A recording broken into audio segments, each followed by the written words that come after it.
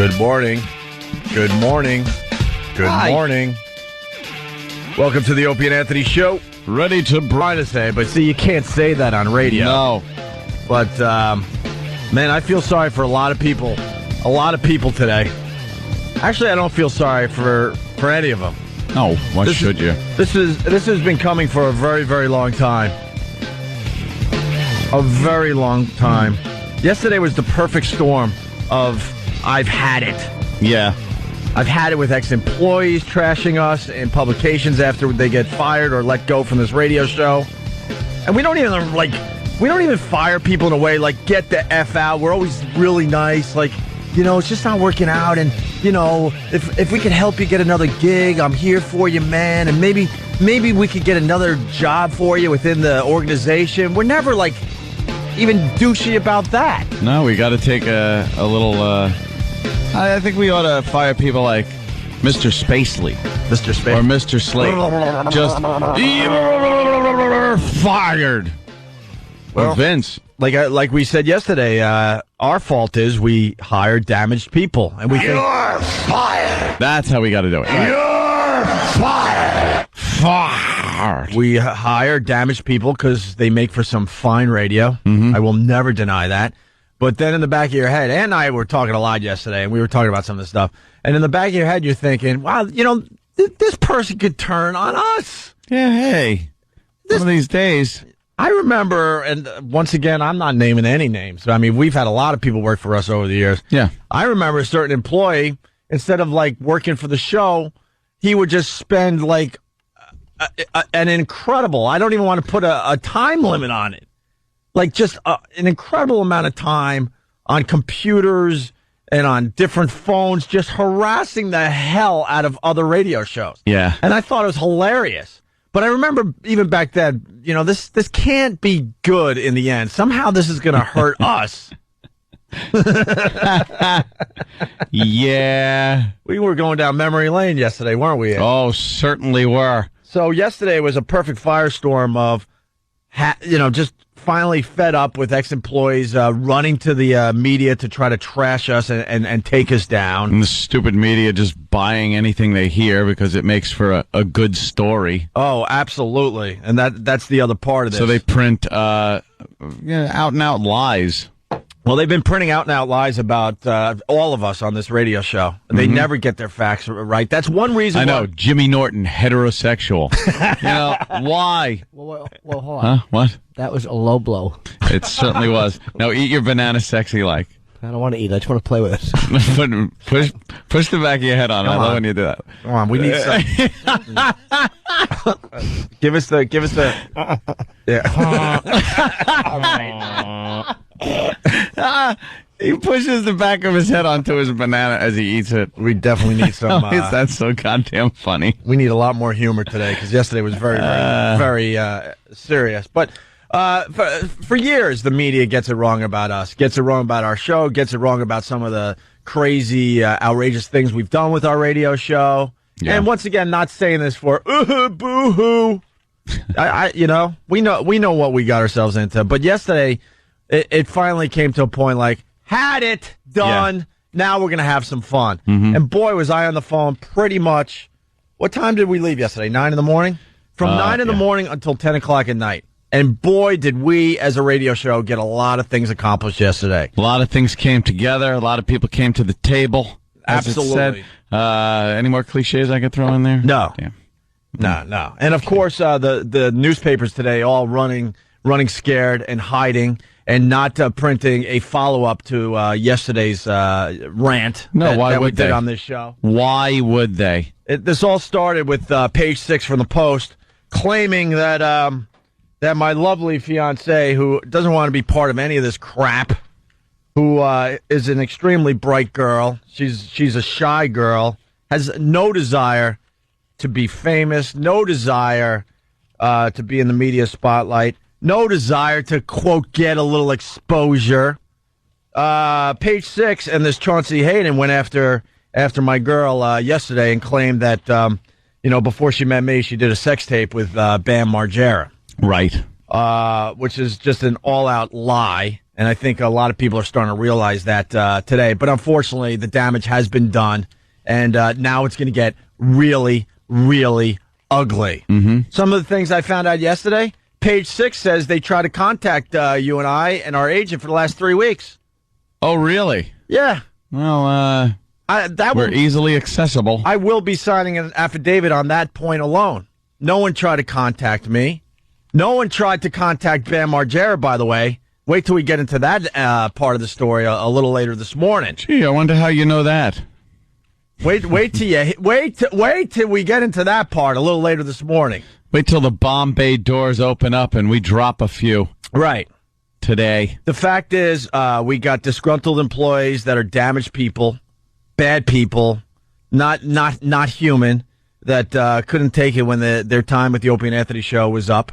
And now they feel like they have to get us back. That's fine, actually. That's human nature. I kind of get that in a way, but not when it comes to just telling flat out lies, which a couple people in recent weeks have been doing. Okay. Yeah. And then you got Chauncey Hayden, who has hated us for a very, very long time because we don't give him the respect that he's just desperately freaking hoping for.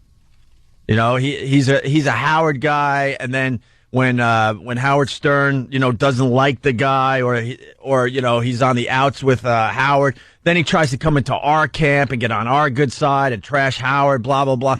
We just kind of go, oh, that's real interesting, Chauncey, great, blah blah blah, and we don't want anything to do with the guy. So he's had it out for us for a long time. So he decides somehow he was able to get Page 6 to print this incredible lie yesterday about my girl and the sex tape. Yeah. I'll give you this much already. I have proof. Someone talked to Chauncey yesterday on record. Okay. Mm-hmm. Chauncey admitted on record in this interview that he never saw a tape.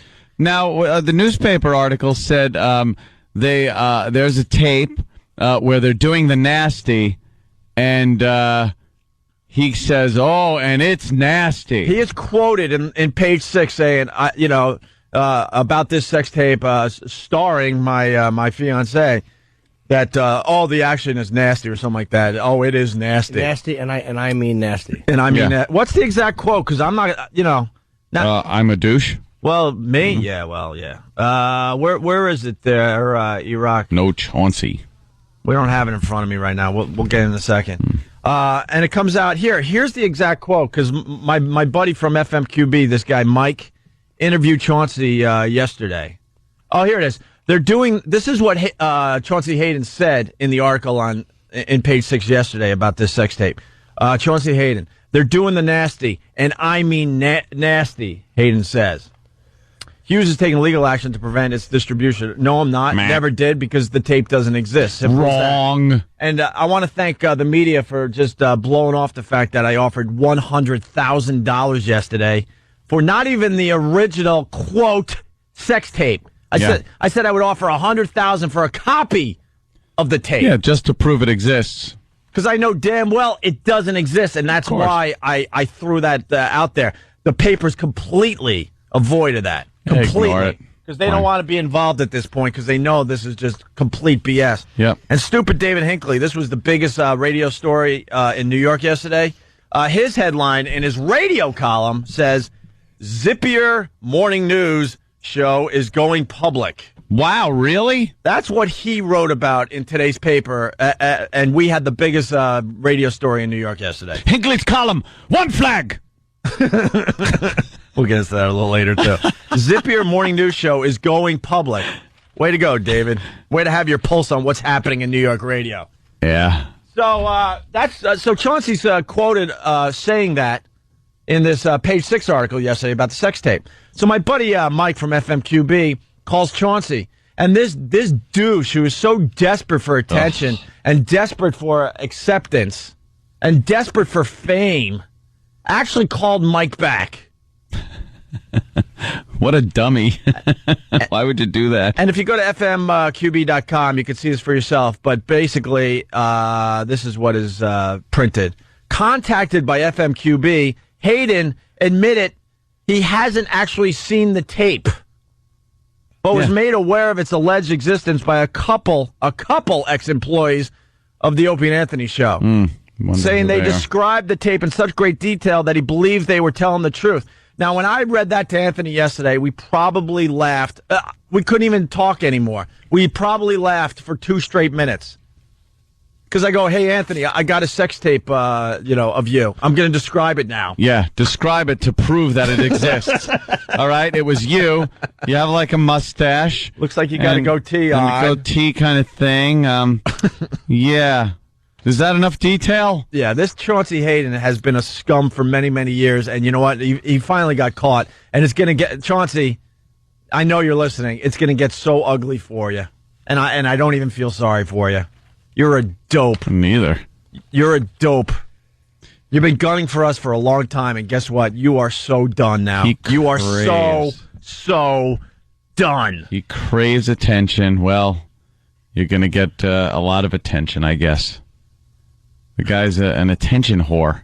Well, you're going to get some great attention now. Mm-hmm. Everyone's going to realize what kind of a hack you really are. Phony. It's been out there. A few other celebrities have complained about some of the interviews that they have done with Chauncey, and now we got a doozy. We got a doozy brewing right now. Doozy.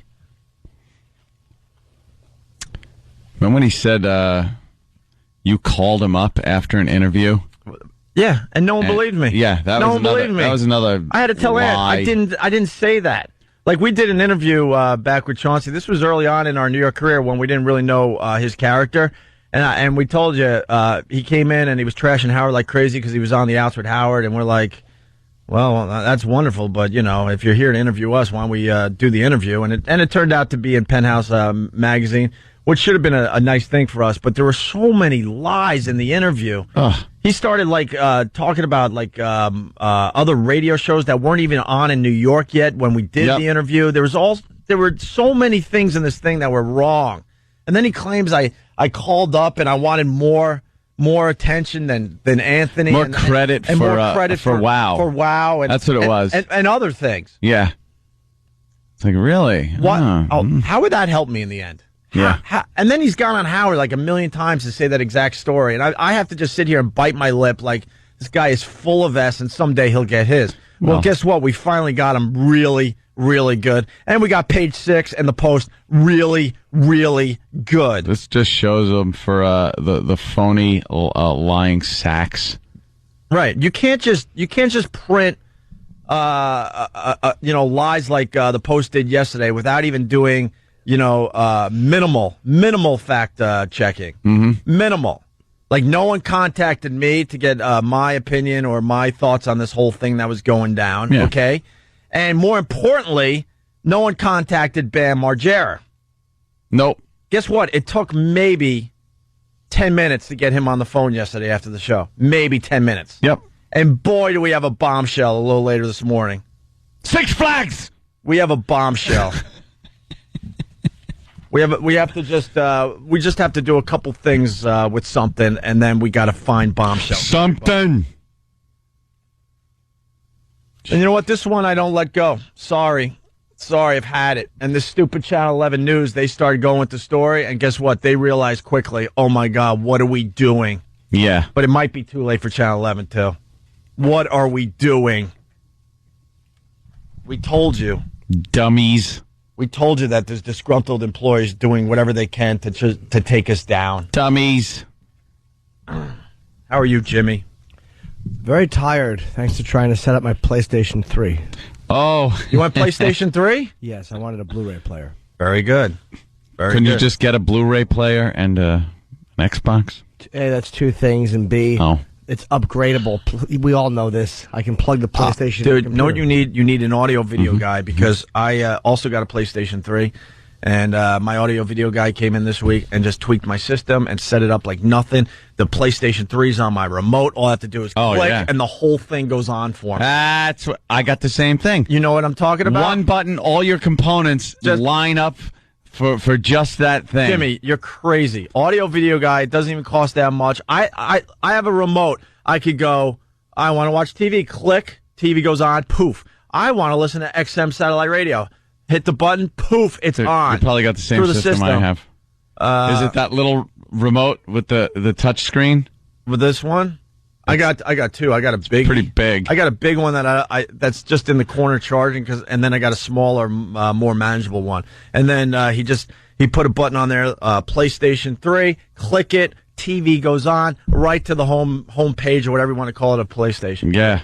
The remote for the PlayStation, you buy a separate for the remote for PlayStation 3. I couldn't get it to pick up on the Bluetooth. I hooked it up. No. But I have like 5 different remotes. That's why it's remote central at my house. Yeah, but Jimmy, you get an audio video guy. It's not going to cost you much. Ant's got a guy. I got a guy. Oh, he'll come in. It up. I got a guy. Why can't I use one of your guys? I don't want to use my own guy. I want one of your guys. Get your own That's guy. what I'm saying. Oh, okay. I'll give you the information right after this break. Okay. And then all those remotes go into one lousy remote, and then you're off and running. I have a universal remote. I spent like $400 on it like 8 months ago. I never hooked it up. Right. It's supposed to cover the entire house. You need audio.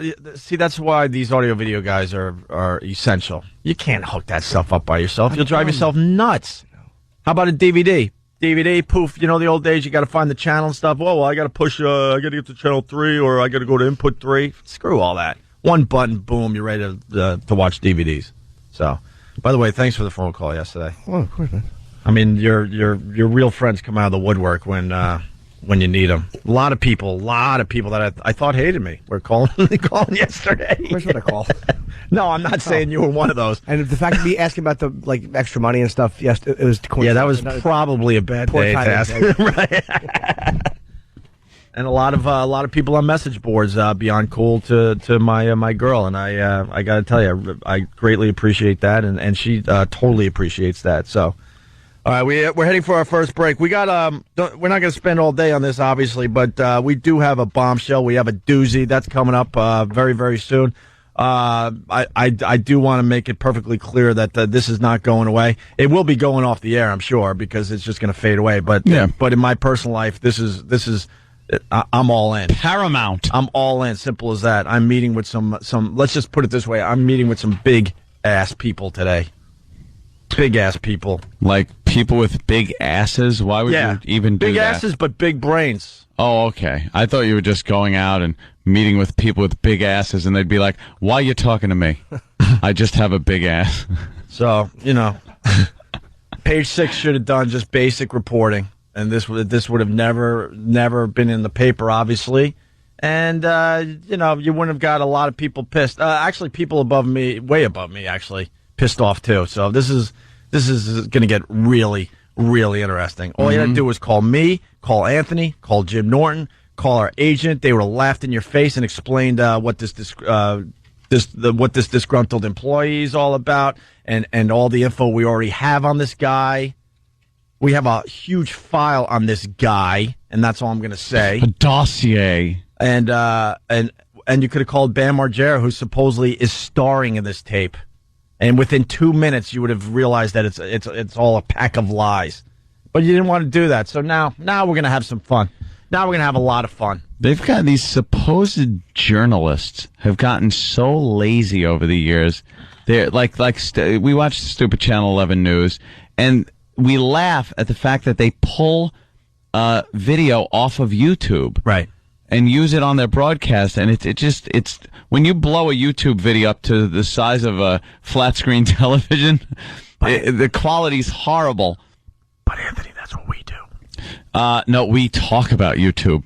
Yeah.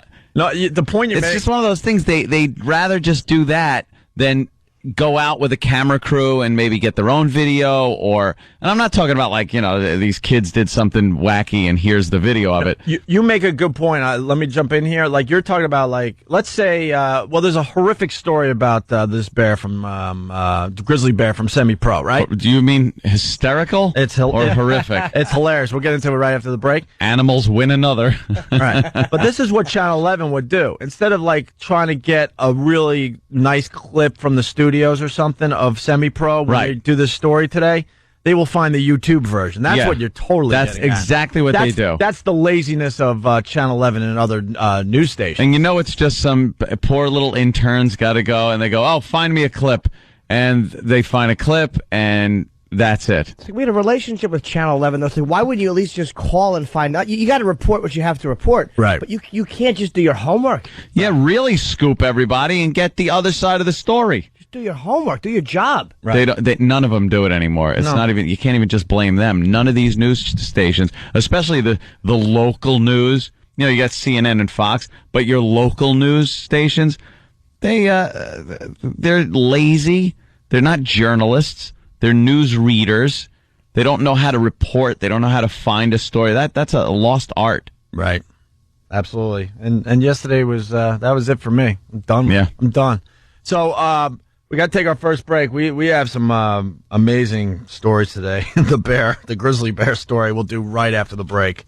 Also, I got a bombshell as far as this whole sex tape thing that we started. The post started yesterday. Mm-hmm. And I know the faithful listeners hate when we tease stuff. Because it could take us another half hour to 40 minutes to reveal what I'm talking about. Half hour to 40 minutes. But you know what? For the faithful, I want you to, start snooping around YouTube. There you go. Snoop around YouTube. There you go. Do a little snooping. Yep. Those are for the proactive listeners of the show. And if you're lazy and you don't feel like doing that, I understand. Just hang out and we'll reveal our bombshell. Okay? Right. Opie and Anthony. Call Opie and Anthony. 866-WOW-1-WOW. 866-WOW-1-WOW. Call the Opie and Anthony Show. 866-WOW-1-WOW. Cell phone and PDA users send your message to feedback@opieandanthony.com. Call Opie and Anthony. Call the Opie and Anthony Show. 866-WOW-1-WOW. 866-WOW-1-WOW. But I'm doing Steve Dahl tomorrow. It'll be good to see Steve. He's always a good supporter of Steve rules. He's great. We're in Chicago. Yeah. How you doing? Hey. Going to Chicago. I'll be in Pittsburgh next week, May 2nd, so if you want to come see me there, wait till you see. Mediocrity gone wild. No. We saw you recently, Jimmy. Yes. Your new stuff is amazing. Your animal stuff is great. Thank you. Can't fool us. Very timely with this bear attack. Oh, yeah, it'll be mentioned. Yeah. You should work the bear story into your stand-up this weekend. Sure, he will. In Chicago. Well, there's a grizzly bear that killed its trainer. These stories come up every once in a while, right? Of course, when the animals win. They win one. Tiger emerged victorious on the Siegfried and Roy show. Right. Years back. And every so often, my favorite, of course, is unfortunately the muzzled bear. I would have liked to see him unmuzzled, just beating the crap out of that woman sitting next to him. They always do that on When Animals Attack. Oh, on the TV show? Yeah. And the bear is sitting in a chair, which bears probably love to do, just sit in chairs like an office chair.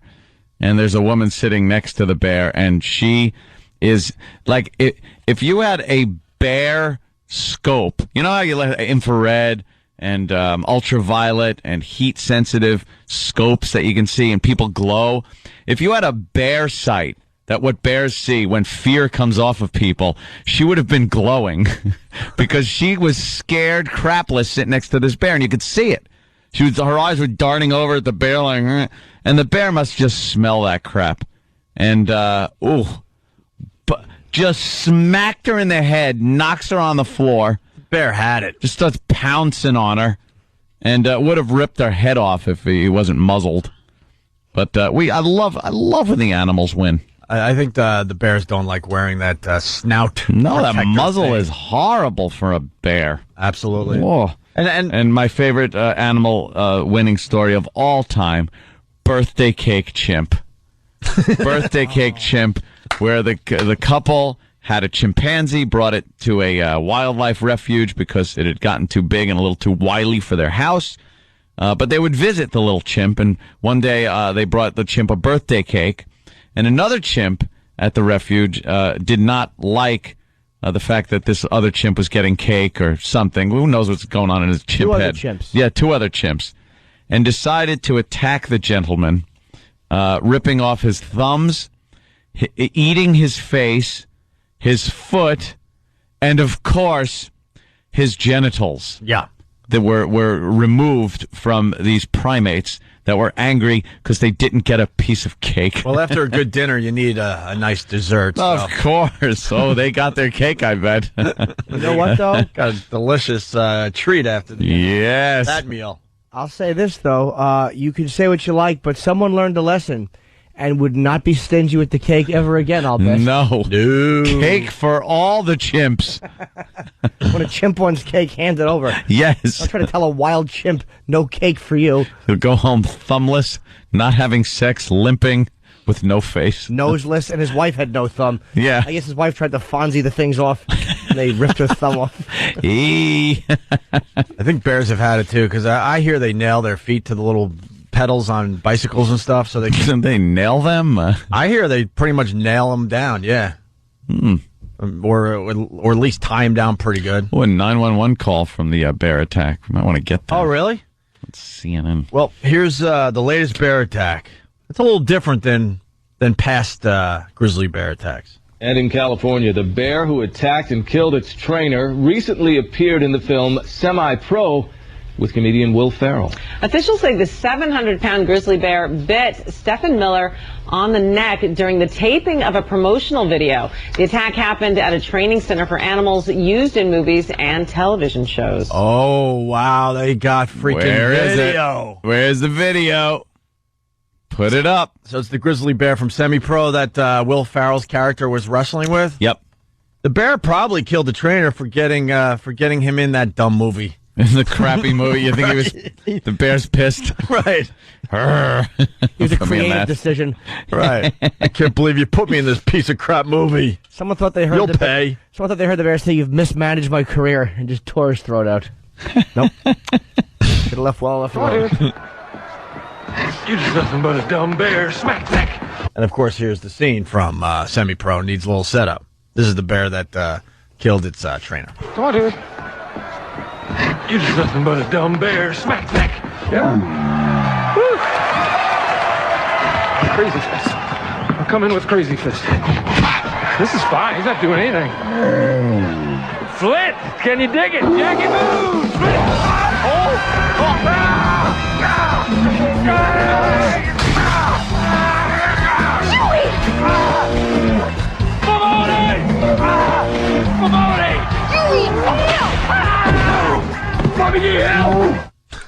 Wow. That must have been exactly what the attack sounded like without the wacky music. Unless that was playing over the PA. I forgot the scene from that movie, but yeah, he's not basically, you heard it yourself, taunting the bear. So the bear's finally had it. Killed his trainer. Just bit his throat. Yeah. But it licked his face first. Did it really? Yeah, and then he probably thought, aw, it's giving me kisses. Lays those big bear teeth into your neck. You're dead. He licked his face? Yeah. The bear licked his face. I want to make sure the food was going to be good. Like, ooh, that tastes good. We maybe smell it a little bit. I think animals, they lick, and then they eat. Wow. Yeah. Let's say hi to Wes in Alabama. Wes, what's up? Hey guys, what's happening? Good morning. Actually, this is Wes in Yeah, I mean, like, it would kind of suck if I said Alakazam. Are you trying to make a joke because the article yesterday said that we banned the word "bam" from this radio show? Oh, so you can't say Alabama. I get it. All right, Wes. Thank you, sir. Turns out Bam is a stand-up guy. Turns out he's a really nice guy. Yeah. So we'll have a little something in the 7 o'clock hour. Sure. If you're interested in that whole sex tape scandal that started in the Post yesterday. So scandalous. Oh, boy. People are waking up not happy today. Not happy today. I'm happy today. Other people are not going to be happy today, especially later on today. Phone number 877-212-0&A if you got anything for the radio show. What else is going on? I didn't get to watch the news or read any papers or magazines in the last 24 hours. You were busy. I know. I don't know anything, actually. I was even going to just pull something out of my you-know-what, but I don't know. I know nothing. Did I mention that I was trying to hook up my PlayStation 3? I'm not very good at those things. That's all you can think about now, right, Poor Jimmy? Jimmy. Awful. Well, your Grand Theft Auto video on YouTube's getting quite an amount of views there. Audio, it's hilarious. My face, I got no play out of it. Yeah, I know. My pretty face to do get shot. But it's YouTube, so you got to call it video. So basically, what you see is a Grand Theft Auto 4 graphic, and then you hear Jimmy playing Grand Theft Auto, and man, the gaming community just ate it up. Mm-hmm. And now our paper today in New York here is talking about Grand Theft Auto and how it's based on New York City and all. When does it come out? Tuesday?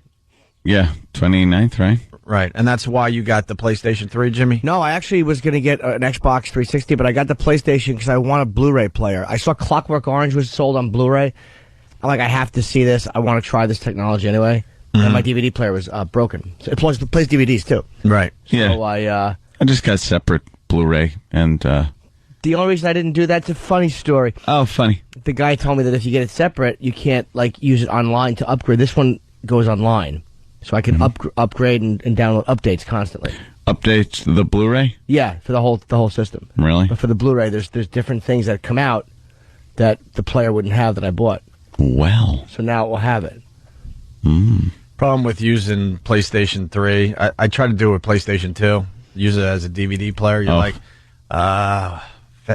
rewind. Is that X triangle square? That's my shooting button. Right, or is it just a square? No, I bought a separate remote for PlayStation 3 that you could use as a DVD. Is that what they did with PlayStation 3? It's a brand new remote. It's like a regular Nice. remote. I was wondering if they were going to do that, because I just got mine hooked up. And I think play is how I lob grenades. Exactly. Because the guy's like, good news. No, I don't know if I got a remote, because he set it up. He goes, good news, you can play Blu-ray through this thing. And he goes, the bad news, you got to still use the controller. Yeah, I bought which was always a pain in the neck when you were trying to play DVDs off that system.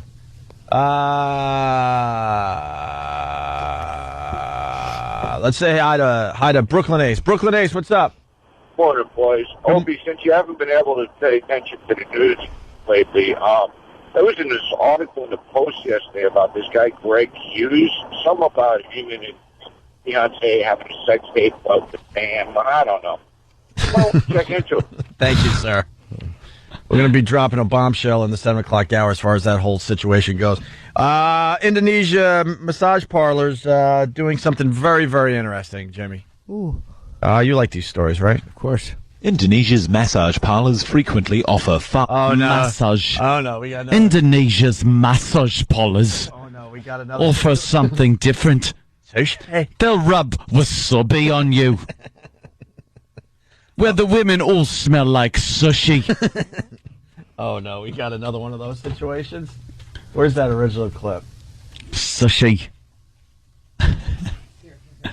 Indonesia. Yeah, it's not working. Who says massage? Massage. Massage. It's a massage. Hold on a minute. All right. This is horseradish. You're most likely to have come across it as the powerful paste wasabi that's eaten with sushi. That's eaten with sushi. Sounds like that guy. Here's the story about the massage parlors. Indonesia's massage parlors frequently offer far more than a relaxing rub down. They're often a front for prostitution, something local government in the province of East Java is keen to stamp out.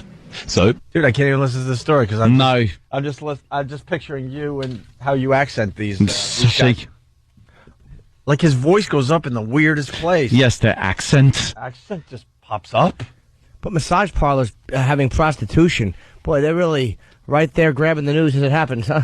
Who knew that? Yeah. In Indonesia, of all places. That's shocking to everyone. What else are they going to do as far as massage parlors go? Government in the province of East Java is keen to stamp out. So they've taken a step back in time, making masseuses wear a modern-day chastity belt. Before disappearing behind the curtain with a customer, each worker must have their pants padlocked up. So if the pants go, the owner will know. No. It's not disturbing because they only wear it when they massage their customers, and after that they can take it out. Massage over and clothing still in place, the padlock is returned. At face value, it's a simple but effective method of preventing prostitution. They padlock the mouth and the hand from going into a circular formation. You can't quite do the old okay with your fingers. So basically, you go in for a relaxing massage and you have to put this huge just padlock apparatus around your groin. A padlock. How could that be good? So trying to get a release from the ghost of Christmas past. Yeah, that doesn't sound fun at all. No. Even if you're just going in there for a massage. Right. Not even for that. Very pleased. Why would they do this? So the place doesn't get shut down? Cut down on prostitution. Really? How does it cut down on prostitution? Because they can't get into the nutty bits. It's all padlocked up. The nutty bits. I'm very pleased and enjoy working here. Wearing a padlock makes us feel secure. Mainly Muslim Indonesia has seen a furious wear it? debate over morality. Wait, who's Who wearing wears the it? padlock? The whores or the customers? Oh, the hooker. Oh. So her pants can't come off. Well, that's ridiculous. What? And then they have to put the mumps wrap around her head so she can only talk to her jaw like Michael Corleone. They wire her teeth shut. And then put oven mitts on her. I thought it was the guys. No, they couldn't get it. I so missed that. That's still easy then. Man, I'm not paying attention today. Yeah, that would, like Jimmy. Well, now Right. what Jimmy said makes sense. There's other options. You A could lot more still options. TF. Could do anything. Indonesia. Oh, true. Haven't Okay. developed yet. You could TF. You could pick teams for baseball. You could you could do something with ice pops. Many options there. Yeah, there's plenty things. That was a waste of time. Now here's how every conversation goes there. I would like I'd like to have sex. Well, we can't because I have. Yeah, good for you and your padlock. Jimmy, you've gone to a bunch of these places in the past. I'm imagining that that's not the release they get, though. They're not getting like an all-out session for the most part, don't they? Because they call it a. Here's the thing. You have they call three it a options. certain thing because that's what they're able to do. That's what they do. You know what I'm trying to say? Yes. We got to keep it clean on this side. If you're not having all-out sex, but the woman is definitely taking it. But for the most part, the stories For the most part, she's massaging with her hands. right. Yes. You know? So if she's wearing a padlock, is that really stopping? No, just You know, stops this sex. type of thing happening in the massage Yeah. parlors. Just stops the sex. It doesn't stop what they could do with their hands or what they could do with Other parts of their mouth. body. Simple Yeah, as that. their Right. ears. Sushi. Right. I'm very pleased and enjoy working here. Wearing a padlock makes us feel secure. Mainly Muslim Indonesia has seen a furious debate over morality in recent years. Lawmakers passed a bill last month shielding young people from pornography on the internet, but an early draft has a clause which could see people jailed for kissing. Authorities in the tourist areas of Batu and Malang also want to make the padlock policy law. But local women's ministries say it isn't the answer, and security cameras would be a much better way to prevent prostitution. Yeah, exactly. Yeah, that's what you want. Exactly. Security cameras in there. I thought this story was great when I first looked at it because I really thought the guys had to put on some weird Yeah. thing before they, Before you walk in there and lay down. yeah, before they hit the table. Get your rub down. Ugh. That'd suck. That sounds filthy anyway. Indonesia. Well, they are. I think they're 90% Muslim. I could be wrong, but my manager, of course, has been there. Jonathan goes there. He's He insane. loves it. Of course, he's an adventurer. The more likely you are to have your head removed, the faster Jonathan buys business class tickets. Jim, I'm telling you, Jakarta, Jim. He's a psychopath. We went to dinner after Jim Norton did Letterman to this nice little Italian restaurant, and this guy Jonathan, you know him too, man. He pulls out pictures of his latest trip, and I swear to God, I thought I was looking at pictures from the set of King of Scotland.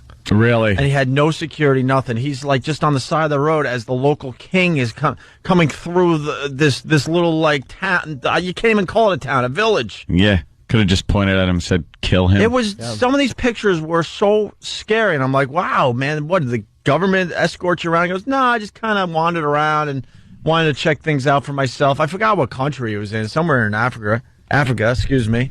And the local king's coming by, and they're all praising him, and he's in the back of a pickup truck or something. An old Toyota with a machine gun. And the pictures of people just going nuts. And he's, unless there are other people behind the camera, the only white guy in the area. Yeah, I'm of course. He's insane. He got someone the coolest birthday gift ever. I can't say what it is because it might not have given it to them yet. But he got an ashtray made of gorilla hands. Yes, gorilla hand. And then he took the ashtray and he slapped their face with it. He's a great gift getter. Like he gets you really weird stuff signed. Right. Yeah, Jonathan rules. But there's something wrong with him. Didn't he meet Fidel Castro too? Oh yeah. He had dinner with him. And he had dinner with Fidel Castro. How did you get that to happen? By being an adventurer.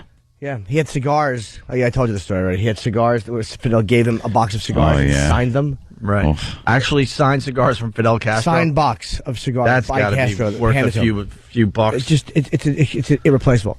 So he would keep them in the humidor at David, the head of my management company's office, and David would have cigars sent to him on the road, and apparently his personal secretary didn't realize what these were, and she sent Fidel's cigars to the other manager and threw the box out. And David just smoked them, not knowing. He had no idea, of course. How valuable these things were. They didn't realize till like a month later because they were in the humidor, and Jonathan's like, "Where's my box?" And the one's like, "But I threw it out." And you can't even really talk to him about it because he can't handle discussing it. Right. Did he kill her? No, I think he had to go home. He was that. Really, he had to go home. Well, as far as memorabilia go, that's got to be up there. Oh, hell if yeah. If you had a signed Fidel Castro cigar, Jimmy, would that be the greatest possession of yours? Well, it's the box. Yeah. Or the box. Well, the box, I think. Yeah, would be big even cigar better. box. Yeah. Yeah, sure. that'd be cool. I don't know. I mean, I have some signed stuff that's amazing. My prior autograph I'd probably prefer, even though Castro's harder to get. Right. Oh, yeah. But there's not as many. Yeah, there's a photo with him shaking hands with Castro. I mean, he met him. I took a cue from your book. You have a Richard Pryor canceled check that is one of your prized possessions. It was from it was not a canceled check. It was a residuals check from the Mod Squad. Right. By Aaron Spelling Productions, which he never used. $17 check. So I thought that was really cool. And when I was growing up, Pistol Pete Maravich was one of my heroes. So my girl got me a canceled check from Pete Maravich for some plumbing work. Clogged his toilet, did he? Old Pistol Pete had an odd diet. It's definitely his autograph. I got it. I'll bring in the details probably tomorrow. But it's a plumbing company for some work he had around the house. So strange. For $200-$300, but it's definitely a check he wrote to pay for this work. End up on the market. I know. It's like there's just a check that he wrote. It's on my wall, and it's kind of in a weird way. It's kind of creepy. Yeah, because it's kind of too personal. It'd be better if you just if it was just a signed picture or something. But it's still cool as hell, But no doubt. All right, we got to take a break. 877-212-ONA is our phone number. On the way, fine little segment we're gonna do for everybody. Oh yeah, it's a bit of a bombshell. It's gonna make a lot of people look really, really bad, and And that's all I'm going to say for now, and we'll discuss it next. So stay there. Opie and Anthony. Let's have some fun. You're checking out the Opie and Anthony Show, starring little Jimmy Norton, who's ranting and raving as the commercials play. It enrages you, right? I'm so irritated at this because for your chick to wind up in the paper, but it was just so easy for someone to do their goddamn jobs. These lazy sleazebags in the media don't do their job. You stink at your jobs. You're not men who do your jobs. No. It's really irritating. They could have easily contacted the show and gotten a comment. We tried for... No, you didn't. You're lying. No one tried to contact us. You're lying. That I know of, anyway. Maybe they contacted some... I don't know. It used to be about finding facts, and reporters, I guess, were proud of getting a scoop and getting to the bottom of something. Nowadays, it's all about, just like I said, they send an intern out to pick up some video off of YouTube. They use old B-roll that they shot a while back to do another fat person story. It's just, there's no reporting being done anymore. Like Jimmy said, the simplest thing would have been just to hit the phones, sit down at your stupid desk, hit the phones, and start making some phone calls to people and try to get to the bottom of something. But they don't do that because they don't know how. They're not journalists. They're news readers. And one of the themes of this fine radio show is to call these idiots out. Yeah. We do it all the time with Prime local example. news. We laugh at this Channel 11 here in New York. We think it's more of a comedy show than actual news. We make fun of seeing it. We go after these guys, and it affected me personally yesterday. So now it's got to get ugly because I finally had it. I've had it with ex-employees trashing us after we did nothing but help their careers and help them financially over the years. You know, there's people that have it out for us. I get that. But why don't you write that in the paper? Like, well, the reason we're doing this is because we really don't like those guys. And actually, we kind of have an agenda. We're kind of on a friendly basis with another huge radio show. Why didn't Richard Johnson print that yesterday in Page 6 before he went with these lies? Because it's easier and it makes a better story. And more people are starting to realize that Chauncey Hayden is a hack when it comes to journalism. And he'll get his in the end. Trust me on that. Trust me. Because he's quoted in this article yesterday that how I read the article from yesterday, he said he saw a sex tape. Okay? All right? And then this dope, because he's an attention-seeking you-know-what, he actually calls Mike back from FMQB. You could go to FMQB.com. Mike got an exclusive interview with Chauncey. He calls him. Mike calls me yesterday. He goes, I'm going to try to get him on the phone. I go, yeah, right. Who would be stupid? Good luck. I'm like, who would be stupid enough to call you back? Yeah. He calls back because he's desperate for attention. And Mike goes, so, Chauncey, about this tape. And he admitted, we have it on record. He admitted he never saw a tape, and he's going by the word of some disgruntled employee of this radio show. That a tape, yeah. If that doesn't show that Chauncey has some kind of agenda, I don't know what else to tell you. Of course he does. And this is where it was beyond frustrating yesterday. I go back to my building. People that live in my building, people that work at the building, they're all asking me questions and looking at me, and I have to explain something that I shouldn't have to explain. So I'm like, look, I'm not letting this die. So we did some simple stuff yesterday. Simple stuff. Yeah, that the news could have done. Right. Should have done. Right. And one of them was to get Mike on the case. And, he got Chauncey to admit he never even saw a tape. Mm-hmm. And then the guys were working hard behind the scenes, and they hunted down Bam Margera. Yeah. And we got audio of Bam Margera, talking about this thing. He has no effing idea about a sex tape. He admitted that he did a couple sex tapes in his life. One with with an ex-girlfriend and his current wife. Yeah, they're on the internet. Doesn't know my girl. Never met my girl. He said he read the Page 6 article and he thought it was laughable. He goes, obviously someone trying to, get back at Opie and Anthony. And this is what really bothers me. All Page 6 and the Post had to do was give him a call or give us a call. But that doesn't make for good reading because they have it out for this radio show. Ladies and gentlemen, Bam Margera. Bam. Yo. Hey, brother. Sorry to get you up so early. Oh, it's no problem. I was on the phones all night yesterday, and people were saying, man, he wants to call your show, but 7 o'clock is pretty early for this guy. Yeah, but I could do it. So you read the New York Post article yesterday? Yeah, I think it's nonsense. I mean, I blacked out a few times, and I hung like maybe 40 girls behind my ex-girlfriend's back, but if I filmed it myself. I never even heard of those dudes, and I would pay $100,000 to see it myself. So bring it on. Well, I got $100,000 for a simple copy of the tape. I don't even want the original because I don't want people to think, oh, he's trying to buy the tape. And then you were asked last night if you heard of a couple people that used to work for the Opie and Anthony show, and you're like, I'd never heard of those dudes because there's it was suggested that they dealt directly. They with dealt. Bam, yeah, they dealt with you to get the sex tape. Yeah, I never met those dudes, and if I did, I certainly wouldn't let them film me humping someone. And if you did have a tape, you certainly wouldn't give it to these guys. Oh, hell no. Yeah. Put it out yourself. I don't think. Where's she from? Philadelphia? Yeah, Philly from originally, but she's been up in New York for 3+ years at this point. As far as I can remember, I only hummed a girl named Tanya with a bunch of tattoos in New York. See, everyone knows you get your action. I just don't want. Sure. I just don't want to be associated with that. No, I really don't think it's true. I would match you on the $100,000. Oh, right on, man. And did Page Six ever contact you? No, the press puts out nonsense all day long. Right. Yeah, and it's so easy to get in touch with some of these people, but they don't report anymore. They don't actually look for facts anymore. It's ridiculous. It's all bollocks, big time. Well, dude, you've had like a lot of rumors and stuff thrown at you. So, I mean, this is certainly not the first time that somebody's reported something stupid on you, is it?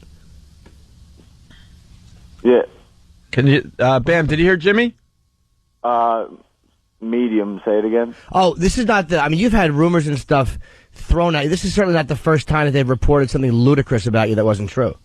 Oh yeah, they just type whatever they want. Yeah, and we understand that. I mean, we're in the public eye. We do a pretty popular radio show, and they've printed a lot of crap about us that we just know is not true. It's like, whatever, kind of goes with the territory. But my girl has no desire to be, famous, no desire to be in modeling. According to the Page Six article, she was looking for some exposure. It's probably just some jealous dude at the radio show. Would you say he got fired? I'm sure that it's all true. There is no tape. Right. Well, he's a very disgruntled employee. This started about a year and a half ago, and it was so ridiculous. I'm like, no one's going to buy into your crap. And then we got Page Six's attention here in New York City, and it's not like this Page Six is buried in the back of the paper. This is pretty much the only page people will read in the Post if they're going to pick it up. Yeah. Yeah, it makes for more of a titillating story. If they check the facts, they'll find out that it never happened, and it's not as good a story. So they stop. There's too many negative people out there in the world. They need to quit. For instance, why sign up and make a flimpbiscuit.com? Like, if you don't like Limp Bizkit, then don't like Limp Bizkit. Like, go do something. Like, don't sit at home and be negative all day. Go do something. People just love, and especially with the internet, man, they just love bashing the hell out of people. Because they can't look at you in the eyes. Right. It's their time to talk nonsense because they know that they won't get caught. But if you flew into their house, talked to them right to their face and say, "What have you done?" they would have nothing. Dude, it's happened so many times. They're the biggest pussies on the internet. They can just, write whatever they want. And then you see them out at an appearance or something, and they're your best friend. They come up and shake your hand and talk about what a fan they are. And then they'll just go back and beat the crap out of you on message boards and stuff. It's bred a bunch of cowards, the internet. Yeah, in Westchester at Fairman Skate Shop, I just did like an autograph signing for like 500 people, and like a few kids had like little pieces of wood, and they're like, "Yo, man, what's going on? Do you know where this piece of wood came from?" I'm like, "Probably my fence." And then they're like, "Oh yeah," and I'm like, I have to pay for that to get replaced, and like idiots think that I think that it's awesome, and in their head they probably think like, "Hell yeah, I have a piece of Bam's fence," like, but, I'm like, you're an idiot. Get a clue. Oh, that's hilarious, though. Sorry to hear about your fence, but it's no big deal. Somebody else fixes it. Hey, dude, how is Steve-O doing? I heard that there was some kind of like an intervention on him because he was gonna like take a motorcycle and jump from roof to roof. Is he all right? Is he is he straightening up a little bit? Yeah, he went to the loony bin. I don't know if he's out yet, but loony bin. But he when I saw him, he was doing better, and like he was laughing about the whole thing, which is fine, but. Yeah, we've had him on the show numerous times, and he's just, I tell you, he doesn't disappoint on the radio, but you kind of look and go, wow, is he on the path to self-destruction? Yeah, he was on the path of Gigi Allen. Right. You guys are all pretty, like, out of your minds. I mean, it's like, it's kind of hard. It's almost like, Ozzy standing out in the heavy metal world of being, like, he's way beyond where anybody else was as far as being, like, an alkie. What finally made you guys go, all right, look, Steve here is a problem. He's gonna drop dead.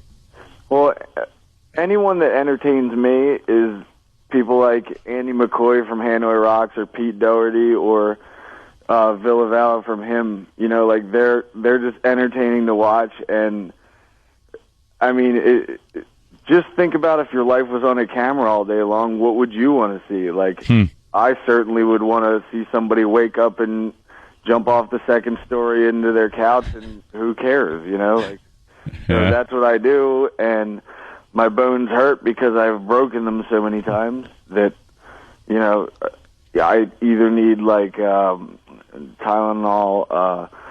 arthritis thing, or maybe like a shot of Crown Royals once in a while. Can I tell one of the biggest laughs I've ever had in my life was watching Jackass 2, and I think it was your cousin when you guys were at the rodeo. Who was it that the bull ran him into the wall while he still had balloons in his hand? That's Ryan Dunn, yeah. That might be the biggest laugh I've had as an adult. A grown man being drilled into a wall by a wild animal holding balloons. Yeah. God damn, you guys make me laugh. That was funny. Yeah, he thinks that he's not funny anymore, and he doesn't want to be on camera. And I told him, Dunn, you saying that you're not funny is funny. Yeah. That guy is just fantastic. It was such a great moment. I mean, you guys really fantastic, man. Bam, I don't know why we've never had you on the show, because you kind of fit in with this whole radio thing we're doing.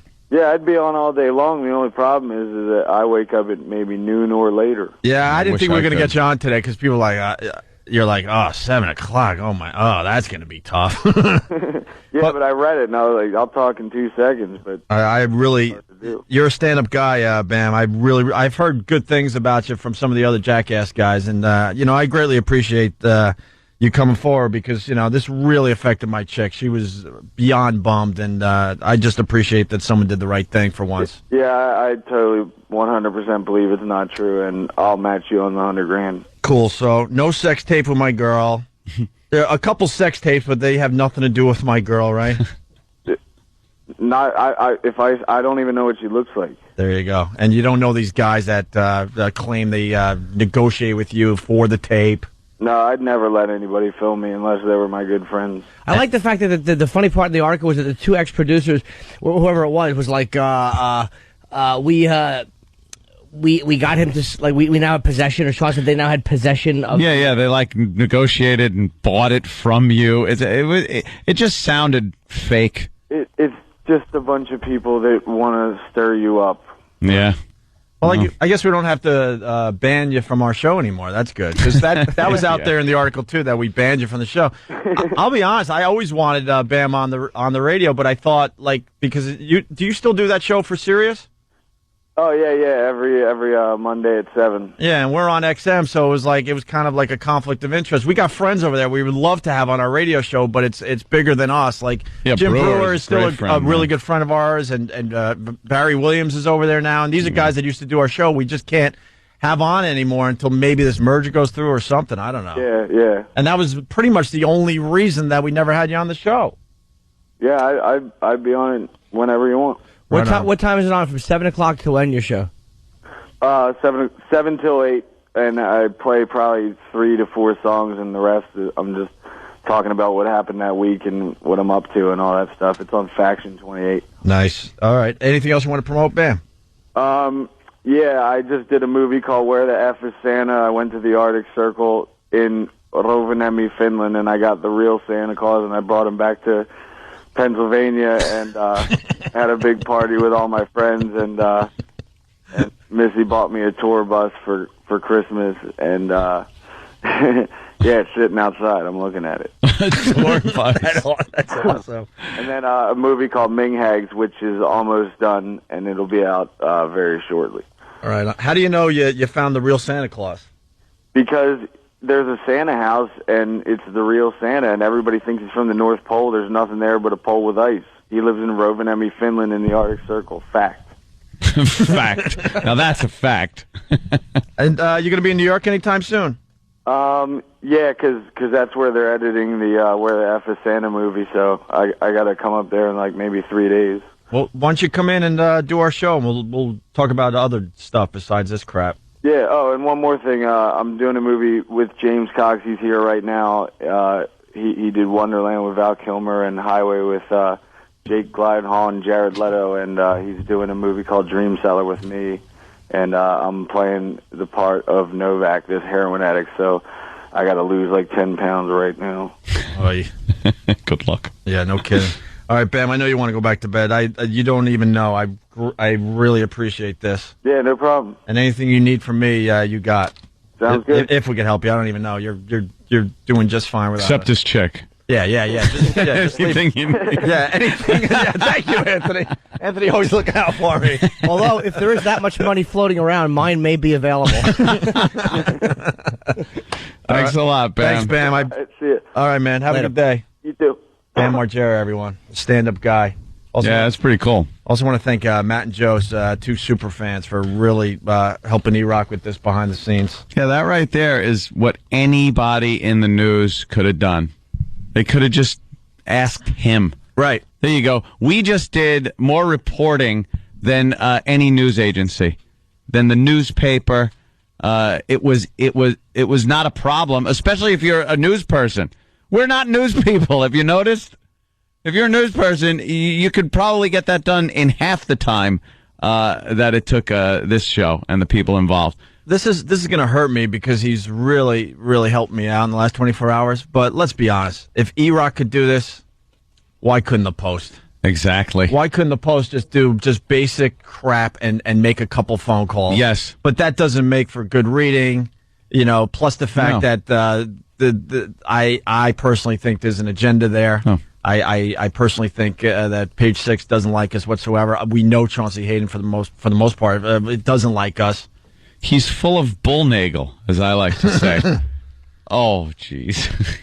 ChromeEntertainment.org is the plug today for the super fans. ChromeEntertainment.org. Thank you, Matt and Joe. You have no idea. Those guys really stepped up.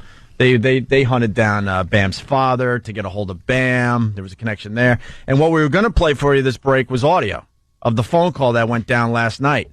And with Phil Margera giving us complete permission to play it on our show to clear this whole mess up. But then we got Bam himself. He decided to get up and trust me, if we played this phone call from yesterday, but it's pretty much the same stuff. Yeah, same stuff. He was just you would hear in this phone call. Oh man, that's early. I don't know. All right, I'll try. He's not a morning guy, obviously. Definitely cool of him. And where's Steve? Get Steve in here really fast. Yes. Hello. By the way, we're going to move on with our radio show that we do on a regular basis, and for the most part, we do a pretty good job with. But this whole issue, I just want to make it perfectly clear. It doesn't go away after today. I've had it. No. I've finally had it with ex-employees. Well, you should. I've had it with people with agendas. I've had it with newspapers printing.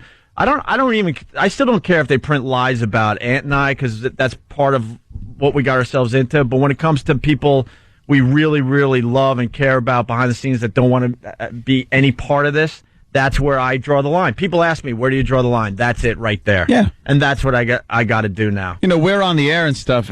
I like to say it comes with the territory. We made our bed, now we got to sleep in it. Oh yeah, but your loved ones and stuff like that. Yeah, the phone call to my girl's father last night was a lot of fun for me, Aunt. I called my girl's father last night. And I said, look, I will do whatever it takes to make sure her name is cleared and that people suffer. I just want you to know that. But that's not a fun call to make, I'll tell you right now. Not at all, because they're not in this business either. They didn't sign up for this. The Philly crew did not sign up for this. That's why Chicks Without Dads. It's my new club. Chicks Without Dads. Chicks Without Dads. I would agree with you, but you know what? Big Ken is a cool guy, so you would like him. Yeah. Well, you met him once or twice. It's about needing a girl who has a lot of pain because of daddy issues. Right. Like I actually have a singles ad out now because my girl and I have been fighting. Mm-hmm. Do you love your dad? If so, move along. Don't read the rest of this ad. Don't look here. So I say we get that audio out to some people today. This is not going away. Steve, what do you got? You got something that's going down now, too? Well, I've been talking with... Me. Yes. Thank you. They're questioning me in the murder of that trainer. Yes. Once again, I don't even know why I bother. Okay, goodbye. I've been talking with Chauncey online for the past 15 minutes, basically just trying to figure out why he didn't call me back yesterday and why. And by the way, we have phone calls out to Richard Johnson too. Correct, yeah. He's obviously blowing us off. Mm-hmm. He better start hiding. And, just judging by the liberal use of the LOL every other line in the text conversation, I would assume he's a little... This guy is the biggest douche, attention-seeking douche. But he claims, has less and less credibility every single day. Claims I never claimed to anyone I saw the tape, just I've been told what may be on the alleged tape. Then why does the articles make it look like he saw the tape and that the action was nasty? Yeah. Why, Chauncey? You're going to have some explaining to do. If a reporter asks me what I saw, I can't be sued for telling the truth. I was told by ex-employees that there is a tape, but I never said I saw the tape, and I would never print that a tape exists. Oh, stop, you backpedaling ass. There's a lot of people backpedaling today. A lot of people backpedaling. Yeah, and because all it would have taken, I got to say it again, it would have taken one phone call. But see, Chauncey hates us.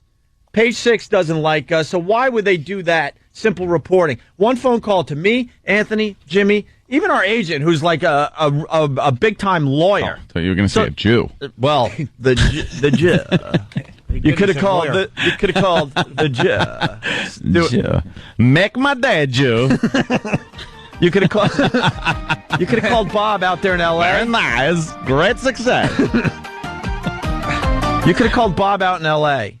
and had a very professional conversation with him, and he would have set you straight on what the hell's going on behind the scenes with this ex-employee and the info we got on him in a huge file at this point. Claims that this whole issue, this article was emailed to you, or this story was emailed to you personally 2 weeks ago. Really? And no, the Rick Delgado article was emailed. It wasn't even... I don't know how we got our hands on it. Let me make this perfectly clear. Perfectly clear. I do my Nixon impression, my 40-year-old impression. Because of spam, because of haters, because of many reasons, I officially do not have an email account that is associated with this radio show. You can't. You joined one transsexual site and the... Just all spam. So whatever. He doesn't have my personal email. That's the only one I have. So whatever email he claims to send it to is something that I am not associated with. Right. Yeah, because I would just blow that off. I wouldn't get someone involved immediately. Yeah, that's what I said to him. I said it seems odd that you would have sent that to him, and he wouldn't have responded. Again, a lot of backpedaling. But I asked him if he wanted to call in, and he said no. I don't want to get into a screaming match. There's no screaming match. No, there won't be screaming. And by the way, I at this point, sorry, Chauncey. Other people are controlling my actions, and guess what? I've been advised not to talk to you. So have fun in the coming days. It's gonna get real fun for a lot of people. Once again, Bam, thank you. The guy's a stand-up dude right there, Bam Margera. We're gonna continue with and thanks to E-Rock more than anyone for doing all that hustling behind the scenes. E-Rock, one flag. E-Rock, you good? You had a fun night, huh? Dude, when I was driving home, just frustrated last night from Long Island, I went and saw JD's baseball game, my nephew. And I was like, this is so frustrating. And then I checked my BlackBerry, and I got this email from E-Rock. Oh, my God. Professing his love? Pretty much. My dearest, semicolon. When he told me what he had in his possession, which it turned out we didn't need because then we got the live interview, I'm like, oh, my God. So we'll move on to other things that is going on in the radio world after the break, okay? But once again, to Matt and Joe, they're super fans from ChromeEntertainment.org. Thank you. You have no idea what you did for me yesterday, and I greatly appreciate it. Dilemma solved. All right, I'll be an ass after the break. Opie and Anthony, stay there. Broadcast program. Saturday Night Virus. Hey, Stan, what's up, dude? Not much, just hanging. What are you doing this Saturday night? Oh, I'm doing a radio show with you, that's right. Sweet, dude. Tell them all about it. Well, it's at 9 o'clock p.m. and it goes till about midnight, and we're going to have lots of cool stuff. For instance... Where's my car? And Tony will also be there with his big date. Where's your car, dude? And a couple of other big surprises, I guess. Dude. And hopefully no more references to the movie Dude, Where's My Car? You gotta learn to roll with me on these, Stan. Saturday, 9 o'clock. It's gonna be better. Saturday Night Virus. You're checking out the Opie and Anthony Show. Big good morning to everybody. Got an update on that Red Sox jersey. This story won't go away. Oh, the one that was buried at Yankee Stadium, the new Yankee Stadium, to be a curse to the Yankees. Yeah, one of the workers admitted in a bar. Was it a bar in Brooklyn or something? He just admitted, he said that he buried a Red Sox jersey in the clubhouse or something? In the restaurant or something. Oh, in the restaurant area? Yeah, it was in a restaurant. I couldn't even get it right. And he admitted that he buried this thing. It turned out to be a huge story here in New York and Boston. They dug up the jersey, and they brought it to Boston. It was a David Ortiz jersey, and I believe they put it... Where do they auctioned it off for charity on eBay or something? Well, it's up to about $90,000 for this jersey. Are you kidding me? Well, it's for charity. It's for a good cause. Yeah, in the end, the money will go for a good cause, but who would pay $90,000 for that? How about just giving the money and saving everybody the trouble? No one cares. There's no curse. Some guy put a jersey, he threw dirt on it, and now it got dug up. There you go. End of story. Hey, Jimmy, End of story. Moving on. You're a huge fan of the Cowboys. What do you think of Pac-Man Jones going to the Cowboys? I don't know. They like bad boys. They certainly do. The Cowboys love bad boys. The more likely you are to do drugs or get arrested on gun charges, the faster they are to put you on a plane. They're so obsessed. Lots of criminals have been through that organization. Can you keep track of all of them? Yeah, there's been a lot of... Nate Newton went to jail for a long time for a pot van or something, or got in big trouble, and Eric Williams was in some kind of trouble, and they're always in... I think Larry Allen was a gangbanger at one point, or he was in a gang. I love him. My favorite Cowboy story, Tyson Walter, friend of the show. Mm-hmm. Who's he playing for? He's got tryouts all over the place. We saw him in Cleveland, actually. He came to one of my shows at the House of Blues. I'm not exactly sure. He played center for the Cowboys, then he got injured, then he was playing for the Packers. It's hard to follow his career at this point, but he's a great football player. He keeps getting traded because he makes the other men uncomfortable in the locker room, and they won't get into why. something about his shower demeanor. I played golf with him once on the Cowboys course. They actually have a Dallas Cowboys golf course. And it's all just it's cowboy theme. Like, the halfway house where you get a hot dog and a beer? Yeah. They got basically the Dallas Cowboy cheerleader rejects working the hot dog stand in the same outfits and stuff, but they don't look quite as nice. Good. Yeah. The golf cart has a huge Cowboys helmet. Oh God, that must look instead ridiculous. of a roof. That must look ridiculous. And then driving in a big helmet. Yeah, and the color scheme throughout the course is all Dallas Cowboy colors and stuff. Yeah. Whatever. I was fortunate enough to play on this course with Tyson Walter, and we're on the range, and Bill Parcells just comes up in his golf cart to hit a few balls before he headed out. He goes and busts a few. Yeah, he was pretty calm that day, but this Tyson Walter could probably drive the ball 400 yards. I've never seen anyone hit it harder and further than he does. Really? Oh, it's not straight, by the way. Oh, okay. You're spending half the day going 2 fairways over to the right or to the left to go find his ball. It's like pin high on a par 4, but it's way to the left or way to the right. But anyway, Tyson told Jimmy and I a great story. Who was it? The guy who had the brand new, was it an Escalade? Larry Allen. Larry Allen had a brand new vehicle. I don't know if it was an Escalade or whatever. It was a Mercedes. But a Mercedes, something just showing, hey, I play football for the Cowboys. And he used his passenger seat, not the seat, but that area, to spit out a chew. Yeah, he would just spit on the floor. On the floor. He would just spit on the floor. He would chew the tobacco, and he would use the passenger side of his car as a spittoon. Basically, it's a $100,000 spittoon. He's he just didn't seem to care. No, Larry Allen was one of the best offensive linemen ever. Yeah. Hall of Famer. Let's say hi to Drew in O-Town. Bring it on, brother. O-Town, yeah. What's up, Drew? Hey, I just wanted to remind you of Barry Switzer getting caught at the airport with a handgun, and his response was, "I'm the coach of the Cowboys." Like he should have impunity. He's right. Hey, I could get on a plane. This is no problem. No, it is. Yeah. Oh. And I'm getting a report that Tyson Walter is still with the Packers. T-Bone from Jersey. Go Pack, go. Thank you, Drew. Yeah, I forgot about that one. I'm out. All right, and let's say hi to Adam in Connecticut. Adam. What's up, boys? Hey, man. Yeah, you got to remember, Hollywood Henderson was like one of the first guys to ever do blow on the field. He had a little Visine bottle in his hip. Is this? And he would just do blow right during the game. No, it was a Vicks inhaler. Wait, Jimmy, you know the story? Oh, yeah, Thomas Henderson during the Super Bowl, I think 13 against Pittsburgh. he was on the sidelines doing coke out of a Vixen. I believe it was a Vixen. It was acceptable to put that up to your nose and breathe. Right. And but he was actually doing coke. Doing coke. That's a great way to make your heart explode. Let's do some coke and then get out on a field and get our play heart rates football. up. Richard Pryor helped even him more actually get cleaned up, I believe. Oh, really? Yeah. Of all the people, Pryor helped. I thought he helped him get coke. That's what he meant. And he wrote a great book. I forget. Do you know what his book was called, bro? No, I don't. But I just remember he would say like he loved to hit people because he just wanted to break their legs because he loved the sound. Oh my God. Yeah, coke will do that to you. And then of course Michael Irvin had his share of trouble. That was with the stripper or whatever. You know that had a lot of problems in the Cowboys. Man. All right, Adam. Thank you so much. Yeah, All right. They have had their share. It was called Out of Control. Confessions of an NFL Casualty by Thomas Henderson. And speaking of sports, we don't talk basketball much, but Kobe had 49. Lakers beat the Nuggets. Oh, they did? Yeah, I know. I knew that was the response I was going to get from you. Sorry.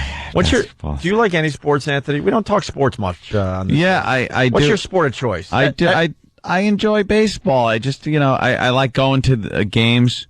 I like going on a nice day, sitting out at the stadium. That's a fun time. It doesn't even matter, if the game's really good or not. You're just kind of hanging out, friends, drinking some beers. It's fun. I like people watching. I like seeing the guys that go to the baseball games here in New York, and they bring their New York Times, and they're doing puzzles. Oh, yeah, those are people with, box seats or season tickets. They're reading a book. Yeah, they don't care. Catching a few innings. They're just getting some sun and some fresh air and watching a game. They're just out. Baseball's just way too slow for me. I really believe there's something there to, make a 20-minute highlight package of these baseball games, and I think that it would do huge ratings. Huge. Just like I know the purists, they like the pace of the game and the strategy and all that, but there's a lot of people that let's say Yankees Red Sox, although that's a horrible example because most people would love to watch the entire game, but let's just say a game like that, whatever.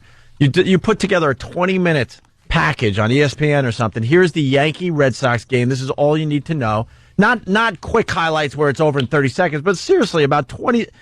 Chop it down to 20 minutes. I think you would get a hell of a lot more fans involved in baseball. Not that they're doing they're hurting. doing poorly, but you know what they should do then.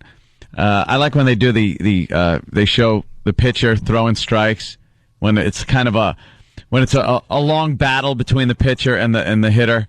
And they just show pitch after pitch. Right. And that one was here.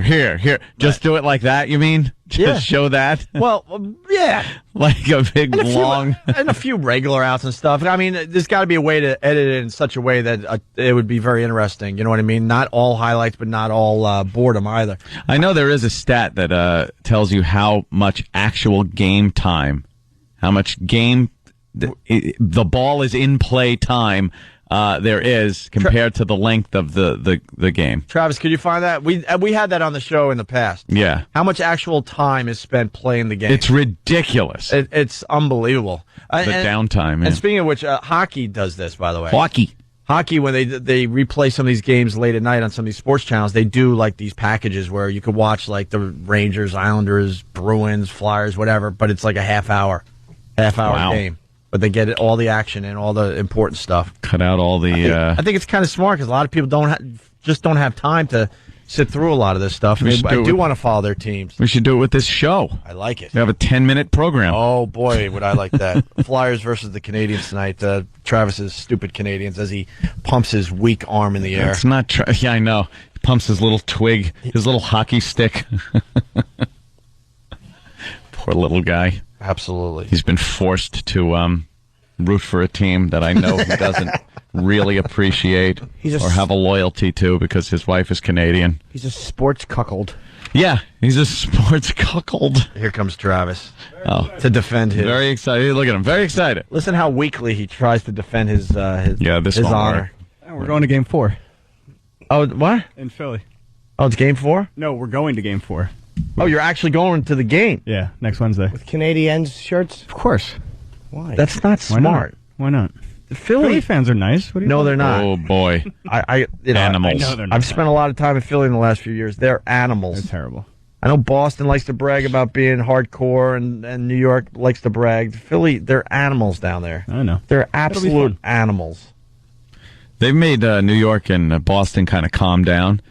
They've really been strict. I mean, New York and Boston used to be atrocious. To go to Yankee Stadium, that's where you were talking the D-cell batteries would come out. Sure. And start flying onto the field. But they kind of calmed that down. But Philly, they're still just animals. Yeah, they're just doing their thing still. What I hate is that they started banning some of these shirts. Not a big Red Sox fan, but definitely would root for the Red Sox over the Yankees because I'm a Met fan. And I kind of like the fact, on both sides, by the way, the abuse, these T-shirts that came out making fun of the Red Sox or making fun of the Yankees. I thought they were hilarious. And who started the ban? One of the stadiums started banning the shirts. Yeah. It's like, let the fans do whatever the hell they want. How about you ban the booze so people don't see a shirt and then throw something at somebody? Shut up, you non-drinker. Well, you know what I'm saying? No, I don't. How about you I have teach no people clue. Yeah, you're going to wreck it for everyone. But that's a funny line, though. Come on. How about you have an AA meeting at the thing so those drunks you're pumping liquor into can handle seeing a shirt from an opposing player. And not want to, punch him in the face. Yeah, so you can't go into Yankee Stadium with a Red Sox jersey without having your throat cut. How about that? He's being a Budinsky there. I know. Anthony. Trying to take our beer away at the stadium there, Jimmy. What's wrong with you? I don't care if they It goes with beer. baseball. It does, I'm sure. A beer, you're watching some of the a action. beer and a wiener. Somebody get me a wiener before I die. Remember Cuckoo's Nest? I'm all for that. Let me put it in a perspective maybe you can understand. I think they should take all porno off the internet. Oh. I agree. I'm trying to quit. Trying to cut down. Are you making a run at quitting that, Jimmy? It was starting to look like a piece of Play-Doh that a little kid had just squeezed and had fingerprints in it. Oh, my God. They have the patch for that. You put it over both eyes. Okay, hold on. I knew that was going to tank. Hey, I didn't get it. To quit. I got it. How do you not love Jimmy Norton? He's the best. Okay. Thank you, Than. Sports Illustrated columnist Rick Riley timed the 2000 playoff game. The baseball was in play. All right, let's do a little guessing now. Mm-hmm. How long was the They game like to have a little fun in their cars. 3 hours, 15 minutes? I'm going to say that... How long? All right, 3 hour and 15-minute game officially from the first pitch to the last pitch. How long was the ball in play, Jim Norton? Only 2 hours and 58 minutes. I completely expected that, by the way. Anthony? I'm going to say 7 minutes. We'll tell you after the break. No, just kidding. Don't do that. I'm not Howie Mandel. 12 minutes and 22 seconds. Okay, that's a long time. I'm kidding, of course. How do people sit through that? 12 minutes. And that's why they bring the New York Times to the ballpark and a good read. Out of over 3 hours. Yeah. 12 minutes. 12 minutes, 22 seconds. That's what this guy timed back in 2000. And really fast about banning shirts, we should mention that today in the paper, Gary Bettman, NHL commissioner. You like this Gary Bettman there, Travis? No idea who he is. I have no idea who he is. Ask your wife. See if you should like him. She'll tell me what I think about She him. would know, and she would give you. Can we get her on the phone? Yeah. She knows way more about hockey than you do. Oh. She has to teach you. And I'll have her call. And Maybe Dexter can talk on the phone. And I hope she throws you under the bus, because I know she's teaching you the rules of hockey. I told you that I've asked That the is- questions. That is really, really awkward. Why? Sad, kind of. It's kind of sad. Kind of gee. God bless her that she knows hockey so well, but Of course, she shouldn't be Canadian. teaching you. It's the law. Should I learn on my own? You should fake it. Should I Wikipedia hockey? Well, that would be a start. But talking about hockey, Faking the fact that he likes girls. Why? Yeah, just yell icing all the time, no matter what's going on. Icing! Icing. talking about hockey and shirts they're banning. Gary Bettman is banning the Sean Avery shirt. You remember Sean Avery from the Rangers? Yes. Who was doing that move in front of, was it Brodeur? Yeah. He was kind of. What was the move again? Yeah, he was kind of trying to block his view. Going face to face. Face to face. As people are firing pucks close to 100 miles an hour at the goalie. Back of his head. He's face to face with Brodeur, and he's waving his hands and stuff in the air. And Distracting the goalie, trying to block his view. Yeah. Look, I hate the Rangers. Mm-hmm. I hate him just as much as I hate Chauncey Hayden. No way. But Sean Avery, you got to give it to him. I think it's brilliant. Yeah. But then they made a rule that you're not allowed to do that in hockey, right? And now people have started wearing these shirts called the Avery Rule. Avery Rule number 16. And then there's a hockey stick across what I just read to you, basically saying, you're not allowed to do the Avery thing anymore. Yeah. Well, now Gary Bettman has banned these shirts from being printed or whatever. Why? Because they want to take all fun out of sports. Bunch of faggy And everything. Fun is being removed from everything, just surgically removed. I'm a huge fan of the sack dance in football. Huge fan when these sack dance. Oh, huh?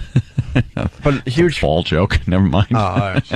I thought Gastineau used to make a complete fool of himself, but it was hilarious to watch at home. I love when they score a touchdown and just lose their minds in the end zone, looking ridiculous. And they're trying to they took most of that away. Yeah. The celebrations and stuff. That's what makes it really, really interesting. Gastineau was a douche. Oh, when he would sack somebody and just do that stupid dance. I know. Thank God he found boxing. Yeah. He was sacking his women. Are we allowed the Yankees to... I get pretty crazy. I go to a game. Like, I'll start yelling, like, no batter, no batter. Wow. Stop it. Yeah, I've been thrown out a few times. Ladies and gentlemen, Travis's wife, the man in the family. Although you don't look like a man, Lisa, I don't want people to confuse that. Right. A lovely, lovely, lovely girl. But you wear the pants. You certainly wear the pants in the family when it comes to hockey. Now, take us through this whole Travis all of a sudden liking hockey thing, because I know Lisa's a hardcore Montreal Canadiens fan, originally from Montreal and all that. There's not really much to say about it. He just kind of jumped on board, Like, I'm so obsessed, and I always want to watch it and listen to it and follow it, so he kind of does it for me. What was the most awkward moment? Did you have to, explain icing to him or something like that? No, he was pretty good. He, Travis and, his research abilities, so he pretty much self-informed himself, Uh-oh. Well, I told him I've asked questions before. Yeah, well, nothing. But nothing a boy's stupid. got to learn. Well, that's not the first time that she's heard that. That's a role play thing they do, by the way. When she walks in with the special belt on, a boy's got to learn. Boy's got to learn. Oh, Travis, you've been a bad boy. You got to go into the penalty box. He's cuffed, face down, buttocks in the air. Boy's got to learn. How's little Dexter? He's who great. cares? He's in for his walk this morning. Hey, you got to stop talking about poor little Dexter. Yeah. These guys are pretty harsh on Dexter for the most part. Oh, They're a little dog. What do you mean, these guys? What? I've jumped on that. I think I'm so. just harsh on you and your mommy issues, but That's true. I've kind of left your dog alone for the most part. I also want to drive a dump truck over that stupid Jack Bauer turtle. Oh, I know. Soup out of him. They got a turtle named Jack Bauer. Oh, yeah. Of course, because he's such a gay fan. That was my idea. Fanboy. Yeah, I know it was your idea. It couldn't possibly be Lisa's. No. Here's a little sound effect from little Dexter. Oh, little Dexter. Know what I love about And the turtle. How annoying is that? Bauer, owned by Ass and Off. What I hate about this cute couple though, they're attempting, and so far they have failed miserably, by the way. But they're putting up videos of Dexter onto YouTube, hoping it's the next animal sensation video, The big sensation, the big cute animal video that everyone in America is going to watch. I hate to tell you guys, quantity doesn't make up for quality. Right. You guys are pimping out your little dog. No, like I've said before, we don't make him do adorable things. He just does them himself. Oh, God. And if we want to videotape him. You guys are like parents of a child star. You're pimping your own. Oh, he is a child star. Is he? Yeah. What's your favorite cute Dexter video that you're attempting everyone to watch? Oh, geez. I can only pick one. Shut up. I do like the one where he's we put our turtle Jack Bauer on the floor and Dexter was barking at him.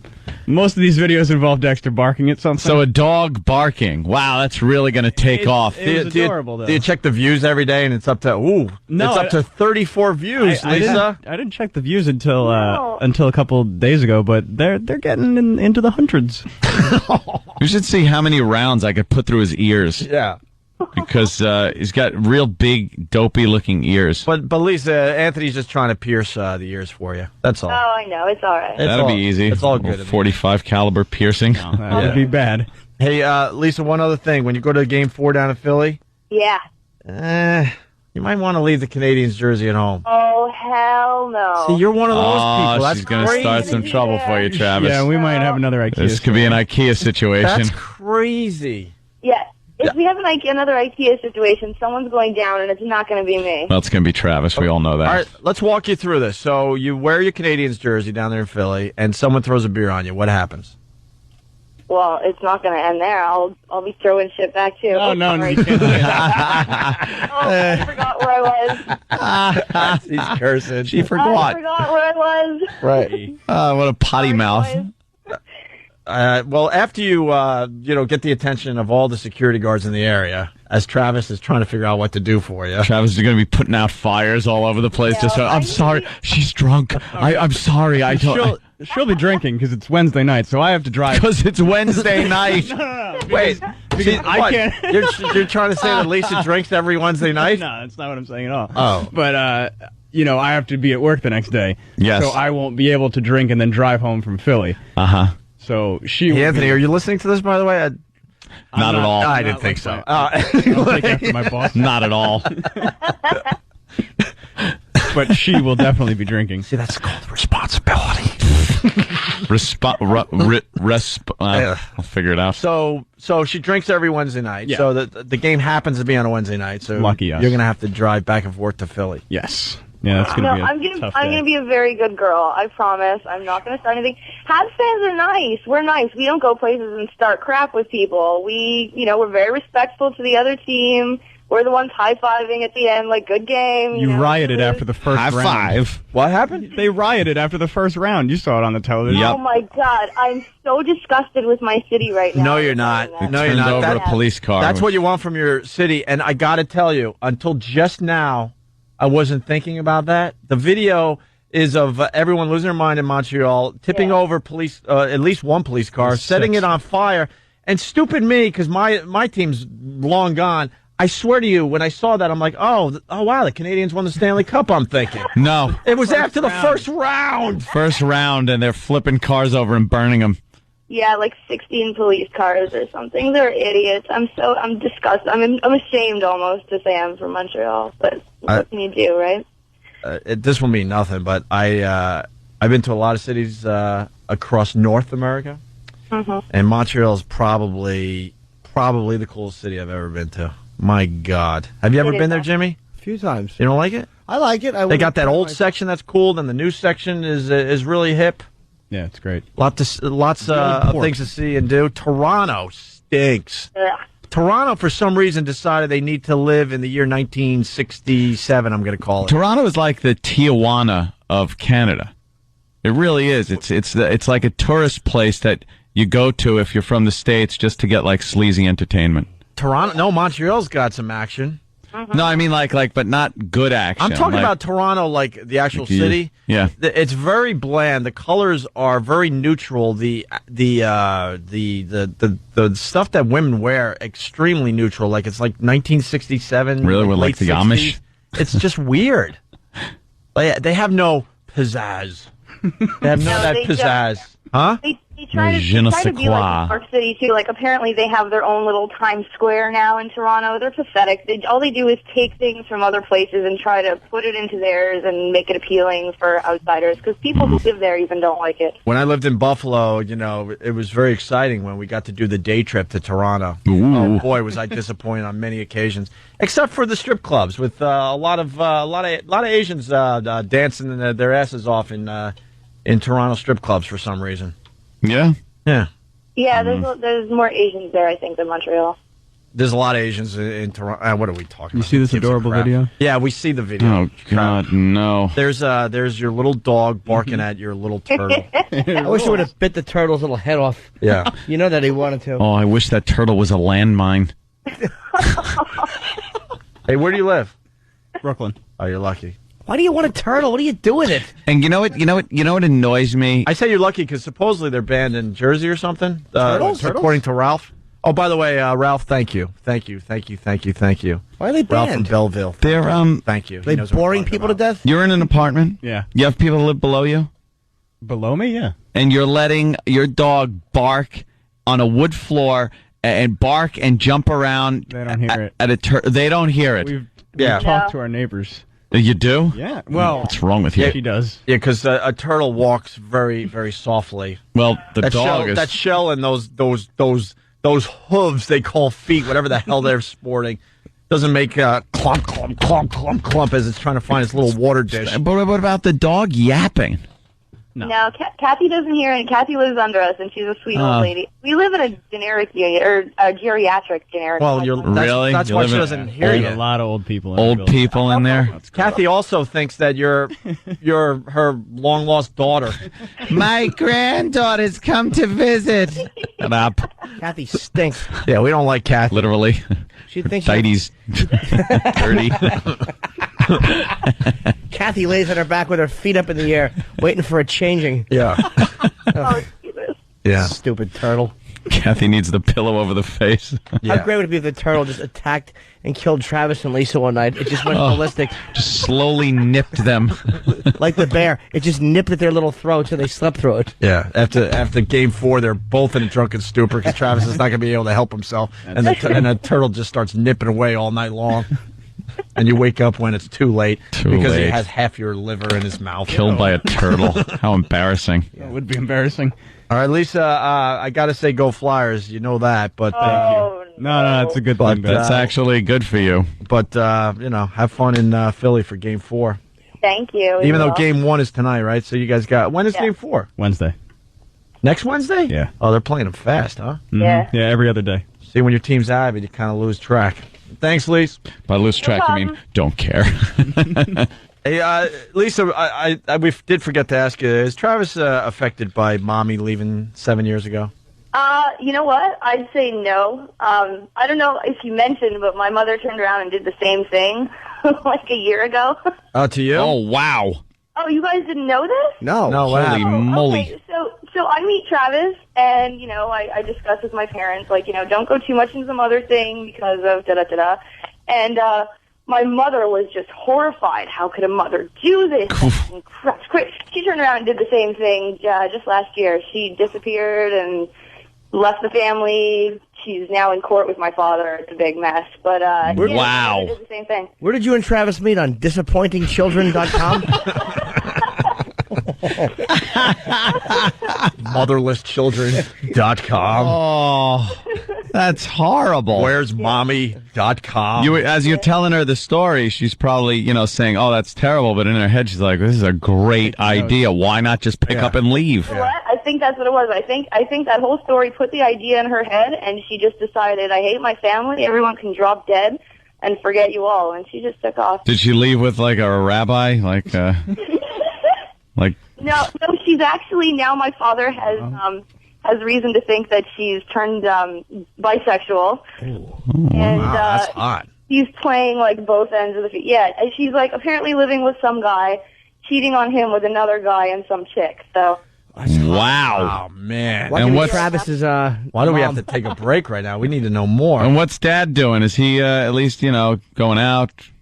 no, my dad's still, my little sister is 5 years younger. She's still living at home with my dad, and they're pretty much taking care of each other and stuff. Oh, but no, there's certain things that the daughter can't take care of, is what I'm saying. Well, well, you know what? Not My without mother prison wasn't term. doing much of that either. So Oh, wow.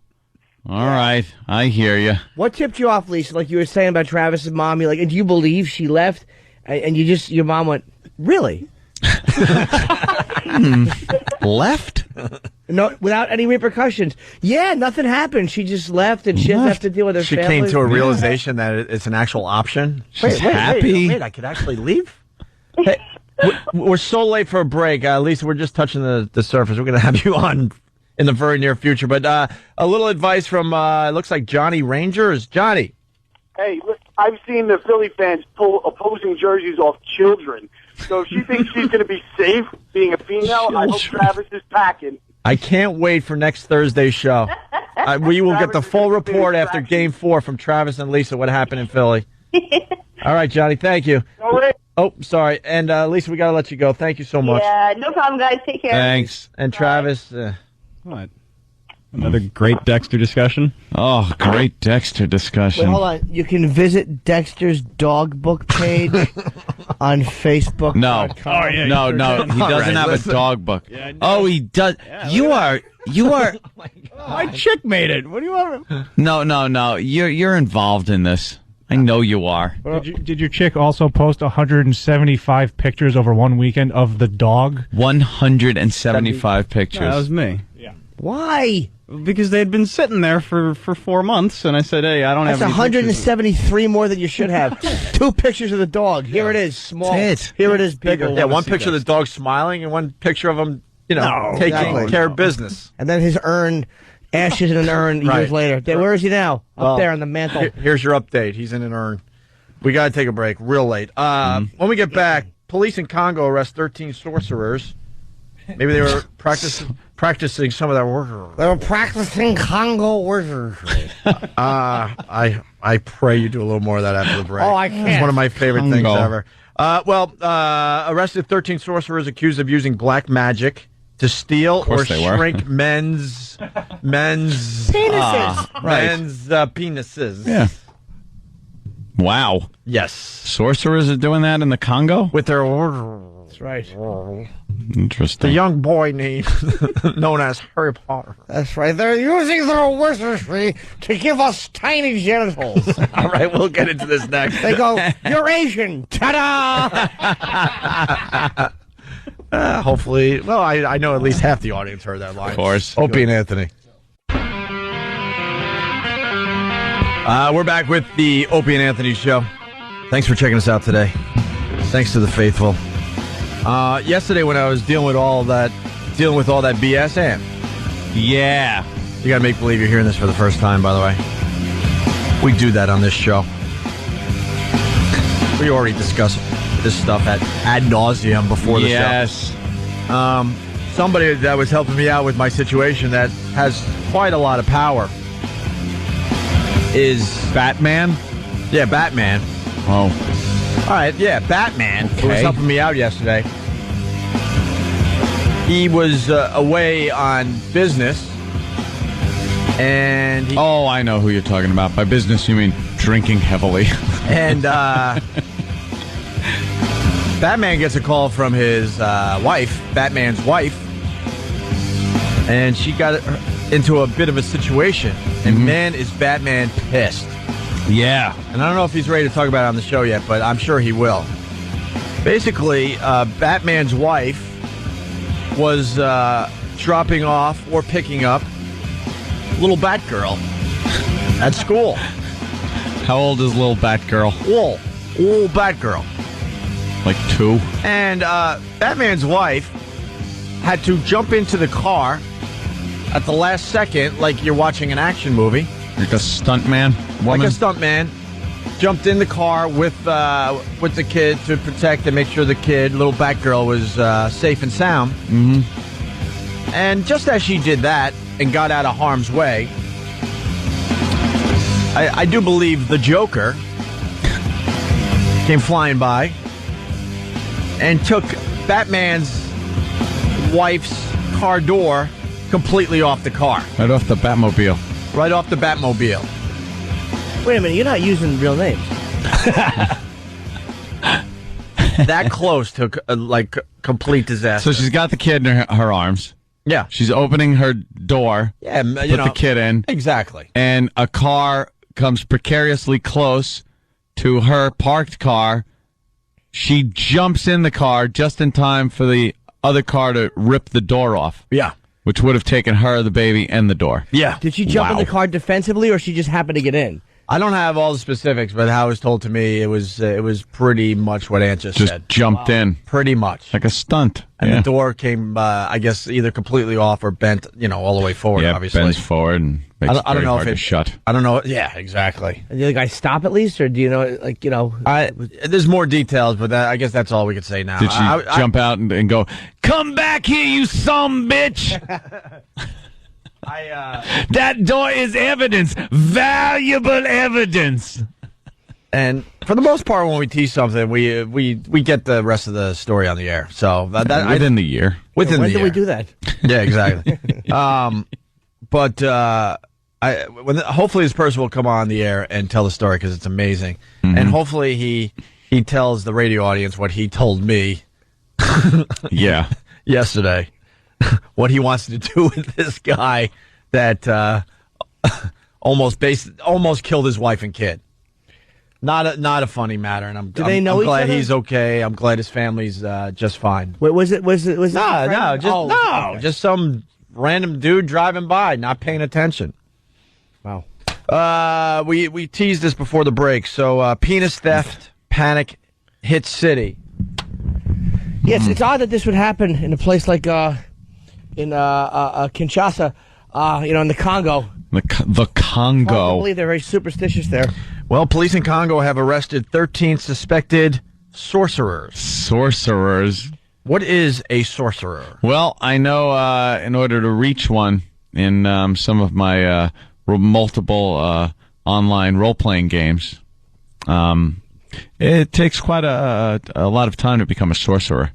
But I don't remember the spell for genital shrinking. Yeah, that's what this story is all about. So, well... they throw cold water onto your back. Oh. We don't know, sorcerer we don't know music. the name of this character, but he's on the show right now. We never named this character because he doesn't really like doing this character that often. Even though, I don't know, a couple of the main members of the show strongly suggest that he should do this character a little more than he does. I occasionally, when there's a chance to discuss wizardry, we're very happy to do so. But that's how you shrink a man's genitals. You throw cold water on his back, or you scare him. Yeah, well, you get shrinkage. Well, Mr. Sorcerer, what if the person you're throwing the cold water on his back decides to take one of those pills? Huh? I don't know what pill you mean. You know. A Viagra? A Viagra or a Cialis. Well, that would wreck your spell, my friend. No, it wouldn't. His arms would stiffen. Instead. And they've accused people of stealing penises. I know what happened to them. What happened? They became employees of this show. Good one. We'll just stay right there, Mr. Sorcerer. We'll have a name for you within 10 minutes. I don't need a name. I'm mysterious. He is very mysterious. He's very mysterious. You don't want people knowing much about you? I come in like the wind and I leave as such. As such. I don't know why that cracked me up. As such. Yeah. All right. Well, police in the Congo have arrested 13 suspected sorcerers accused of using black magic to steal or shrink men's penises. After a wave of panic and attempted lynchings triggered by the alleged witchcraft. How do these people live on this planet? With us. Yeah, at the same time... We have iPhones in our possession, and this is going on basically on the other side of the world. Yeah, the other side of the world. We don't know much about the other side of the world. Here, there's you take it for granted. You look outside, look at the buildings being built. There's aircraft, there's automobiles, all kinds of technology in use, and right in front of us. I mean, just the miracle of the internet and televisions that we're watching. And then right there, on the other side of the globe, there are people being arrested for sorcery, for shrinking people's genitalia. And for stealing them. Occasionally you'll see a man with a long overcoat and he'll go, psst, and he'll open his jacket and he'll have 7 or 8 penises for sale, like wristwatches. But why is there a market for this? Why would he be selling these Who things? doesn't like to have an extra one for the weekends? You put it behind your ear like a pencil. Or a cigarette. He's very mysterious. Under your nose like a fake mustache. We got to work the word mysterious into his character name. Yeah, he's very mysterious. I just don't know what his name would be, though. I enter a room like a vapor. He certainly did during break when you were standing next to me. Sorry, I got nervous. and leave as such. I do. I leave through vents. He casts his spell through the back of his pants. Yes, I do. It's called a pucker. A pucker ran out of steam, didn't you? Didn't you, character? Pray for me. Reports. I should have a name. Instead of mysterious, I should call it right before you try this. Remind me to take my magical pen and jot things down next time, instead of trying to wing it. Well, I like Puddle of AIDS. You got, I don't know, there's another member of the show that does a character called Jimsy.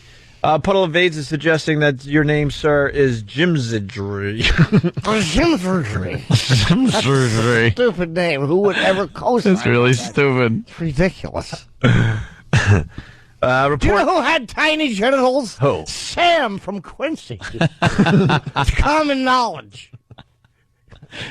I've heard tell that. Yes. Reports of so-called... Quincy used to, out in the sun, would hold a magnifying glass over Sam's lap. Reports of so-called penis snatching are not uncommon in West Africa, where belief in traditional religions and witchcraft remains widespread and where ritual killings to obtain blood or body parts still occur. They are like groups of savages. They're groups of people that have not become civilized, I guess. Right. That is the oddest thing in 2008. You would just assume that everyone would be up to speed. The Congo is a wonderful place if you'd like a hat made of bark. I'd like a bark hat. I was once there and I said, "Where's the restroom?" And they pointed at a tree. This place sucks. Who would like the Congo? Nobody. Well, rumors of penis theft began circulating last week in Kinshasa, Democratic Republic of Congo's sprawling capital of some 8 million inhabitants. Sprawling. They quickly dominated radio call-in shows. They got radio call-in shows in the Congo? Yes, if you've ever seen Hotel Rwanda, they use their radio shows for different purposes. Yes. Cut down the big tree or something. Squash, kill the cockroaches. They use it for genocide. Gets big ratings. One of the favorite talk shows is called... They're number one. Well, they quickly dominated radio call-in shows with listeners advised to beware of fellow passengers in communal taxis wearing gold rings. Beware of fellow taxi drivers. What? I don't know. This is right out of a Harry Potter novel. The Congo is stupid. And then sometimes the two males will fight for dominance and the right to mate with the female. But if yours has been stolen, then you're kind of out of luck. You certainly are. I think. Nagel out of luck. If they've stolen your genitals, you have to become a corporate lawyer.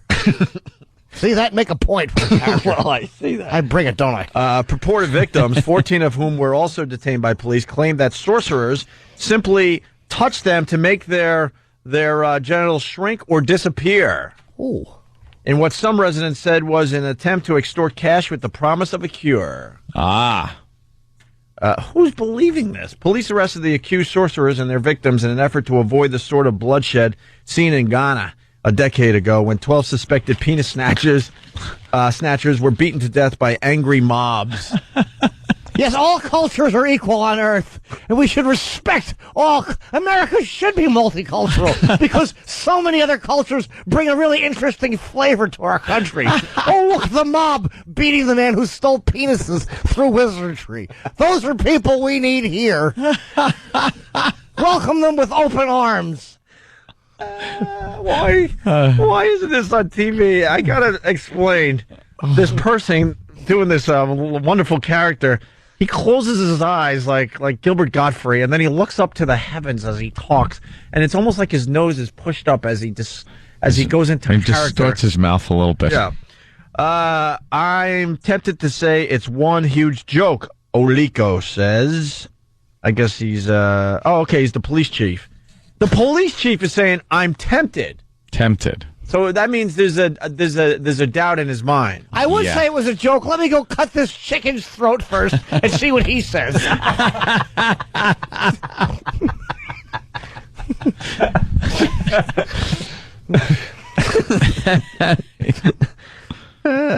Too bad Jimmy's in character right now, because I'm sure he'd have a lot to say about this. No, I wouldn't.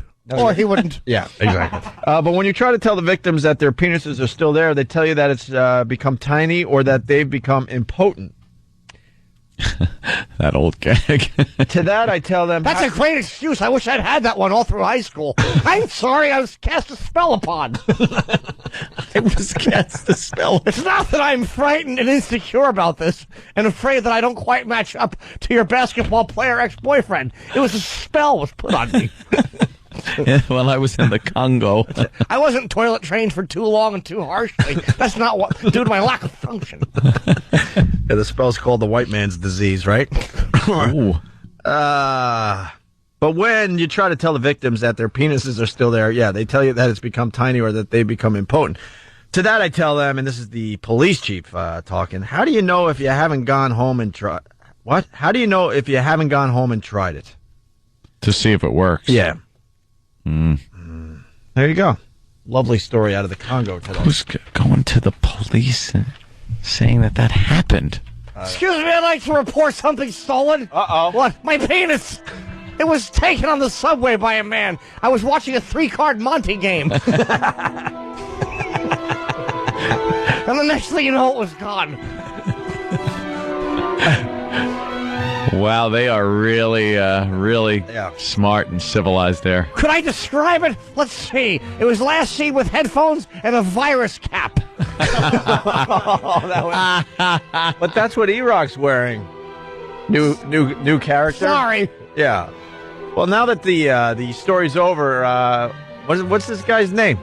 I don't know, but he's so mysterious. It's time for you to disappear and vaporize into the vents. Yes, I know. I saw the break sign. All right, why don't you, we'll watch you disappear now. Go ahead. Do your disappearing act.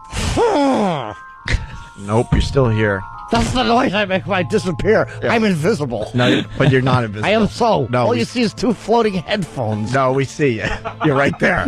I see and a belt above where tiny shrunken genitals would. No, Anthony's right there, right? You don't see headphones just dangling in the. I actually, in the air. I'm seeing headphones. Really? Just kind of dangling. Maybe he's visible just to you. Well, now that I look a little closer, I could kind of see through you. So the spell might be working. I've disappeared. No, not quite.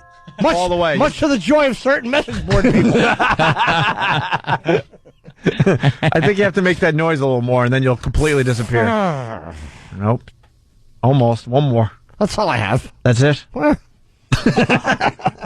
think we all know this hit the wall 5 minutes ago. But we don't like to stop, do we? No. Until we've lost everybody. PPM is down, is it? No, actually, it did quite well yesterday. No, I know, but I meant after this bit. Oh, okay. Yeah, ratings were kind to us yesterday. Very kind. And very kind for this station in New York. Thank you. Like, wow, they might be onto something finally here in New York. We've only been here 2 years.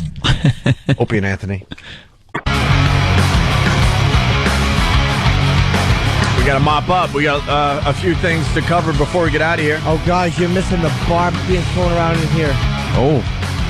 Well, we were just reading about Atlantic City finally banning smoking, right?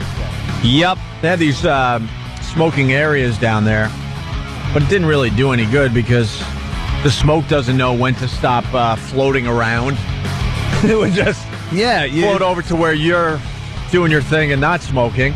Well, there'd be non-smoking tables, which is hysterical. It would be right next to a smoking table. This is a weird one for me because I don't smoke and I hate cigarette smoke.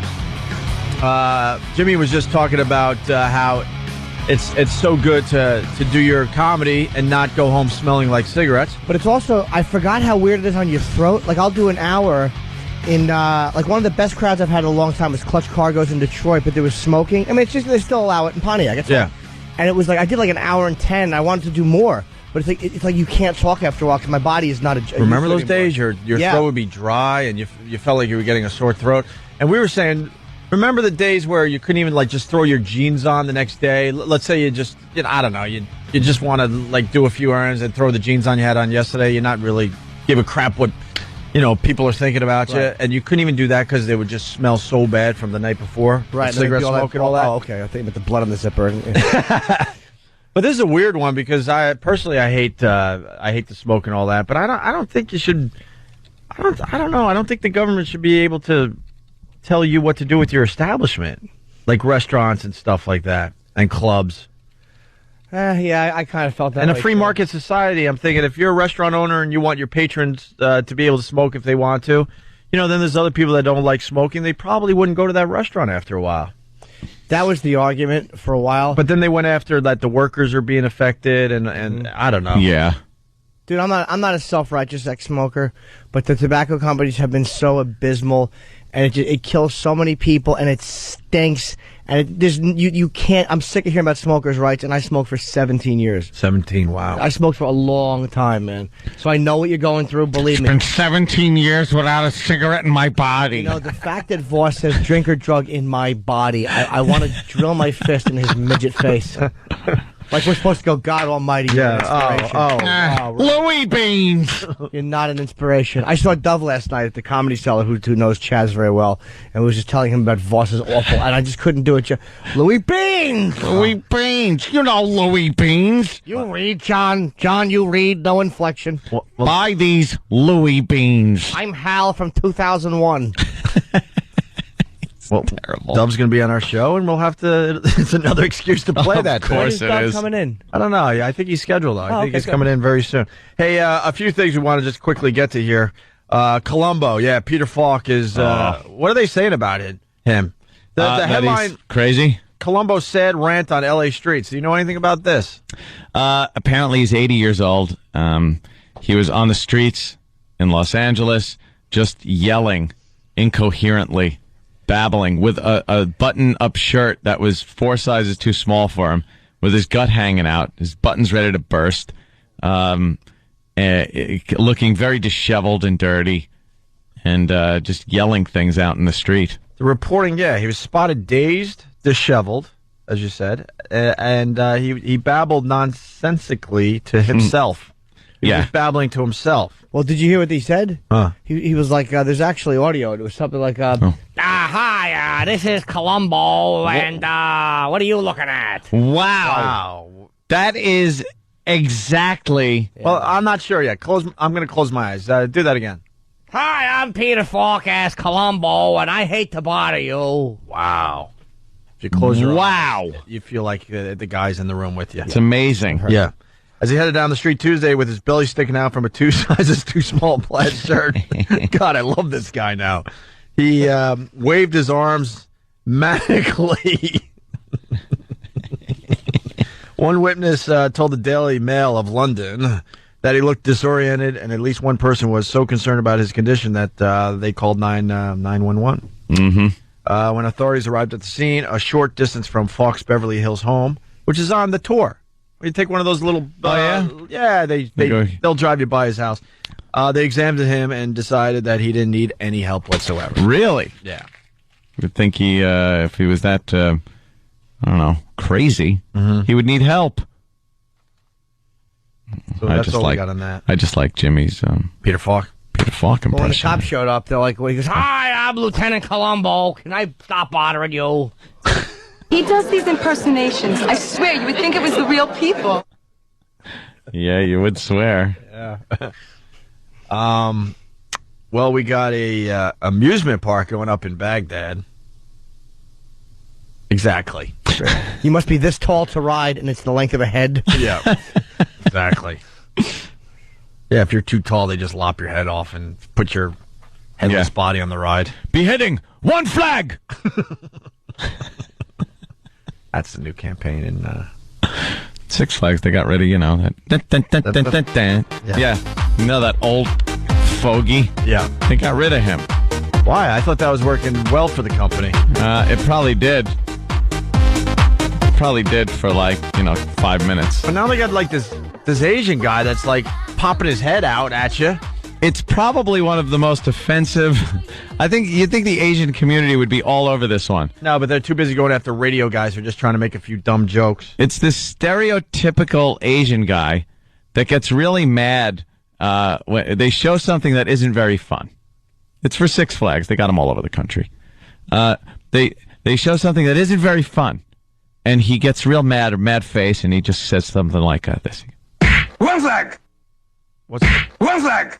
Wait, so one flag. Six Flags is like you're having a ball. One flag is for something just no one's enjoying? That's not fun. Two flags also, not very fun. Right. Two flags! Two flags is better than one flag. Yeah, and notice the kung fu punch noise before it. Yeah. Two flags! See, that's being stereotypical. Of course it is. Where's John Liu? Where is John Liu? John Liu! And then they show people at Six Flags, and he's very happy now. Now he's very happy. Six Flags! Ah, that's now he's Six in the right Flags. place. Six Flags! Very much fun. And now the ultimate. He's happy. Six Flags! More flags! More fun! More flags, more fun. More flags, more fun. And we cannot get enough of this commercial in the office. Oh boy, because it's a stereotyping of an Asian gentleman, and quite hypocritical when it comes to people that are trying to shut down others from just having fun with certain ethnic groups. How's Jack Cafferty doing? He's still good, right? Yeah, he's hanging in there. Good. God bless CNN for doing the right thing. Hey, E-Rock's participation on the Opie and Anthony show. Anything on that? E-Rock's participation. Let me see. This would be the fun-o-meter. One flag! But he did a lot of behind-the-scenes stuff for us last night. All right, well. As far as that controversy we talked about earlier today. So. Two flags! All right, he got two flags. E-Rock, two flags? Two flags. How about Jimmy's character? Six Flags! More flags! More fun! Oh! More flags, more fun with Jimmy. Two flags. I heard the Than and Sam show described similarly. One flag! Oh, right. Yeah. Oh. He put an L in there. Two flags! That is pretty brilliant, Jimmy. Jesus. Oh, my God. That is brilliant. Funometer? I thought that was out and out bombed. Right. No. Anthony Funometer? Yes. Earlier we had Travis and Lisa discussing their love for hockey and their love for their little dog Dexter and their little turtle named Jack Bauer. One flag! For Travis? One flag! For Travis? Yeah. How many for Lisa?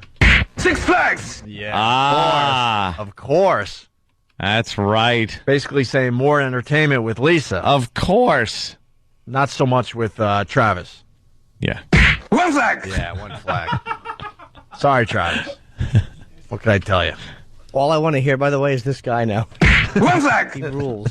One flag! The funometer for Six Flags. Yes, he gets so angry with the one flag. Doesn't like it. We're going to get another... Because it's usually some dopey white kid that can't dance. They were doing that. One flag! And he doesn't like it. He's very upset. White people can't dance. That's funny. Look who just walked in. Huh? Pat Duffy. Six flags! Of course, Six Flags. Why? Six flags! More fun! That's right. Pat Duffy will do anything with feces. Well, that's Pat F. and Duffy. Hey, Anthony, going with what you did a little earlier, we're going backwards a little bit, and I don't need your help on this. I'm going to go somewhere else with this. The Than and Sam Show. Two flags! Oh, well. Battling flags. Well, trying to get rid of... That's good. Not quite shaved it all off there, but... No. All right, well... Kind of hard to... that bombed. No, it didn't. It was terrific. I had a lot of confidence in you, too, E-Rock, today. Why? So we got an amusement park going up in Baghdad. That's just wonderful. I guess everything is going quite well. Everything's must be going swimmingly if they're putting an amusement park in. Yeah, if you get to a point where you could get an amusement park built, I think it's time to get our soldiers out of there. Yeah, they can leave. Yeah. They could go on a ride and then leave because everything's cool. They're gonna have that fun song, that one, right? It's a small cockpit after all. Yeah, I know Iraq wasn't involved. I got it. Dude, they didn't do. We know. We know. You try doing this. Yeah, it's making fun of the religion. Well, this park's going to have rides, a skateboard park. A skateboard park. For the young Iraqis. I don't picture that. A zoo and a concert theater. And a museum. You got to weave your way through small explosions on your skateboard. And a battery charger for the thing you're wearing under your giant coat in the summer. Look at the picture of Peter Falk. We'll get that up on onaradio.com later today. He's just out of his mind. Look at him. You can almost hear him going, I'm Peter Falk and my arms are open. He's yelling, here's something, It's like he's trying to fly. I was going to say, here's something John McCain can't do. And it might have worked if I had some kind of comedic timing. All right, One flag! Yeah, thanks, exactly. Oh, I have some Six Flags news. Oh, do you? For tomorrow night in Chicago. A few tickets have been added to each show because they're my comps. I don't know if they've been sold or not. Kenny just reminded me. Really? So more tickets? There's like 20 tickets per show added because my comps I'm not using. Six Flags! More fun! More tickets, more fun. And more money, more fun. What about Club Soda Kenny on the funnel-meter? Wow, not even one flag. No. Look at that. Couldn't even get the one flag. I wish he had no flags. I wish he had said no flags. Well, we could maybe... That's terrible. I'm sorry. Maybe the boys could work this bit a little bit for us in the back offices. All right, I guess that's it for today. It's been another exciting day on the Opie and Anthony. Yes. Starring Little Jimmy Norton, who's heading off to Chicago to do more of his comedy. Oh, all right. This is a little weird. Sam from the Than and Sam show is helping us out as we abuse Than and Sam. A little strange. This is the funnel meter for the Than and Sam radio show? Yeah. All right.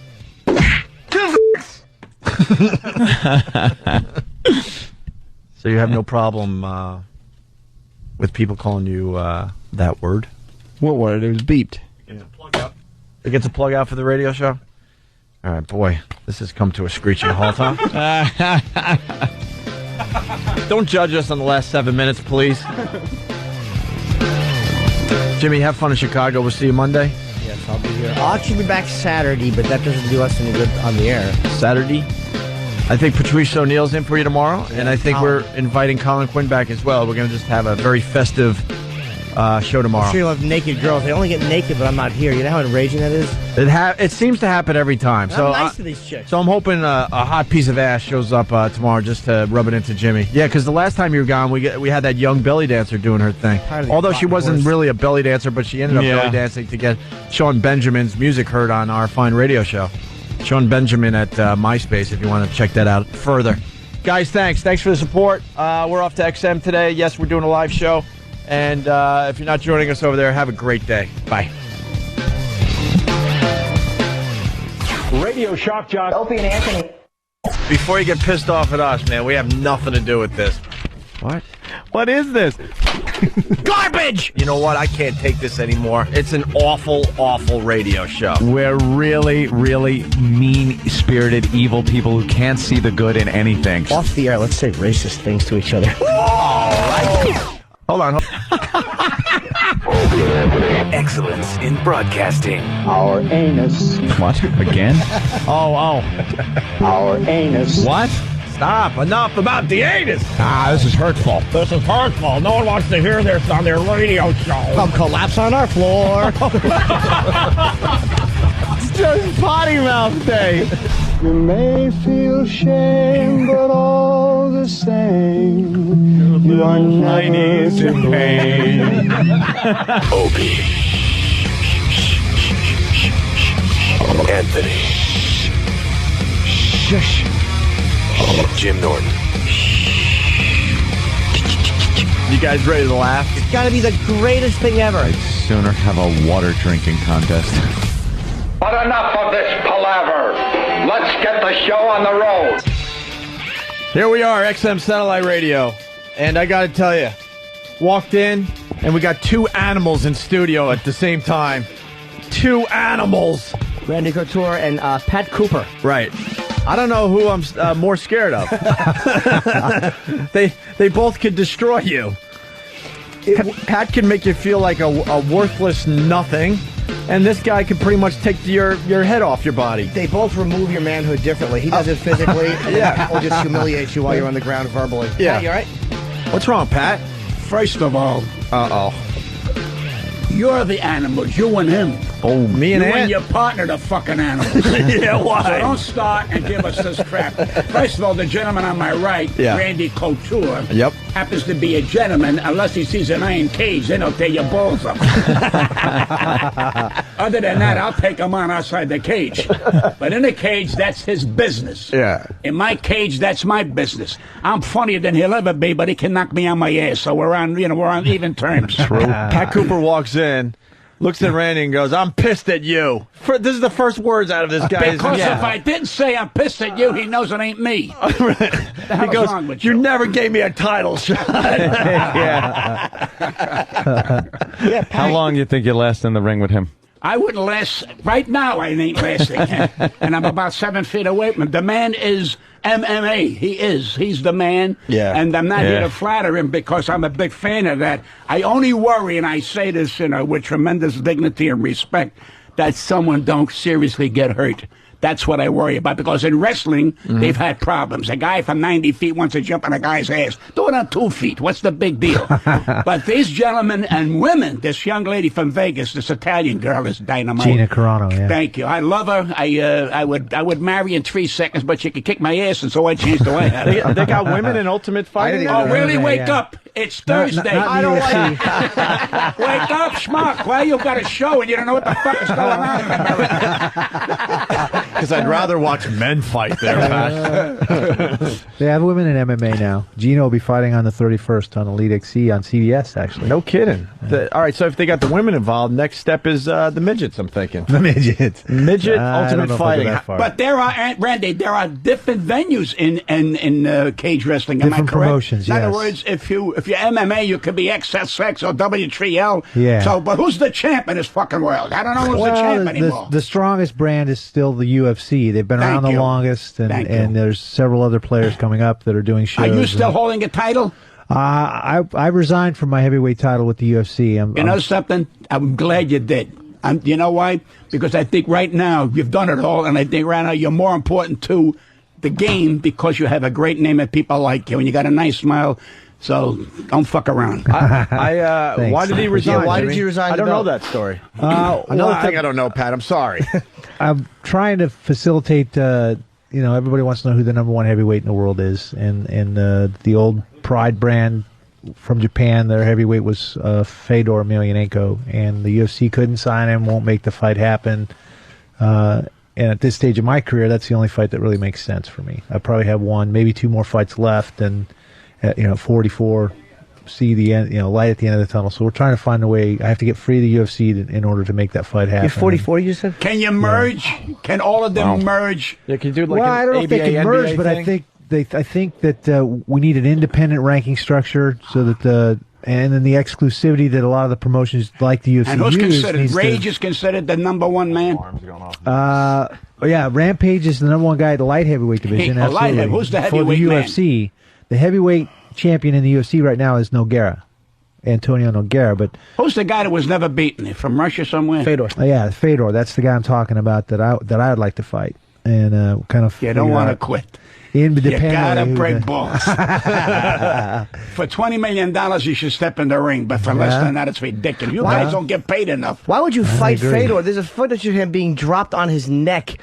He got dropped on his neck. I want to say it was Kevin Randleman. Yeah, it was He Randleman. dropped him on You're his right. fucking neck, and the guy just got up and, said, it annoyed him. "Now what do you it have?" Really, it was like a Submitted Randleman, paralyzing yeah. drop. That's And right. The fact that you really are pursuing getting in the ring with him. I'm becoming a fan every day. Every day I'm becoming more and more of a fan, and I'm learning as I go here. Because I'll tell you the truth, and I say it to all you guys that come in. When Ultimate Fighting first hit, I found my edge. The things you guys would do to each other, I'm like, I can't effing watch this. And then they finally got some tap out rules and stuff like that. I go back when it first started, where you just watched like what you thought was the guy's face by the end of the match. Yeah. But now that, I hate to admit it, but now that there's some rules in place and some tapping out, I'm really getting into the sport Yeah, I itself. think the problem with the old version of the sport was we had a lot of mismatches. There were guys that said they were this and that and on paper, and then they didn't Just really breaking belong arms in and there. legs right on TV. I'm like, Some guy in a wow. bathrobe beating a guy in a suit. And One boxing glove and, But it's just weird. Like UPS workers, just regular guys beating the shit out of each other. Right, and then when we talk to these guys and we mention pride, like all of a sudden, everyone gets scared. Like, oh, he's a UFC guy. You can't mention pride. What's that? I don't know what that's about. No, there's an old brand rivalry. The old owners of Pride, they were the biggest brand in Japan, which is a huge market for the sport. Right. And then, here in the U.S., the strongest brand has been the UFC for a long, long time. So there was always this rivalry. And that's kind of where the Fedor fight comes from, too, because he was the heavyweight champion of Pride. Yeah. Who's got the best fighters? They had a little bit different rules. They fight in a ring. We fight in a cage. We can drop elbows. They can soccer kick and stomp. Sure. There was all these questions that were being asked. And now the UFC bought the Pride brand and kind of killed the brand. And a lot of those fighters are now coming over. Nogueira was, he's the heavyweight champion now in the UFC. He was a Pride fighter. Rampage was a Pride fighter. Several other, former Pride fighters have come over. Henderson, Crow Cop, others, Right. and not fared well, but some of them have. It's amazing. Randy, you really are a legend in that. I mean, you've beaten everybody. I mean, you were one of the three that Liddell wanted to event. It's like you've beaten Tito. I mean, you fought everybody. There's nobody you seem to be afraid of. Well, I've had an amazing ride in the sport. It's been a blast, and I've had some great fights and fought some very, very tough guys. It's been a lot of fun. Who hits the hardest? Well, I mean, it's hard to say. The interesting thing about being knocked out is you don't remember a lot. And Chuck managed to knock me out in the rematch. So He must hit pretty hard. Is Chuck still in the game? Yeah, Chuck's still fighting. Because, He was supposed to fight Rashad Evans coming up, but sustained a hamstring injury, I think, and pulled out. Oh, in England, right? I think it was going to be in England. Hey, might have been in Vegas. I the can't difference remember. between Randy and Chuck, they're both animals. You just look at them and you know they're a major problem. But what I like about Randy, he actually smiles, which is good. Shows a little more, human than Chuck Liddell. Chuck we just- love Chuck. He does our show all the time. But Yeah, man, Chuck's a that great guy guy. does not smile. We He's just a want good him to guy. crack one smile. He's he just sometimes he gets really quiet. You just hear him breathing. It's Like a bull. he's just breathing through this fucking savage face. Yeah, just amazing. What's this is probably hack, but what's the worst injury you had doing the Ultimate Fighting thing? A few years ago, I was fighting Rico Rodriguez back when I was originally a heavyweight, and I caught an elbow in the fifth round of the fight and fractured the lemur papricia, the thin bone between your sinuses and your eye socket, which wasn't fun. That took a while to heal. And then in my last fight, I broke my ulna, my left arm. And the eye thing was worse than breaking an arm? Oh yeah, a lot worse. Why? Your vision, you're still, you're Right. messing with your vision and your eyes. That's never a good thing. Did you win the fight? You broke your arm in? Yes, I did. Okay, that was amazing to me. I thought so. It was Gonzaga, who was the guy that knocked out Mirko Krokop, who everybody thought was unbeatable. Me too. I was fucking Billy Bandwagon on this guy. I'm like, no one will ever beat him. He gets the shit kicked out of him. Yeah. But you were blocking a kick. Yeah, and the had your third. arm broken. And you won Guy the kicks fight. like a mule. Let me tell you what happens. Let's say during a break, one of us walks to the bathroom and we twist an ankle. The show's over. We go home. Yeah. to think you continued fighting and won the fight with a broken arm. Do you think that guys don't get hurt as bad as like in boxing? A couple guys have gotten killed because they're taking 45 minutes of punishment. But what you guys are pretty much. I mean, the fights don't go that long because there's the threat of an arm break and it's done. Well, I think the wrestling and submission aspect of the It's sport. it's in the referee's hand. He's the most dangerous guy if he don't know his job. You're absolutely He's right. got to know, because let me tell you, the last time I was in a cage, Randy, I didn't tap out. I went gay. So I don't fuck around. I don't wait for the referee to control my fucking life. I say, stay where you are. Why? It's over. But this is what I worry about. You've got some great referees there, because if they don't jump in time, and it could be dangerous. That's what I look at the referee. You guys don't mean nothing anymore. You're out of the fucking picture. We go there to see the referees, see if they're going to know you guys. I'm waiting for one guy to pick the referee up and throw him out of the fucking cage. Well, I think you're absolutely right. I think, we've had no deaths in the 14 years that our sport's been around in the U.S. market, and that's a great track record to have, and we don't get the sustained pounding to the head that boxing sustains. It makes it because of the wrestling aspect, the grappling aspect of the sport. It makes it really hard to watch boxing when you start getting into the Ultimate Fighting game. It's just hard. I still love boxing. I mean, and I don't know a mixed martial artist that isn't training in boxing. It's a piece of what we do. But when you see the boxing, you know the feet aren't coming up or nothing. No elbows. It's all just I think the other dimensions of our sport. You kind of made the sport look. Yeah, you kind of made the sport look. Look dated. I mean, people would argue and old school and say you got to be out of your mind. But that's my take on it anyway. Well, cage wrestling has hurt boxing, in my opinion, because cage wrestling is this is like you want to fuck with me. In boxing, you jab, you step away, you dance around, you go in the corner, you talk to the guy, you get a minute rest, you get up again, you discuss it. By that fucking time, the 12 rounds are over. Then a guy says, "I don't know, I could have beat him." Who gives a shit? Now, here, what about the welterweight champ who turns around and knocks out this 300-pound wrestler? Oh, Give me a Mayweather? break. We had What's his name? Weatherby. Floyd Mayweather. Mayweather. Full of shit. What do you do that for? Because you ruin your reputation. He's over there hitting us 300 pounds. Are you nuts? This guy can pick him up and bend him in 7 pieces. So this guy, who's a great fighter, no question, but he's a great defensive fighter, this guy, Mayweather. Mayweather, sure. You understand? Because there's so many fucking Mayweathers, I don't know which one is who anymore. So anyway, Randy, we had enough of you. Goodbye. Jesus. We had Mayweather on the show, and of course you should be scared of Mayweather, right? But we were more scared of his entourage.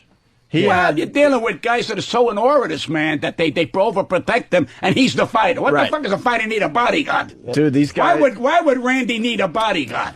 Who the fuck's gonna fight with this guy? These guys were. Pay attention. What about your partner? He doesn't even breathe anymore. What happened to him? You're absolutely right. I had a little dilemma at the house. My alarm went off, so I had to make sure somebody was over there taking care of it. It happens, you know. Are you nasal today? No. Are you ever cold in the head? No. Push your sound down. Maybe it's my hearing aid. But all right, let's get back to I sound a little. Let's get back to talent. I sound a little nasal. I'll try to stop that. Anthony also has guns like Randy, but they're a little different. So he's well prepared for a home invasion. Well, you got to be prepared. Yeah. If you can't be prepared, with muscles and stuff, you got to have superior firepower. Yeah, Pat, you got to talk to Anthony. You got any pieces there? You're Italian. You got to own a gun, right? It's the law. Let me tell you something. Yes, sir. I don't fight with nobody. We discuss things. I don't fucking raise my hands to nobody unless you know what you're doing. If I raise my hands to somebody, I'm going to kill you. That's the way it is, because my father says, don't make a bullshit. When you raise your hands, kill the motherfucker. So this is what you do. I don't raise. I'm a gentleman. If someone says you're out of order, I apologize. I ain't looking for any fucking problem. That's why I went gay last Thursday. Now I'm looking for someone to ungay me. I'll see you Thursday at my place, Randy. People don't fuck with you in public unless they're looking for a lawsuit. Like there's guys that would do. That's probably why they have bodyguards, because Mayweather's making $20 million a fight. Yeah. I'd take the beating for the suit. I mean, that's what people. Those guys that see you as a mark that unless your life is in danger, you really have no. Then you can sit there and go. You have to defend yourself. I got lots of money. I got lots of money. This is great. I stole them and I got money. Let's go to the circus. You're shitting into a bag for the rest of your life. Of course. Yeah, it's not worth it. Good point. Hey, what are we promoting today, Randy? Red Belt? Red Belt, What's that about? It's a Sony Classic picture written and directed by David Mamet. Chiwetel Ejiofor's the lead character, and it's the backdrop of the movie is mixed martial arts. It's a well-written, typical Mamet movie with some, subversion and some things in it. And not just a fight movie. It is a really cool play. Kind of an American samurai story. So, this is your first acting? Seventh picture, but the last couple I've been trying to steer away from just the thuggish fight roles and do some more serious acting. Obviously, can't fight forever, so. Who do you play in this movie? I play an announcer, Dylan Flynn. That ends up fighting somebody. Come on. No, actually, I don't fight in this movie. So was that part fun. of it? You're like, cool. I don't want to. Look, I'll do the role, but yeah, I was interested. First of all, because it's a Mamet movie. I mean, he's fantastic, and I love the plot of the story. And I didn't have, wasn't about the fighting for me. I would love to have had Voss in here though, because our friend Rich Voss is a really bad actor, but he also the worst. He took martial arts, and I don't want to.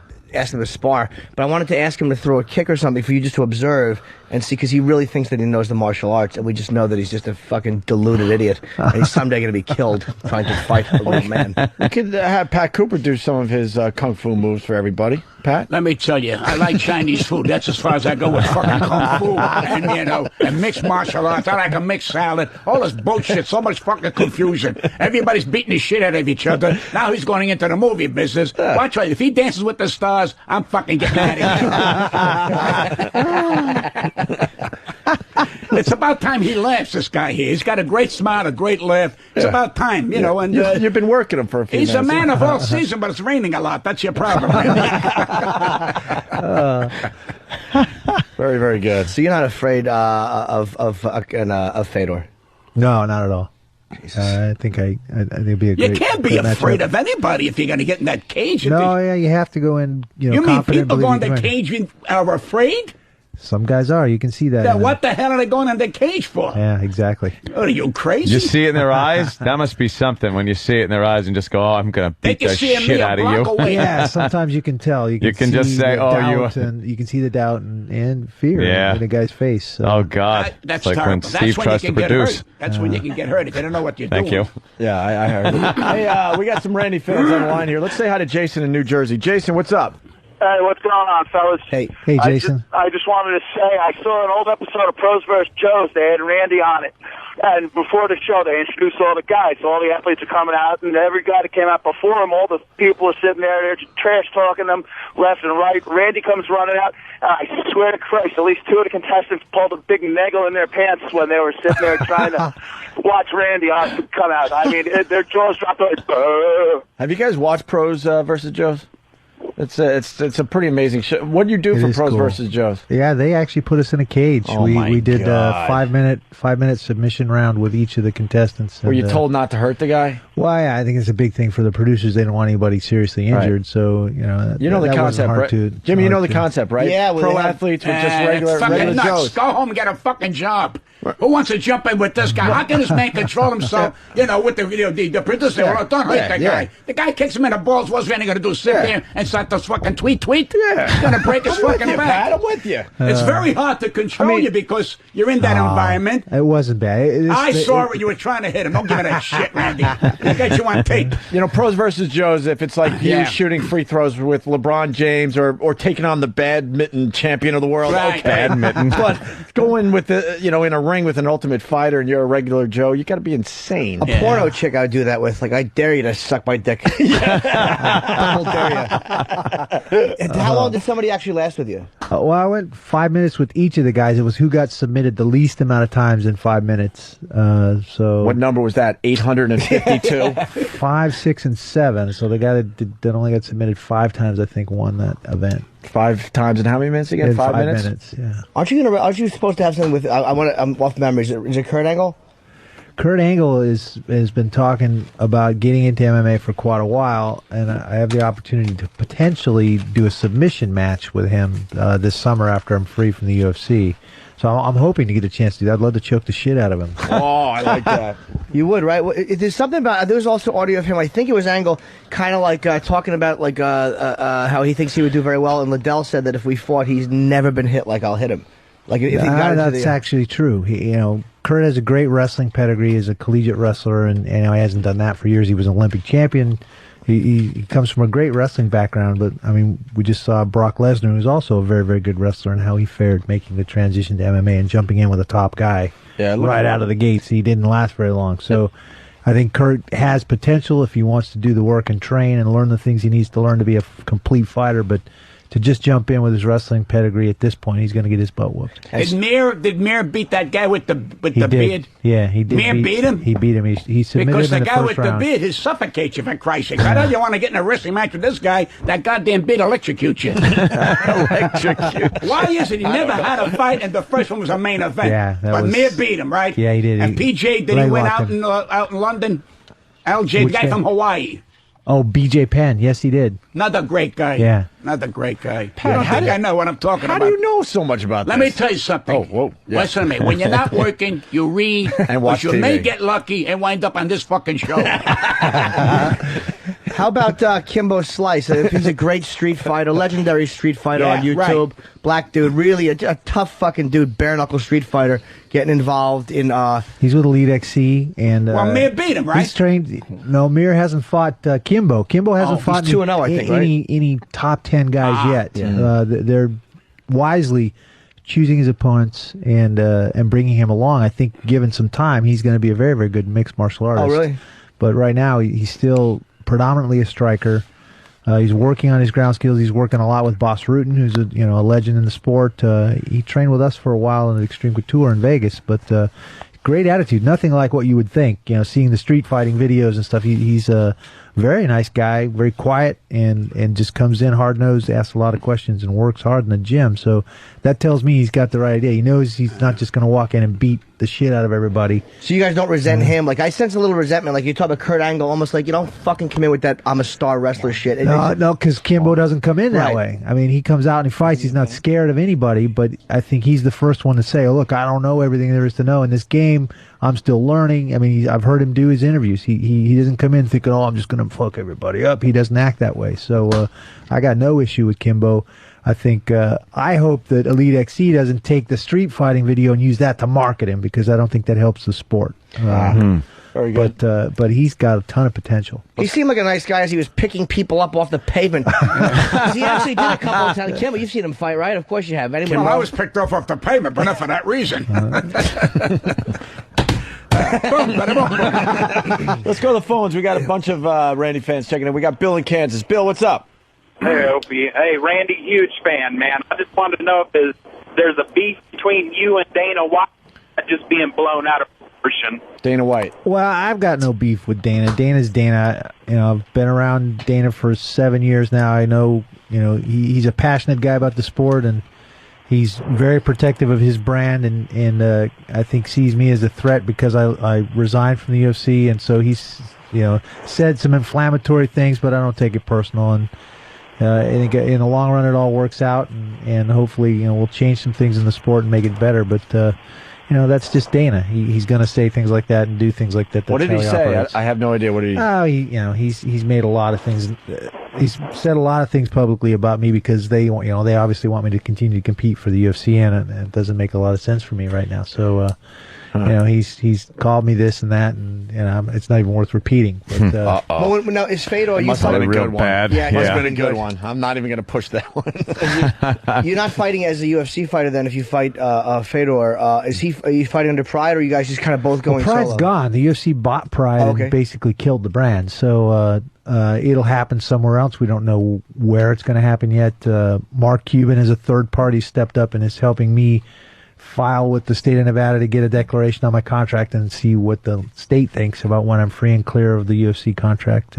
Mark Cuban rules, by the way. So he's helped me tremendously in that regard, and we'll see where the fight turns up, but it's going to happen. That's great, man. Hey, let's get Mars in here. He's a huge fan. Before we let Randy go, Ron in Georgia, what's up?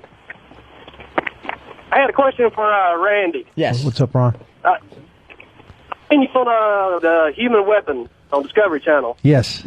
And they done a test where you exerted yourself for like 5 minutes, and a normal person, the creatine levels went sky high and they got exhausted. You were exact opposite. What, are you Superman or something?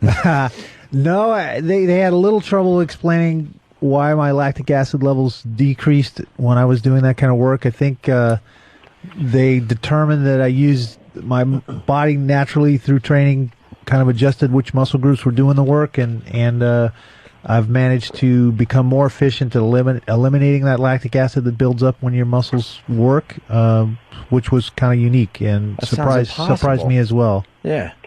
That was that's awesome, man. Well, that was the show where I didn't see it, but I've heard a lot about it, where they tested you guys, like how hard you could punch science. And all that. Right, exactly. Fight Science. I heard it's a great show. Yeah, very cool. They did an amazing job. It was really cool to get all the guys together and do the testing with the crash test dummies and stuff. And we had a really good time. Do you do the elliptical as well? I found that to be very helpful. I have a little trouble getting my heart rate up on the elliptical. I go to an Airdyne or use the treadmill a lot. I would do sprints on the treadmill. How many push-ups can you push out there? I don't know. I haven't good done I'm good for push-ups. 50. Yeah. We should try to do a manly thing with Randy. Like what? I don't think so. Even Put know. on dresses and hand our phone numbers over.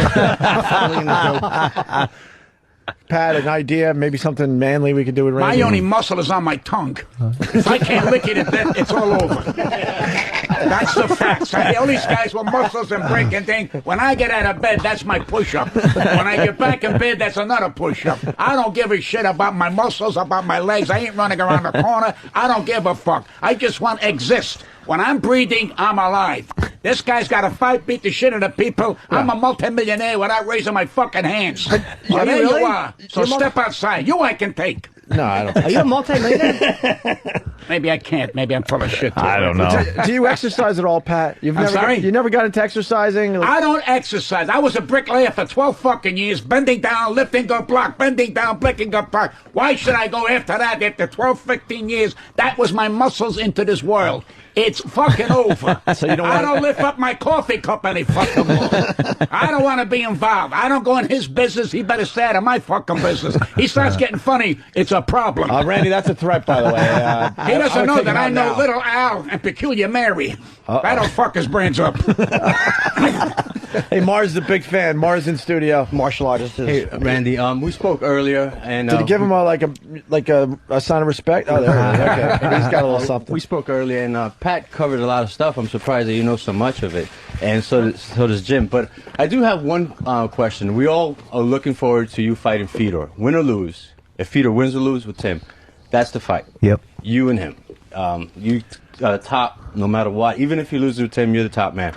But there is another guy that I forgot to ask you about. How about Josh Barnett? How about trying to get that win back? Josh signed with Affliction. That show's happening. That's where Tim and Fedor are fighting July 19th. There'll be a huge show. It's a great bunch of heavyweights. Josh is getting a rematch with Pedro Hizzo, who was one of his losses from back in the day. I know Josh real well, and it was my first loss in the UFC was against Josh. He's a great fighter. Went to Japan since then and fought a lot in Pride and stuff, and it's been hot and cold, but is still, I think, for a big guy, moves really, really well. Great submission guy. So I mean, there's possibility there. Because the other guy that's also probably that you would like, but right now he's not doing so well, is Rico Rodriguez, and I think that's where you got the injury. Yeah, in your I face. had the fracture. To the eye. Yeah, Rico's trying to get himself back on track. I think they're speaking French. Oh, go ahead. No, go. Yeah, he's still around, still kind of trying to climb back in shape and compete again at a high level, and it'll be interesting to see how that goes for him. I have a question. I smell another Saturday virus show. Yeah, Mars. That no one will listen to. Mars. Go ahead, Mars. No, go ahead though, Mars. It's very interesting. Before I wanted to ask you, do you like or dislike Tito? Because I've gotten a weird vibe from Chuck about him. Weird vibe. Yeah. You're making it sound vague. He can't stand him. Well, Jimmy's not sure if Randy might hang out with Tito. I've always gotten along with Tito, and I think going into a fight with Tito, he's going to talk shit. He's going to talk smack. That's just how he operates. So I wasn't offended. He came out with a cane. He did all kinds of stuff because of my age, and shit! What a fucking smart ass. I kind of expected that and gave a little of it back to him, which I think caught him off guard. Outside of the limelight, he's actually a very nice guy. What was the result of the fight? I'll tell you who's finished. Literally got a spanking. Yeah, he got a spanking. Yeah, he got Shamrock. He lost to the Oriental kid a couple of weeks ago. Shamrock. What is it? I don't know which one is Frankie Shamrock. Kung Lee and Frank Shamrock. It was a great fight. What? Was this guy outboxed him? He did everything but hit him with chopsticks. Yeah, you're right. I'm serious because I think Shamrock, at one time, but I think his days are over, and I think he should back away for a while and go into the nunnery. The convent. Hey, Randy, is the money getting better? I think that's one of the things that needs to change in our sport. The contracts are very exclusive. They own the fighters from top to bottom, and that's why I've got to leave the UFC to make the Fedor fight happen. The top fighters should be allowed to fight each other, and everyone says, "Oh, you're kicking the hell out of boxing." Well, that's not exactly true. I think last year all the MMA fighters combined in the pay-per-views for the UFC got paid $17 million. Mayweather's made more than that in one damn fight. So it's not exactly accurate. Yeah, but it's becoming more and more mainstream, and I would assume that would bring a lot more dollars to the sport, right? Well, we hope that some of these new promotions coming up want to pay the fighters better and give the lion's share of those fights back to the fighters instead of keeping it in house. Go on strike. So.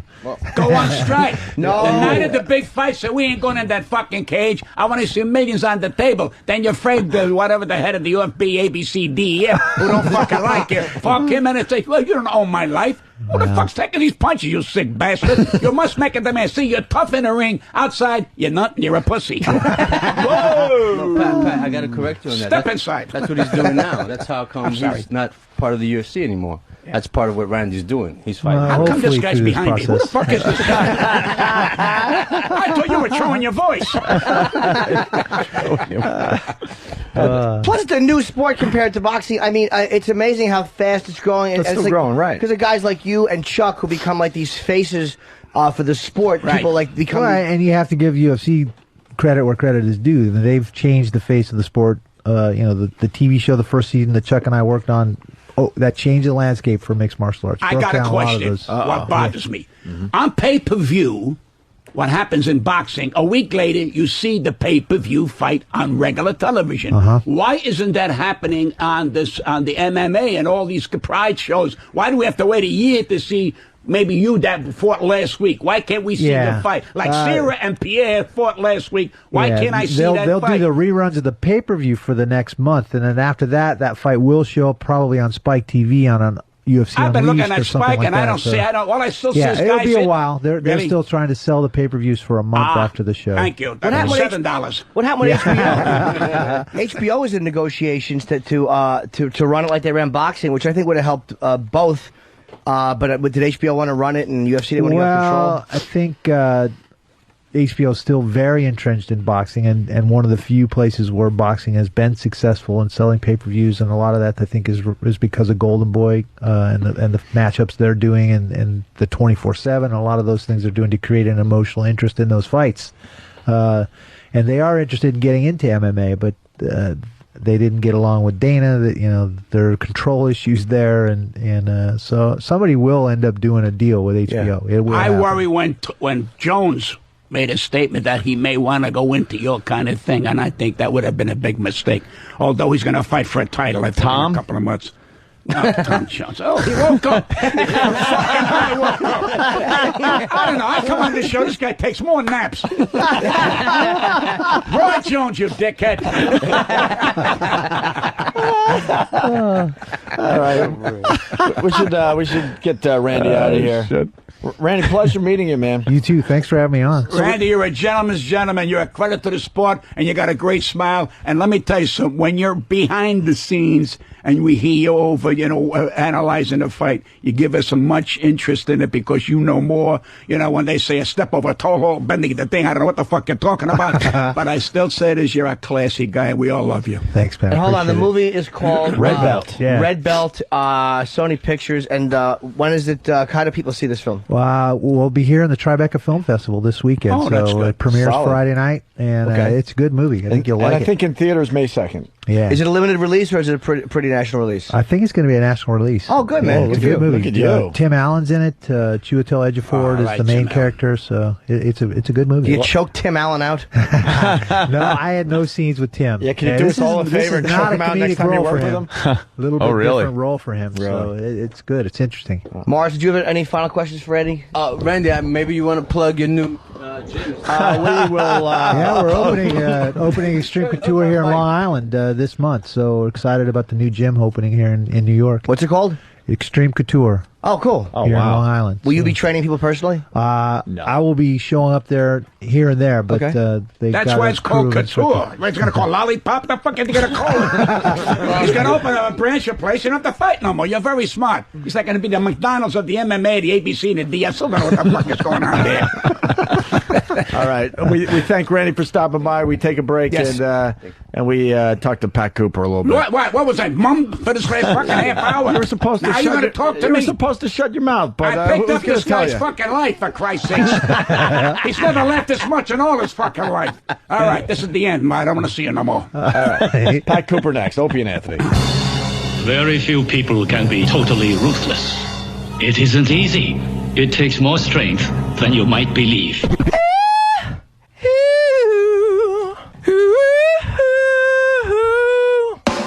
shall strive to be worthy of your sense of grandeur. The Opie and Anthony virus. Get infected. He hit a line drive that Dope sure was a double. The guy made a great catch. And 56 in a row. And when Pete Rose started to come close, Joe was going to the arena. Put no fucking hex on him. He didn't want him to break that fucking record. You don't know. He was a very selfish kind of guy. But what a ball player. Same with Mickey. Mickey was always bummed. I'd go to his fucking restaurant. He's like, I guess you want another picture. I said, what the fuck? Like, give me an oil painting. I don't want a fucking picture. And he'd have it here, and he'd turn around and go, here. And it's fucking... I says, give it to the kids. Kids are in awe of you guys. You know, kids, I gave the $5. Just in case you're wondering, Pat Cooper hasn't stopped talking since we went to break. The great Pat Cooper. Now. You want me to go home? The great Pat Cooper in studio I ain't coming today. in no more until next year. The last time we saw Pat Cooper was at his fine roast. The boys did a good job with you, Pat. Huh? Yeah, you might want to put those headphones on so we can. I'm deaf anyway. Yeah, I know, but we amplify the audio through the headphones, and you're good.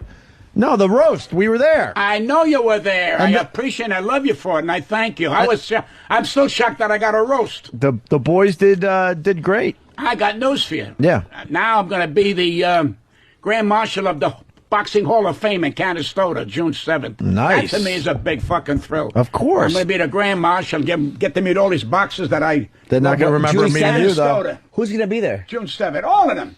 Everyone, Carmen Basilio, every fucking fighter that's alive flies from all over the world to go there. It's a great two-day weekend. I would love to go there. Canastota, June 6th and 7th. No, I'm sorry, June 7th and 8th. Ooh. It's great. I mean, every fucking great fighter that's alive will be there because it's a big prestige. Ali won't be there, will he? Well, Ali, you know, with the poor, but that's another thing. I look at this guy, I want to cry, and then I see George Foreman, who he knocked out his ass, Yeah. walking around making $90 million fucking dollars a minute. With his stupid burger cooker thing. Yeah, he's a millionaire. I mean, Yeah. Ali made boxing when it was shit, really going down. I mean, this guy had a pair of balls, and to beat Foreman, smart, and to get, he's Parkinson disease, he's punch drunk. Foreman was an animal. Yeah. Who do you think was the greatest fighter of all time? Ray Robinson. Wow, that was quick. Why? Oh, man, I saw him. I was a kid, man. That guy was fucking with both hands. I mean, did you see the great fight I saw when he was on his way out? He fought Gene Fulmer, and a 6-inch left hook knocked Fulmer fucking flat. And Fulmer said, why is he dancing up and down? The guy said, he just knocked you out, you fucking asshole. That's a fact. Ray Robinson with a 6 fucking inches, hit him a left hook. I mean, nobody knocks Gene Fulmer out. This guy had a head of a granite. 6 fucking inches. Flat. Wow. What a great fighter. Willie Pep, another one. The only guy to win a round without landing a blow. How did that happen? Very simple. He ran. The fuck you want? Here's a guy showed artistic in the ring. But how do you win the round if you don't Because throw the a guy punch? couldn't touch him. So the guy throwing the punches, Will you listen to me? we're Do me a missing. favor. I'm just trying to figure Don't this question out. me. It's in the records. Won a round without throwing a punch. He just Bobbing and weaving. So because he was bobbing and weaving, and the other guy was swinging and missing, and he loses the round. How about LaMotta? Did you ever see him fight, Jake? You ever see LaMotta fight right? I mean, No, he I knocked never Ray saw him. down. I saw him on tape, but LaMotta was a fucking animal. See this guy? He's not going to be, what's his name? Randy. Not an animal like fucking LaMotta. LaMotta would turn around and take him. Give a fuck. LaMotta was a fucking maniac, but a fighter. I mean, he turned around and said, hit me. And Ray finally stopped him, and he went to Ray. So let me tell you something, you asshole. You couldn't knock me down. 4 fucking times. You called 5 times. You couldn't knock him down. Never knocked me down, Ray. Never knocked me down. I love Raging Bull. One of my favorite movies of all time. Hey, Pat, you were talking about Joe DiMaggio. Are we on now? We've been on for... What the hell do I know? I don't know. You're somebody eating that slop that you called food. It was yogurt. Yogurt. You eat yogurt? Why not? You know, some little suck on a straw. You're out of your mind. What's wrong with yogurt? It's like what comes out of a cock. Yeah, right. Thank you. That's bad. Fucking yogurt. You know something? I don't know what this guy likes. He likes macaroni. He's going after yogurt now. He likes macaroni. All right, Joe DiMaggio. What can you say about him on the air? Because some of the stories you were telling off air were great. Great ball player, but Joe was not a nice, outgoing. One time I said, Joe, would you sign the bat? He says, no, I don't sign bats. I said, well, you sign a tree. And he went, what does that mean? I said, forget about it, Joe. Forget about it. He wouldn't sign a bat and he knew you? Wouldn't sign nothing. Were you good friends with him? The only way I got a ball, I didn't ask. I would sit down and we'd be talking, me, him, and a couple of friends. And he goes, I guess you want a ball, Pat. And I said, well, Joe, I really, I didn't know what to say because I'm not a collector. So he signs to Pat Cooper, Joe DiMaggio, I take the ball. About a month later, I meet him again. Because I guess you want a ball. I said, how many fucking balls can I take you, Joe? I got one ball. Now I got 2 balls. I wound up with 5 balls. And I gave them away. Because I gave them to kids. And I told the kids, with your thumb, get my name off, rub it. That's the truth. I says, what? And they got the thing. I don't collect. I work with the biggest stars in the world. I'm not a collector. I'm embarrassed to say, Frank, would you give me a fucking picture? Right. I don't ask. The only way I take a picture with Sinatra, you had to ask me, Frank, I'll get back and I have a picture with you. Otherwise, forget about it. That's why nobody takes pictures Jimmy, with me. that's a biggie, right? A picture with Frank Sinatra? Oh, yeah. 'Cause Jimmy I get obviously pictures with everybody. I love it. I always ask. Well, that's good. I'm not against Yeah, I that. love it. I don't have the patience to ask. I go, I got knock it. I work with Ginger Rogers. Who comes in opening night? Cary Grant. So Ginger Rogers coaches Pat, come in, I want you to meet Cary Grant. So I turn around, I go there, I'm in awe of this guy, and he's going, you like the way your work is giving me that shit, I said, do me a favor, stop doing fucking Cary Grant. I said, can you do James Cagney, for Christ's sakes? And he's going, that's why I like it. You're very, he says, you're very fast on the uptake. On the uptake? What the fuck does that mean? I don't understand. But that's It is Cary Grant, and he's like, stop doing Cary Grant. Yeah. That's the fucking humor. Oh, that's hysterical. What, that's called fucking humor. What's the matter with you? He's laughing at it. I'm laughing because it's hysterical. Yeah. How about only you? That's my sense of humor. That's why I never made it bigger. Is that it? That's all right, though. That's the truth. It's twisting it, man. twisted. Wait, huh? Fuck him. Hey, fuck him for not making you bigger, I Pat respect Cooper. everybody. Just don't break my balls. I ain't looking to be any bigger. I made a nice piece of change. I'm happy. Yeah. I do what I want to do, and that's it. Where the fuck am I going? I told them it was over when I was 40. Then nobody wanted to listen. It's fucking over. Guys, what do you do for a hobby? I rehearse dying. That's what I fucking do. What do you do for a hobby? At 80 fucking years old, what do you do for a hobby? You're 80? I'll be 80 in a year. Wow. Guy said to me, You don't look 80, guy man. says, you look good for 79. So let me tell you something. I'd rather be 40 and look old. How the fuck does that grab you, pal? I look good at 79. How about Sinatra? You worked with Sinatra, right? I worked with him, and very strange, he's this guy, everybody thought he was Jesus Christ. A lot of tough guys thought he was, that's my man. I says, you guy's a great entertainer. He can't walk on fucking water. I mean, he's going to die like everybody else. What are you making, but it's like talking to a wall. People really idolize. I don't idolize anybody. I respect people. But to get to a point of being the biggest fan and of being a collector, it's not that I don't respect these people. It means nothing to me to save. Because when I die, you think my kid's going to go, Dad, you going to leave me the Sinatra picture? Or you going to leave me? I leave you cock. I leave you the fucking money. You don't want no fucking pictures. Where's the fucking money? That's the name of the game. That's what they're going to say. Will you think my kid's not their age or my grandkids go, how was Perry Como? They don't give a fuck for Perry Como. You understand? Right now, they're turning around and they don't know where the fuck they're going. All they do is they're on the fucking computer, can't find a bathroom. What does that tell you? So what the fuck good is it? See, we have common sense. We're the last of our era.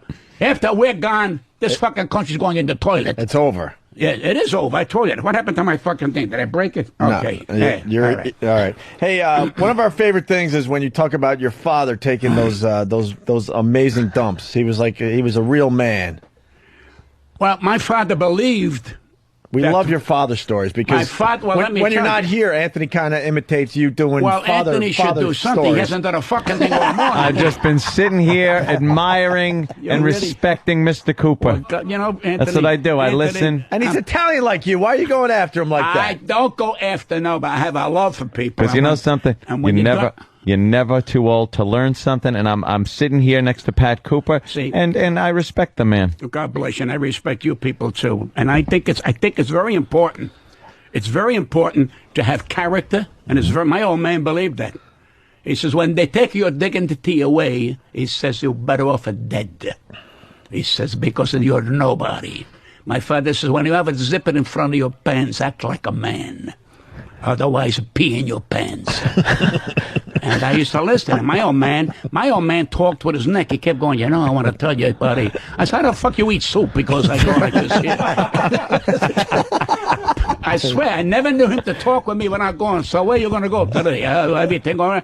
But that style is over. Yeah. Those are the true people. He was a man's man. Oh, man. My old man was a bricklayer. He was like a fucking artist. When you heard, you know, that was my old man. Fucking sparks came out of the bricks. He had confidence in his work. I was the fucking worst. I closed bedroom windows. Is that a phone? Yeah, it's yours. Oh, Pat's got a call? No, I don't. I got to shut it off. What the hell is this? It's God. He always bothers me. I get a lot of unavailable. I get a lot of people that want to know if I want to buy this, buy that. And I said, oh, buy my ass. I'm finished. When I lost my wife 3 years ago, I put all my eggs in my grandkids and that's it. That's the fucking end of it. That's reality. That's not bullshit. You're going to get nothing, you understand? You're going to kiss my ass. I need nothing in the fucking will. The day my wife died, a week later, got a lawyer. Give him every fucking thing. He said, well, don't you want some of yourself? Fuck me. Give it to him now. Who wants to hit him later? Give it right there. Yeah. That's reality. You pass it on, and they're good kids. They're going to do good. They want to go to college, fine. They don't want to go to college. I don't give a fuck. I don't give a fuck. It's nice to love your children and nice to love your grandkids, but they got to understand, I'm on my last leg. Don't fucking tell me what to do, where to go, and when to do it. You understand? I went to the doctor for a fucking examination. I'm in A1 shape, and then he says to me, you have ED. Now, I thought it was cancer. He says, you have erectional dysfunction. I says, what do you mean? He says, well, you can't get a hard-on. I said, well, I haven't tried. And this is the truth. He says, did you try Viagra? My to God, I tried Viagra about 2 weeks after he told me that. I'm in front of the fucking mirror waiting for this thing to rise. So he calls me, he says, how you doing? He said, you gotta have a girl, you stupid fuck. What are you doing in front of the fucking thing? And that's how dumb I am. So he gives me a needle, my Otagas, called PCP or BB. He says, he took a glove and he puts my pecker in his hand, my Otagard, and he injects it with a little, like he pricks the prick. And I swear to you, I go in another room and I wait 10 minutes and this thing starts to rise. My God. He comes in, puts another glove on. I take the fazul out. He looks at it again. He goes, wait another minute or two. I'm wearing jeans. I should never see my grandkids again. And I got scared. It started to push against my jean. Now I can't get the fucking thing down. And he comes running in. He puts another fucking glove on. And he's turning around. He says, calm down, calm down. And he puts ice cubes. I says, what the fuck are you doing to my pecker here? He says, Pat, sometimes that happens. What if I'm all alone and the fucking horn don't want to go down? What am I going to call my fucking neighbor? What am I going to do? He says, you call 911. 911, my cocker can't go down. Are you fucking stupid? How much for the service? $1,500 fucking dollars. Exactly. I said, wait a minute. I gave him the $1,500. I gave him the $1,500.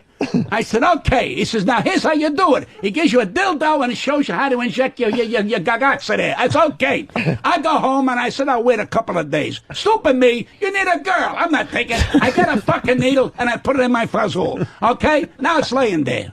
And it's laying there. Nothing. I called this fucking bum up. I said, hey, my thing ain't. He said, Pat, you need a girl. I said, how come when I was in the room with your fucking thing, there was no girl and my cock went up? Are you working on different medicines, you fat bastard?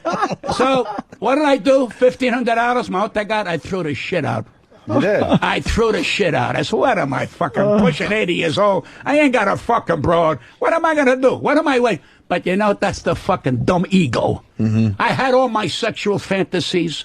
That's yesterday. There's no more. Fortnite right now is a big thing for me. Passing gas is wonderful. Oh, and if it lasts long, I cry emotionally. Because I know the fucking belly is working. My father says, when you go every morning to dump, means that the engine is working.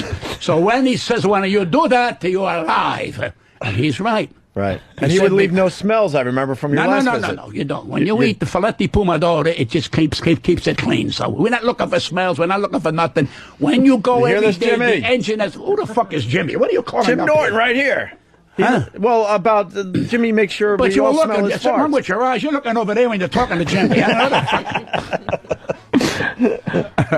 Well, you know, you need a girl, obviously, but you're saying fantasies and stuff. Maybe you take care of yourself if you... No, I can't. How can I do a masturbation if it don't go up? That's It's like true. masturbating a fucking mushroom. Give me a fucking break. Could You go know? back to the doctor, maybe No, pay no, him no, no. a You know little what more I than do now? $1,500. It is what it is. It's fucking dead. You should masturbate in front of the computer with some of that porn. Let me tell you something. I say it on the stage, buddy, and I tell everybody, when you can pee, do the sign of the cross, you're fucking lucky. I says, peeing is an art. I got friends of mine who have prostate problems. They have to pee at an angle. They wouldn't give a fuck. Just water comes out. I said, so after the show, we're all going to go and pee. That's what we're going to do. There's 800 of you out there. Let's go fucking pee. That's better than sex. That's better than normal. Rather than have a guy propping your ass and propping the things with fingers and telling you got a prostate. Who the fuck ever knew I had a prostate? All I knew, I had 2 balls and a thing hanging above the 2 balls. That's all I knew. All of a sudden, they got names, prostate. I want to pee. That's my fucking pleasure today. Have you ever got a finger up the ass from the doctor? No. I had a guy, the doctor, they called him the finger. This guy, he practiced, he says, the best way to touch and to feel for prostate is with the finger, not the blood shit. He says, I'm from the old school. And that's what he would do. And then now he can't. He has arthritis in his fucking right hand. How the fuck can he put his finger on my ass? I get a thrill. I can just see that finger mingling in my ass. But that's what they did years ago. And you know something? They're starting to go back with the old ways these doctors were. I mean, a fucking guy come over the house years ago with a black bag. He say, what's the matter, Patty? I says, I got a pain here. He says, rub it. And your mother gave me chicken. We had no fucking money. He did that for 40 years. His name is Purdue. It's a true story. Ba-da-boom, boom. Oh, my God. How about a massage from a girl? Yeah. I don't want nobody touching my fucking body. I was married 42 years. I love my wife. I hug her. She goes, you want me to work? I go, no. Leave the fucking body alone.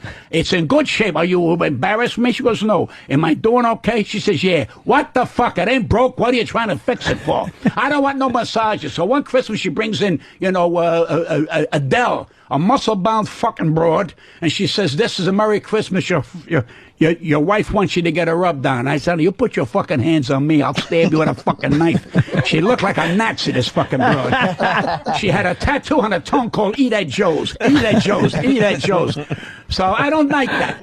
I am what I am. You like me, I understand. But that's what it is. I don't want nobody. I don't go for that fucking shit. I like to dip the bread in the macaroni. Oh, yeah. I come in my pants when I eat a fucking dish of pasta. I guess the priorities change a little over the years. But in your younger days, you must have, really been called the ladies' man. Wait, were you the ladies' man? Anthony, I swear to you, and I don't lie to you, I've tried every fantasy that I wanted.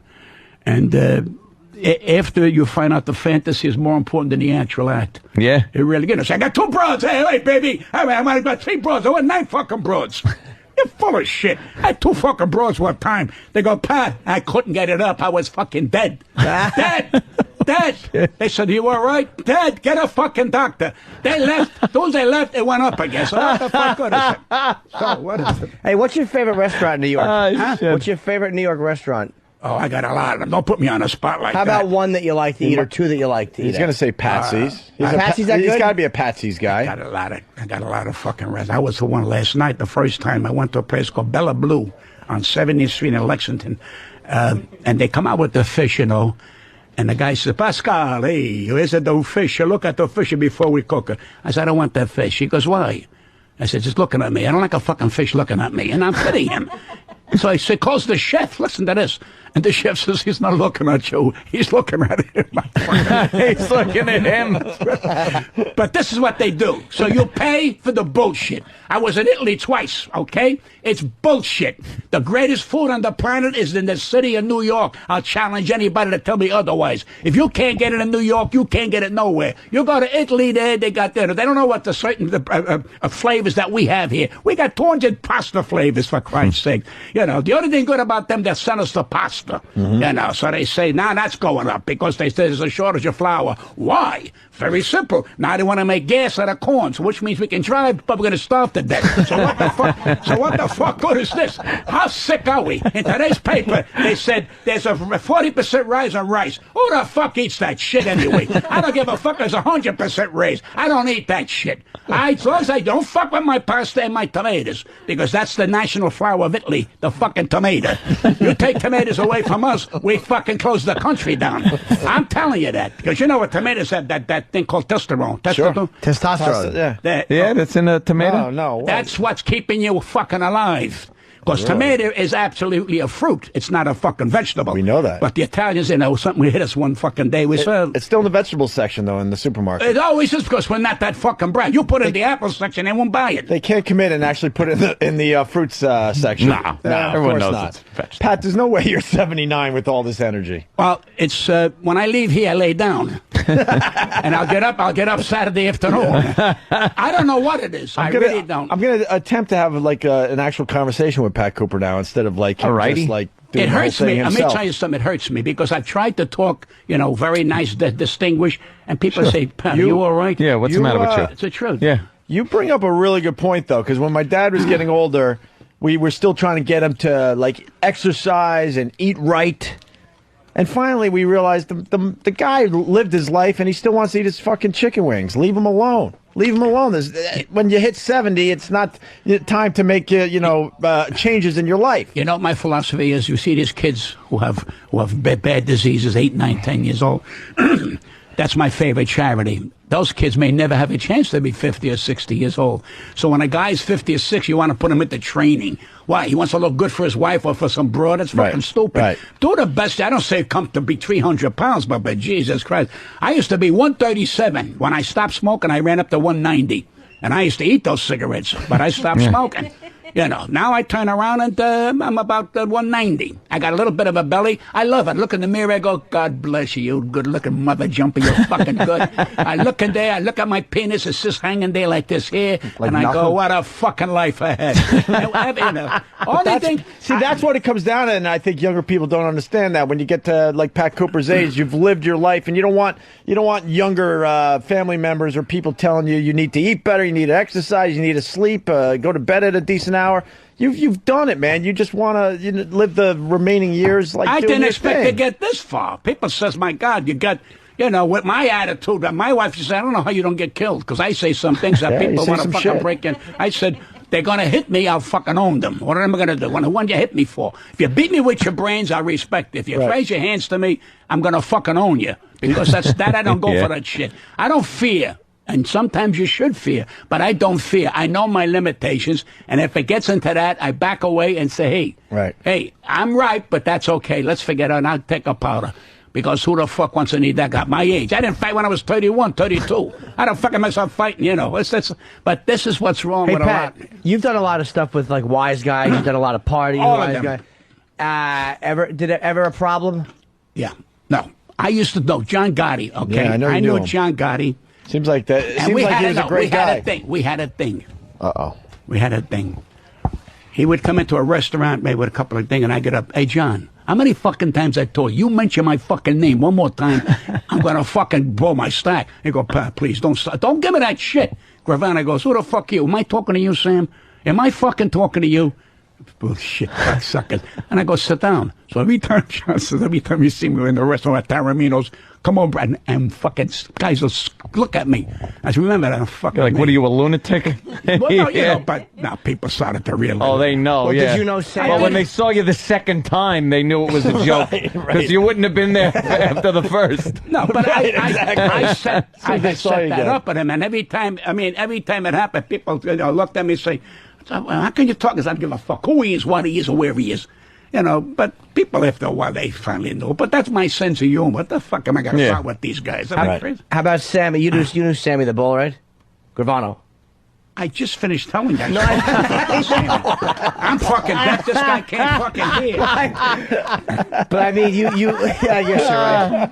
I just wanted a little bit. Oh, God. Here was my question. He was more dangerous than John Gotti, in my opinion. In my opinion. But he knew you were kidding, too. Well, no, at the first time he looked at me, and then John went, Sam, don't fuck with this guy. And I think, then they started to realize. But then all the wise guys I knew, they would, hey, Pat, you need anything? I tell you, many times I go in a restaurant, they weren't there, my check was picked up, but I wasn't looking for that. Right. But, this is this is an Italian thing. It's said an Italian thing. It's said that they're shutting down the boys. Now, you see this finger here? Yeah, yeah. You take this finger away from an Italian, we can't do nothing. That's how we order. Nicky, give him another one. Sal. Joe, it's like a fucking computer. Taro, give him one. Now, if the bartender gave you and he didn't get the finger, they'll smack him in the face. He goes, well, you want this? No, I told not him. You. Yeah, right. It's an Italian thing. But there are levels of Italians. Levels. They're the wise guys Italians, then you turn around, there are people who just go to work Italians, then there are Italians who don't want to fucking work, there are Italians who don't want to be Italians. So it's the same shit with the black people, with the Polish people. Except for the working part. When they took away the... It's a joke, for God's sake. Can't you make jokes? See, you shouldn't talk because you get in fucking trouble. Yeah, I know. This day and age. This day and age. Hey, Pat's going to be at Count Basie Theater, Red Bank, New Jersey? Yeah, Saturday, and then the week from Saturday, I go to Schenectady. Anybody that can spell it gets a job there. I go there. I'm working with Dom Herrera. Oh, nice. Oh, that's great. I love Dom Herrera. And this girl, what's her name? The Italian girl from Ohio. Pepinelli. Lisa Lampanelli? No, the other one I can't think of anyway. Oh, wow, I don't know. All right. Let me get Mario Cantone? Who? Mario Cantone? You know something? I can never understand him. I like him, but I don't know what the fuck. They keep putting him in things, and the more they put him in things that don't happen, because he's the same kind. He delivers the same. There's nothing magic there. I don't know. But Tom, if you're listening, quit. Made a lot of our fans very happy with that line. April 26th, which is Saturday, Count Basie Theater, Red Bank, New Jersey. You're sticking around. I'm just trying to get some plugs in for you here. North Fork Theater out there on Long Island in Westbury, May 9th, Pat Cooper. And then you're doing a Pal Talk show on May 14th at 8 a.m. Yeah, you're going to be my guest? We're trying, but we do our show at that time. Listen, at nighttime? It says 8 a.m. No, I thought that was listen to me. You got a headache. Do me a fucking favor. It's nighttime. I'm just when I ask you to do it at 8 got. o'clock and I'm off, you can't do it. Just say you can't do it. I would love to do the Pat Cooper You got Pal to Talk fucking show. do it. Otherwise, I'll make a phone call. May 14th at 8 p.m. And speaking of comedians, before we take a break and continue with the great Pat Cooper, 79. It's amazing, to be honest with you. Thank you. Hector V. from Georgia writes, Opie, you got to tell Norton that Jimmy Schubert was on Ron and Fez yesterday, and he used the phrase, put his meat shank in her prison pocket. You like Schubert, Jimmy? We like Schubert. We really do. We liked him so much we had him part of our comedy tour, which we would love to talk to you about. I think we're doing a few dates this summer. Let me ask you a question. My only problem today is, I don't know most of the comics around, the younger guys. It's not that I don't like them. Jimmy's been around. He used to be part of Sam Kinnison's posse back in the day. Yeah, I understand that, but I'm just He's got to saying, be mid-40s at this I would point. turn on you, I know, but when you first came around, I said, because we're doing what's his name? Tough Crowd, college. Yeah, so, and I got to know him. I know about you, but a lot of these guys, they would say to me, you don't know him, you don't know him. I'm saying, Jesus, don't you like him? I said, I never saw them work, because I don't go nowhere. Right. I don't go anywhere at them. I'm going to go, but the new breed of comic is completely different than what I do. What you were doing, sure. But they're wonderful. But Jimmy Schubert, we love the guy, and we really do, but we make fun of the fact that he comes up with these, what do you call them, these like euphemisms, or these great euphemisms, I get what he's saying. I understand that. Yeah, but he has does something like that, Dom Herrera. Tom does it? Dom Herrera does about 15 minutes of these kind of remarks. You ought to get him to do that. It's hilarious. Herrera's great. Yeah, I've seen him do that. But Schubert has a million of them, and we make fun of the fact that he might do it a little too much. I can't remember some of them. I just remember that, instead of coming, he would go, then you got to put your meat stick in a meat pocket, and then you got potato flakes. Well, potato flakes with what the? I can't remember anything he would do. That's funny. It's very funny. That's funny. Spew out your baby batter, let it dry on the back, wipe off the potato flakes. What? What the fuck? Pat Tammy Pasquinelli or Pasquinelli? Yeah, she's wonderful. Pasquinelli? Yeah, she's terrific. Is that the one you're working with? Tammy Pasquinelli, Dom Herrera, and yours truly working at the theater in Schenectady. That's a solid bill, and it has that whole Italian theme going through the whole show. No, it's going to be Japanese. What the fuck is wrong with you?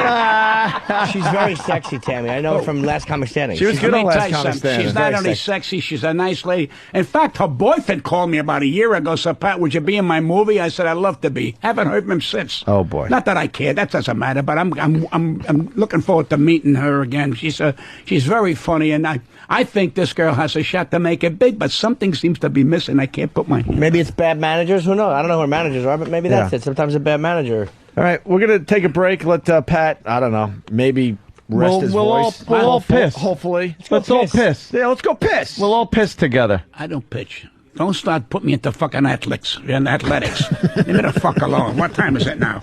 It's I'm going 10:30. home. It's over. You're going home? Well, how long you want? I don't know what the fuck you want from me. I don't know if you what time do you get off this fucking show? We don't even know. Sometimes we don't even do the show. I'm hip. I'm going to wind up on slides after this fucking show. I want to go. You know, it's funny. The listeners bitch because sometimes we don't show up. Other times we go a little late. We can't help it. We have no bosses around here. We can leave right now. No one's going to tell us no. Nah, that's a bad way to do your job. I notice you do it twice, you'll see how fast this fucking place will be a cement block. Well, I guess you make a point there. But I think it would probably be nice to have bosses around to keep us in line. I don't know. Not that we're hoping them. for that. Trust me. Fuck them. I had enough bosses in my life. Yeah, exactly. I like sitting around here with no boss. It's nice. You're right. They're smart. Well, you guys got a good rep. You just signed another contract. Mm-hmm. I still don't know what the fuck you do, but it's amazing. Don't either. Don't. See, this is what I'm looking Don't wreck it now on us. See, I'm looking to stay here permanently in New York because I live in Vegas because I'm looking to But stay you meant on around. Earth. I was going to say, what's your secret? Stay here permanently. I'd rather come back here because it's my home. He just gave you the That look. just gave me a look. It was a smile. funny boy. That was a nice try smile. Yeah, cute kid. Cute. Get the fuck out of here. Wait, Got a you lot live, to learn. you live in Vegas too, Pat? You live in Vegas here? Yeah, I bought a little condo. I got rid of all my property, my land, and everything, and my home. And You're going to fucking be around for another 20 years, and you're giving everything away. You're going to be homeless. No, I didn't give it. I gave it to my grandchildren. What the fuck am I going to do? They're going to throw you out. I bought. Listen to this. I bought 8 acres on a street called Tamiasso. I bought it off Wayne Newton's brother 20 years ago. And I let it go. I never even think about it, the fucking land. Now I get an offer about 2 years ago. A conglomerate. And they're going to buy it. I said, well, we start dickering back and forth, $3, $9, $8, $7. Then we finally come to the thing, boom. And I says, good, we signed the fucking paper.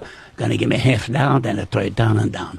And about a month later, I get a call, Mr. Cooper, this is Charles Levine. Yes, Charles. We're finding water underneath your land. I said, get a gondola. What the fuck you want me to do? He said, excuse me? I says, what the fuck you want me to do? We got a deal. Can you take $150,000 off? I said, listen to me. This is a desert. You found fucking water?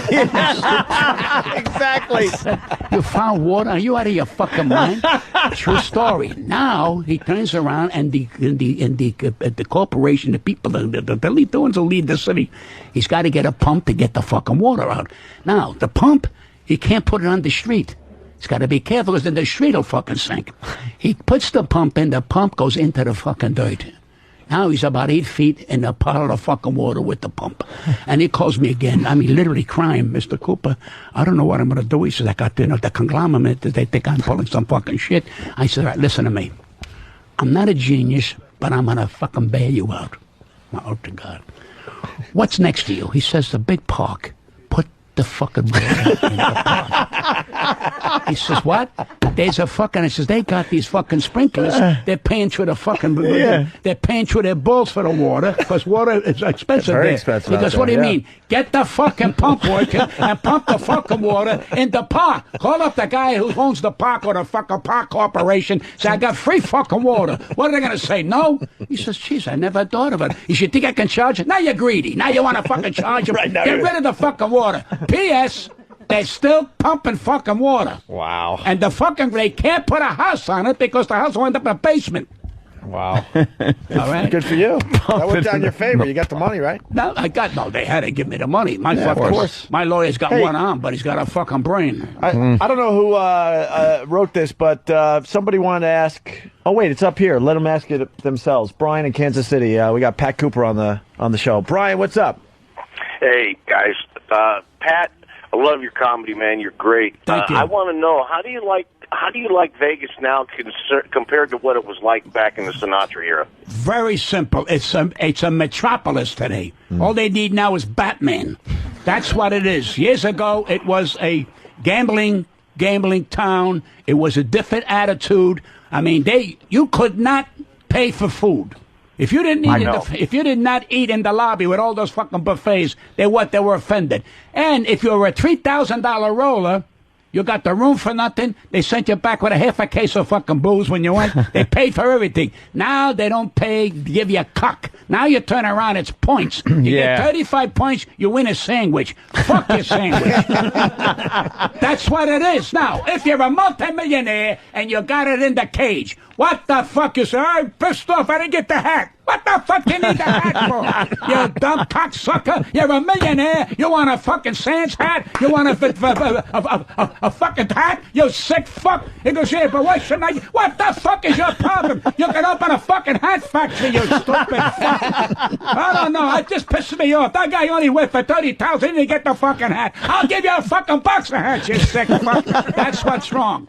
Years ago, you didn't have to. They gave you. That if the woman came, they gave her fucking flowers. They gave her back because Nadal was in charge. You know, and the wise guys know gambling. Don't let all these bullshit fucking corporations. They're in gambling. They're part of the fucking heart of gambling. That's to the guys that know. Now they got machines, all fucking machines that you gotta be careful you're gonna cheat. You didn't cheat with the wise guys. You did not cheat. No. They put you in the room, took your fucking finger off. And that's it. And you never called the cops, you never said nothing.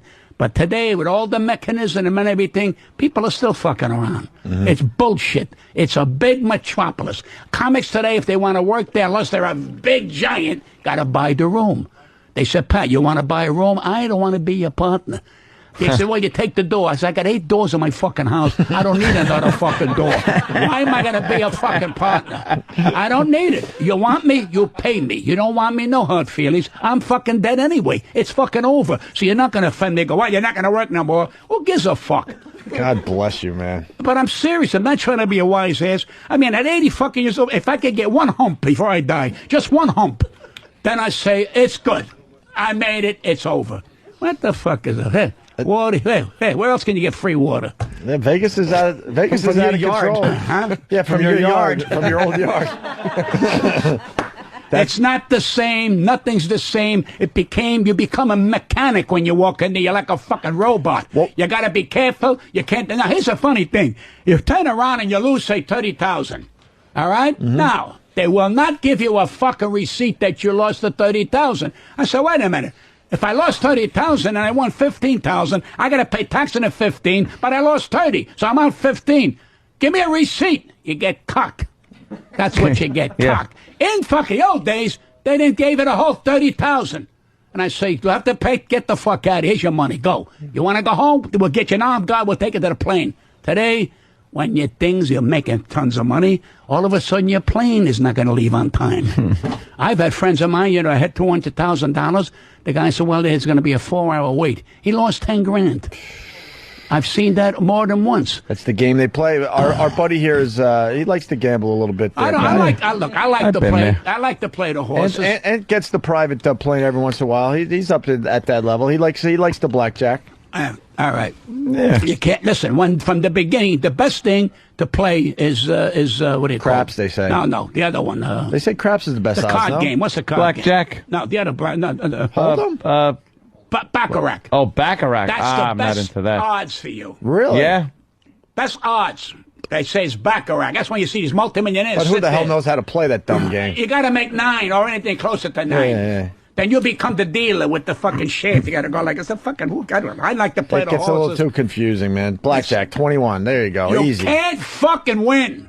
At 21? You can't win. You can win that day. Go home and never play again. He's right. That's the fucking story. That's how it works. I'm playing horses since when the old Jamaica track was here. You can't fucking win. Mickey Rooney said it's cost me $9 million to get my $2 back. That's his fucking fact. True story.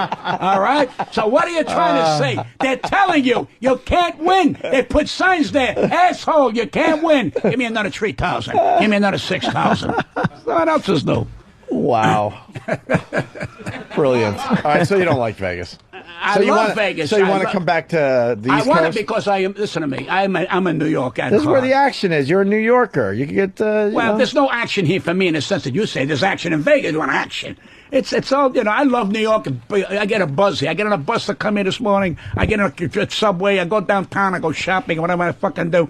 I'm home. I'm fucking home. I miss my grandkids, but when I'm home, they're either doing homework, they're in a picnic, they're with there. They're down. So I go in the garage, and my daughter goes, the grandkids are coming over. I press the button. The garage door goes up. They pass, hiya, Grandpa, and then they leave. I put the garage door down, and I go to fucking bed.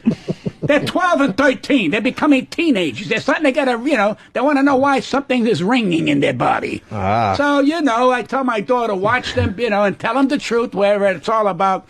But they're good kids, but I'm not a guy's going to sit there and be with them 5-6 days a week. You don't like kids? I can't. I love them, but I don't see them. If I'm there 7 fucking days, But you can't relate to them? Is that what you're getting at? You can't relate to them? I can relate to them. I tell them, shut up, I'm your grandfather. That's it. They call me Papa. I say, yes, I'm your Papa, so bust my fazools. What's a fazool? I said, forget about it. They don't know. They're Italian, don't have a fucking clue. But they're different kids. They're computer. They're geniuses on a computer. Pat, that's your TV show right there.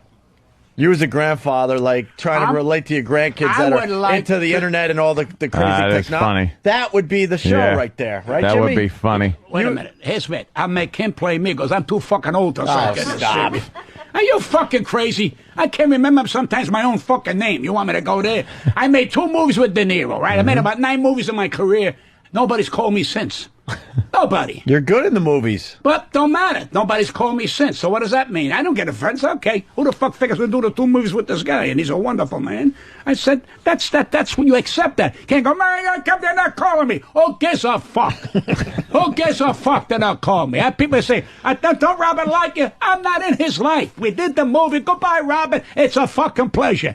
Then on the roast, I don't know if you went to Jerry Lewis roast. When I said, Robert, he was behind me. I said, let me tell you about Robert De Niro. He talks with a fucking lisp. He spit all over me for 20 fucking minutes. And I said, fucking Martin Scorsese says, you're fucking crazy. See, now I turned down Martin Scorsese for Casino. This was my scene. Hi, Ma. Cut! I said, that's my scene, Martin? Goodbye. And I didn't do it. So my wife says, he's not going to be called no more. You turned down Martin. I didn't turn him down. I turned the fucking scene down. Sure. She says, you're never going to make another movie. Who gives a shit? Wind up is I made 2 movies with De Niro. So you can't listen to what people say. They don't do this. Oh, fuck you. I am an individual. I am me. I can't be him. I can't be you. I'm me. I don't steal material. I don't want to be nobody else. You like me, you like me. Don't like me, what the fuck can I tell you? My family didn't like me. What the fuck is that thing? My mother was on the Stern Show. She said to me, you owe me back rent. Why the fuck did you call me home? You had to call on the fucking Stern Show. You have to do this on the show? Oh, God. Yeah, right. I remember that years ago. All right, we're going to take a break. We got Pat Cooper. Pat, if you want to stay, we'd love to have you.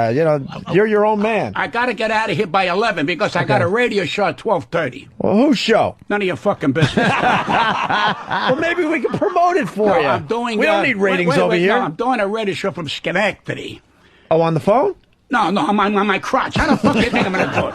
Wait, I'm going to go to fucking Schenectady? How did you get the show? How did you get the show? What a smart ass. I don't even know, Pat. I'm looking for a steady fucking job. It's going to be called aggravation. I'd like to do a show in the morning, say 6 to 9, and aggravate the fucking world. Hey, that's our bit.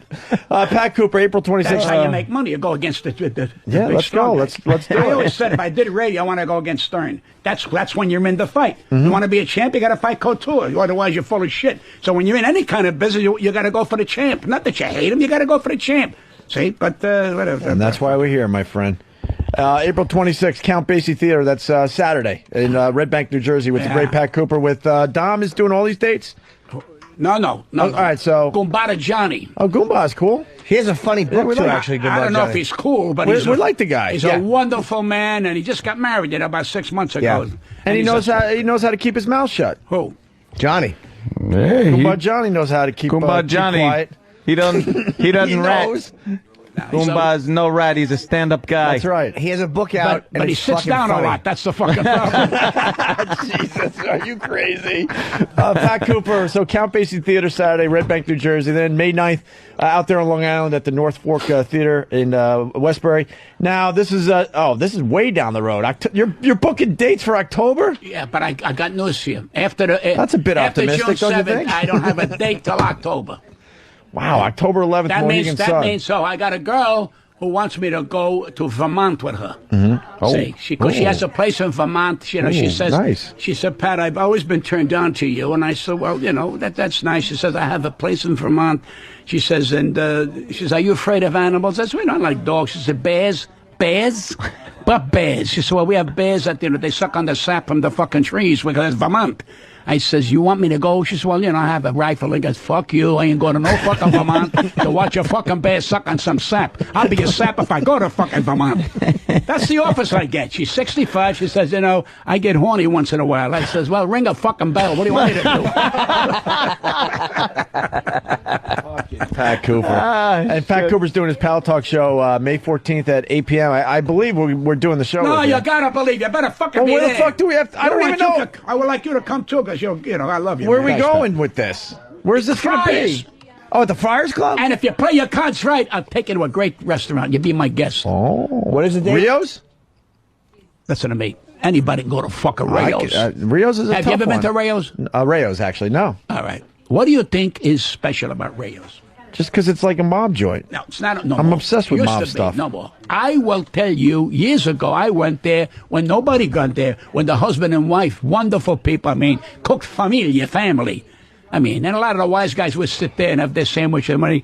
But all of a sudden, this thing started to, because what's her name from the Times went in there one day. And the woman says, what do you want? Because she was very well dressed from the Times. She goes, well, I heard about you have nicer. What do you want to eat? So she's looking at these wise guys. She says, I'll take the same there. And I think it was veal cutlet parmesan on it. So she ate it the next day, which was the 2 days later, which was Sunday, on the fucking food front page, gave them 3 stars. Now, they were taking numbers over the fucking phone. Now, who calls up? Mario Cuomo wants to come down. Now, the vice president wants to come down. Now they had to give up the fucking phone. They were making $3,000 a week on the phone. Now they're down to $300 a week selling the fucking food. So this is a fucking movie. But can I tell you something? Frank Pellegrino, God bless him, and the lawyer, I'll think of his name, and I'm a stretch, wonderful guy, turns around and they built a monster. They got one in Vegas now. Wow. But the difference between Vegas and New York, the people that go to Rayos in Vegas don't know New York's Rayos. There's a difference because you can't get the kind of food that you get in New York. And they built a monster there. Now it becomes you want a table, you got to know the Pope. You got to know the Pope. I've been at maybe 8, 9 times. I don't wait in line for nobody. You want to give me the table? I take the table. I invite 4 or 5 people. You sit down and I eat. The only way I can get a table, my friends got the table. I take my table and bring whoever you want. But it becomes crazy. There are 90 restaurants in this town just as good. If not better, right? But they have charisma. It's like a little candy store. And it's just, some of the biggest stars have gone down there and been refused. That's why people like that place. Because the guy says, you don't have a reservation here, you don't get in. So they should make a movie about this fucking place. There you go. Yes. When's the Pal Talk show? May 14th? Yeah, Friars Club. We've been. I want to check out that joint. Who was Jeffrey Ross was supposed to take us for lunch, and that never happened. And do we have to wear a dumb sports jacket? I don't want to wear the sports jacket. You see the way you dress, you're overdressed. Really?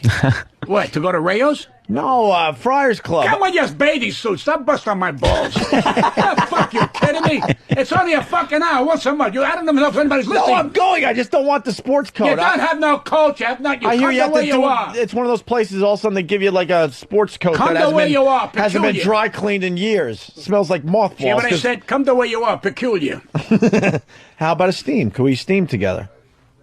Oh, Jesus Christ. And there's something. How the fuck did you get this show? How the fuck did you get it? I asked that question No, myself. you're at going to night. come down and make sure you bring him. But too. me and Jimmy and Aunt, we want to just have like a steam because we hear all the guys. They do a little steam together. We want to have a steam together? Yeah. What's wrong with you? Yeah, Jimmy, would you do a little steam with Pat Cooper? That's what I'd love to do. The only times I have a steam, I bring about 2 dozen clams in the fucking bedroom.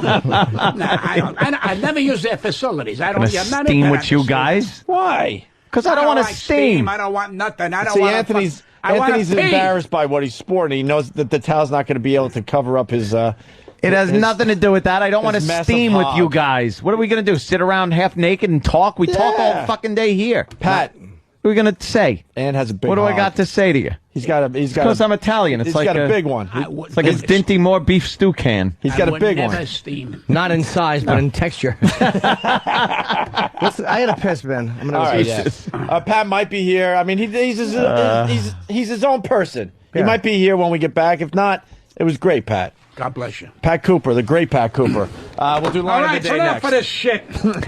Okay, ladies and gentlemen, we're about to take a break now. And Opie and Anthony and Jim Norton, that's our comic. He can keep you smiling. And we want you to be right there when we come back. So don't touch that dial. We'll be right back.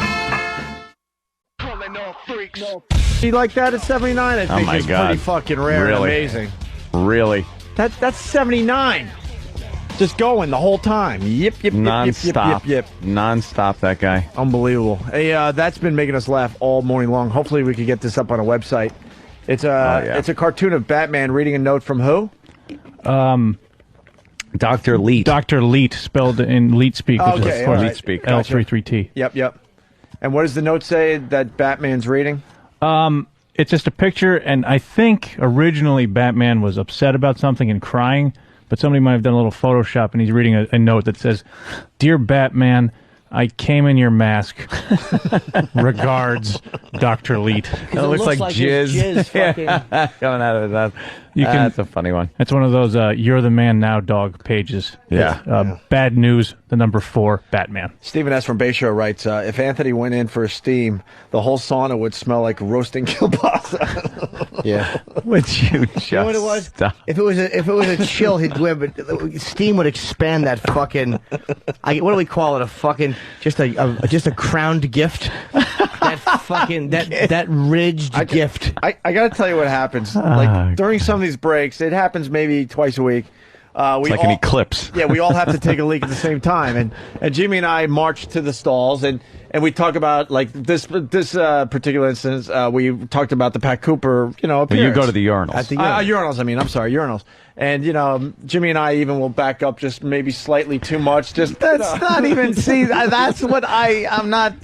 We lean over a little bit just to kind of make sure the other guy's hearing. Yeah, we got the urinal in between us, the buffer. Yeah, the buffer. Do thing. you? Yes, we do. But then The one with the hole in it now. no, but then Anthony, we don't even know half the time he's in there, but we realize there's a stall door closed, and we're like, oh, that's Anthony taking a leak. I like 'Cause Anthony taking a leak in a toilet. Anthony refuses to take a leak with the boys at the urinals. If there's a toilet bowl available to leak in, I will leak in that. And you sit down, right? No, I don't sit. Okay. You know what it was? Girls sit. Because Anthony's growing up, right? With Anthony's cock being like the big size. Anthony didn't realize his Can cock. I set this up, by Sure. the way, Jimmy? Because I know where you're going, and we're on the same page. So, because Anthony is obviously embarrassed by his massive manhood and can't be standing next to the boys in the urinals, Jimmy and I will discuss what we think is going on in Anthony's mind. And this is what was discussed in the bathroom. It's just the fact that the problem is he's so embarrassed by his big cock. Because, like, as a kid, the teachers would always, like, take him to the principal thinking he was an older boy. Like, because, like, in the locker room, he'd be like, they're all in, like, 6th grade. And they would come and they'd say, son, didn't you graduate 2 years ago? He'd say, no, I'm just a boy like they are. But he had the cock of a man. This massive cock. And then we're imagining what he's doing in the stall. We're like, I bet you he doesn't even touch it. I bet you he doesn't even look down at it. I bet you he's scared of its shadow What even. the fuck is wrong with you people? I bet you they thought you were retarded because you had a dummy dingle. What? Retards always have big dicks, so all the other kids would call you dummy dingle. Yeah, every day they would line him up on the short bus line because they said with a cock like that he has to be slow. The first time Anthony realized that he was fucking blessed between those fucking little Italian legs, he thought it was a curse, and then a priest or an older man, maybe a coach, patted his crotch and said, no, it's a gift. He patted it, and he went, really? And he said, yes. Really, it's mister? a secret gift. I like how you say mister. Yeah. Mister. Really, mister? There it is. Mister? Yeah. So we just imagine as we're taking our leaks. I'm glad you fantasized. He just gets mortified in that stall. Yes, I do. You could feel how red he's getting. And he doesn't dare look down at it because he just doesn't know how to handle it still. Now that he's an adult male, he still doesn't know what to do with it. He's just like, all this goodness and not enough time. I just said what I had to say. That's all. Look, see, if you're at the urinals with us, then it would just be a casual little conversation about Pat Cooper. No, it wouldn't. It's fucking Jimmy at the urinal, and I don't trust Jimmy. He's the same guy that just followed me into the stall. I walk in, and he follows in like 3 inches behind me. He tries to close the door. He'll walk in, and I turn around to close the door, and Jimmy's standing there. Get the fuck out. One of these days, you'll give in. They all do. They all do. Jimmy got me at least a year and a half ago at this point. Jesus, give in. Not giving in. The best, and Jimmy hasn't done it in a while, thank God. And I think if he does it again, we'll probably officially be kicked out of this building. Is when Jimmy goes into the stall next to you, and he kind of gets your attention because you're talking, and you kind of turn your head to the side, even though there's nothing to look at or anything. You're in separate stalls, and next thing you realize that Jimmy is pretty much pissing under the stall. Yeah, he's pissing. And I think that's why you turn your head, because all of a sudden you kind of hear something. You're like, that can't possibly be piss. You just see a stream going kind of behind your toilet. Right, hitting my stall. He's a mess. God bless you, Jimmy. Jimmy's off to Chicago. Yeah, I guess we'll wrap up with line of the day. We had a few other things, but we'll wait for tomorrow because there's a guy ripping off AJ Poopy shits on Break.com, and he's doing it very badly, actually. Yeah, well, I actually think he was doing it better than AJ Poopy Shits. Do you want to do this really quick before we get out of here and do line of the day? Well, if there's time, but I think we should. Look at Anthony. Because, if there's time, as he looks to see if we made it to 11. It's 10:57. I'm looking, going, wrap that up in 3 minutes. You got a flight, Jimmy? Yeah. That's right. You guys do it. I can just go. I don't want to. The worst ringer ever. Yeah. Oh, wow. Huh?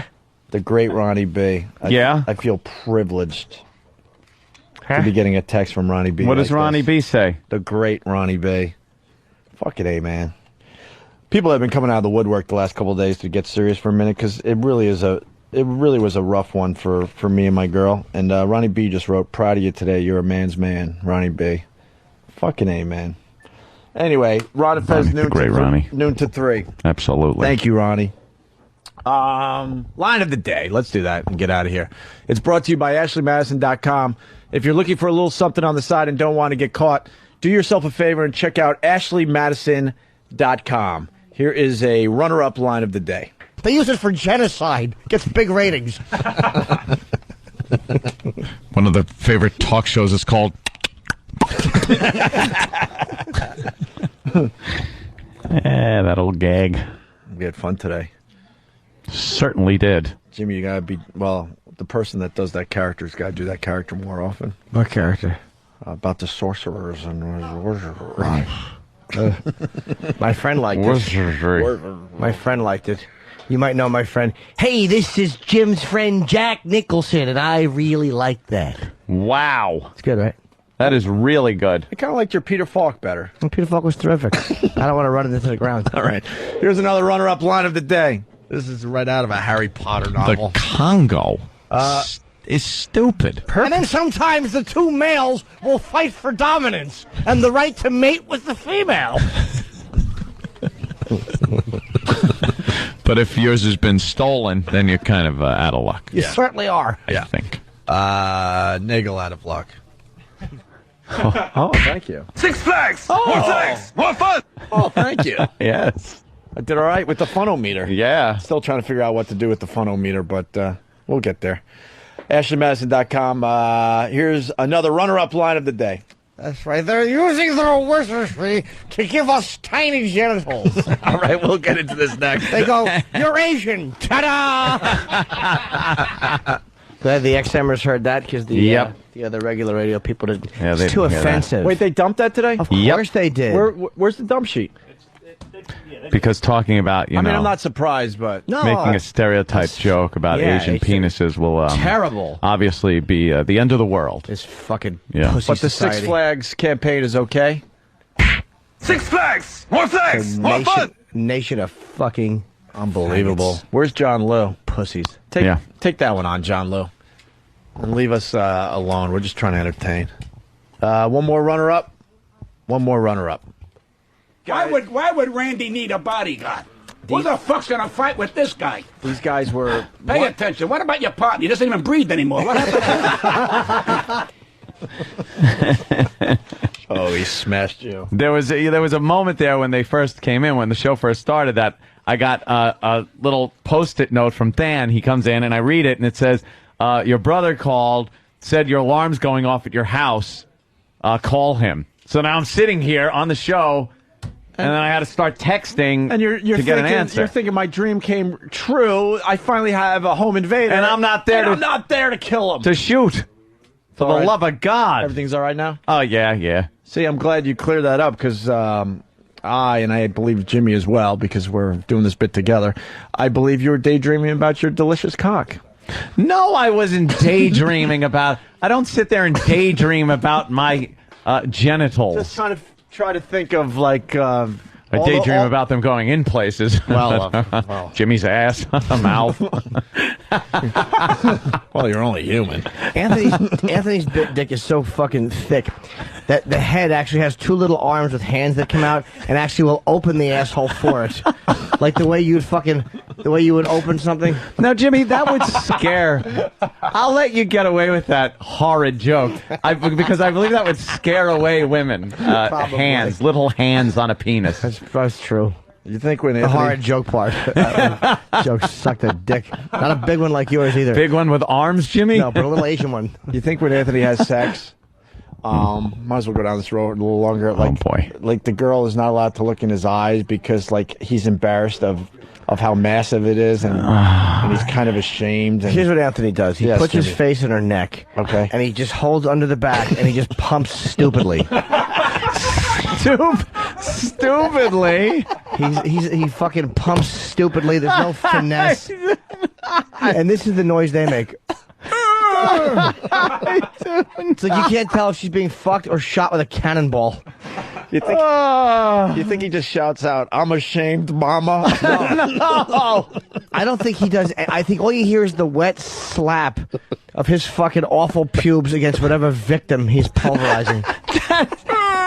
That, first of all, isn't true at all. Secondly, doesn't sound very complimentary, Jimmy. Face right in a girl's neck, just fucking, like the way an animal would fuck. There's no talking. I'll give you that. Oh, I do kind of have a. You got to give that personal animalistic. touch. You got to give a little personal touch there. Yeah.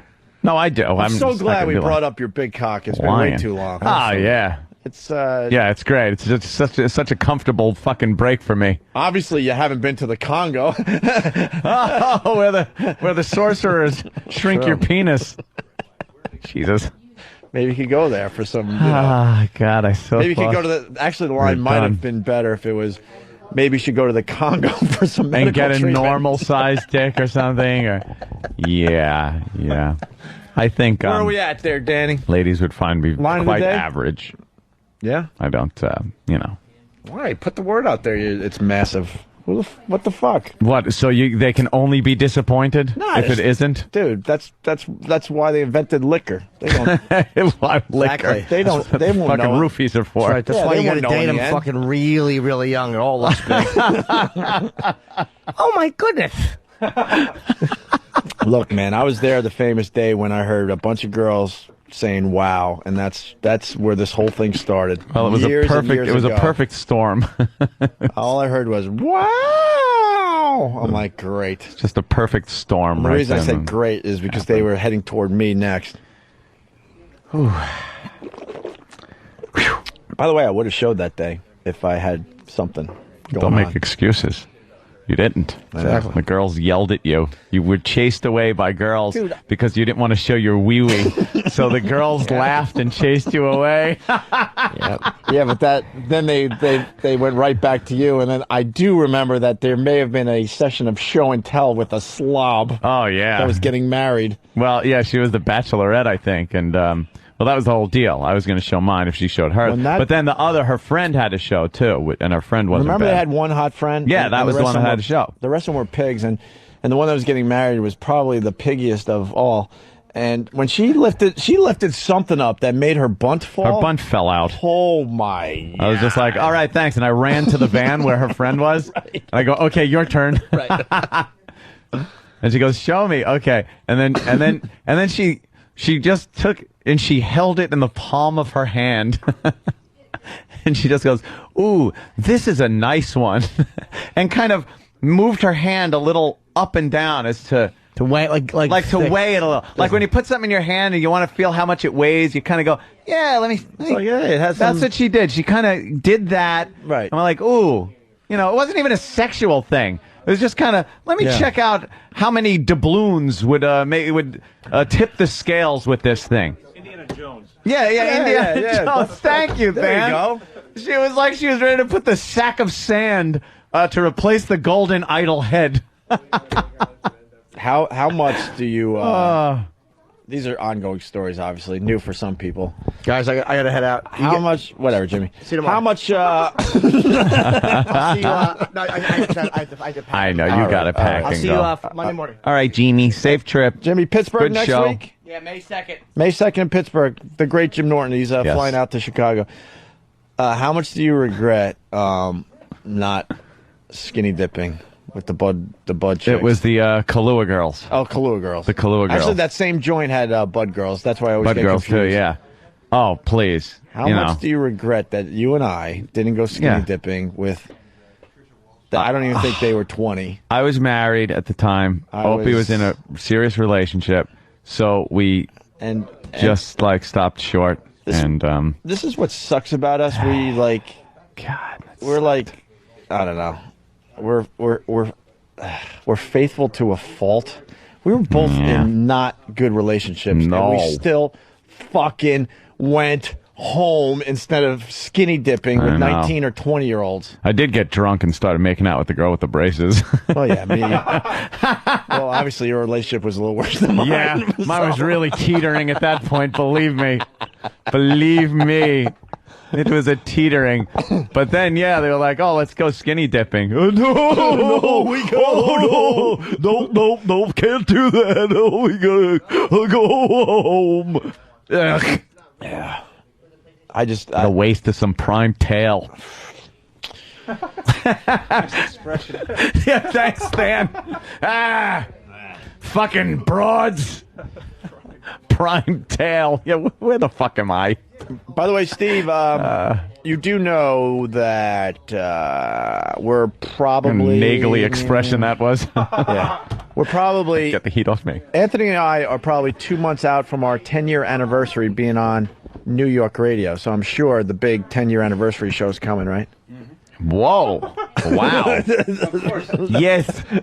The panic that went across Steve's face. 10-year anniversary show. 10. I was just contemplating my own 10 years with you guys, so of course I had... That's the reason I brought it up, because Steve was beyond a cool guy yesterday, too. Called, and Steve's like, man, 10 years of this bullshit or whatever. And I'm like, holy shit, it's been 10 fucking years.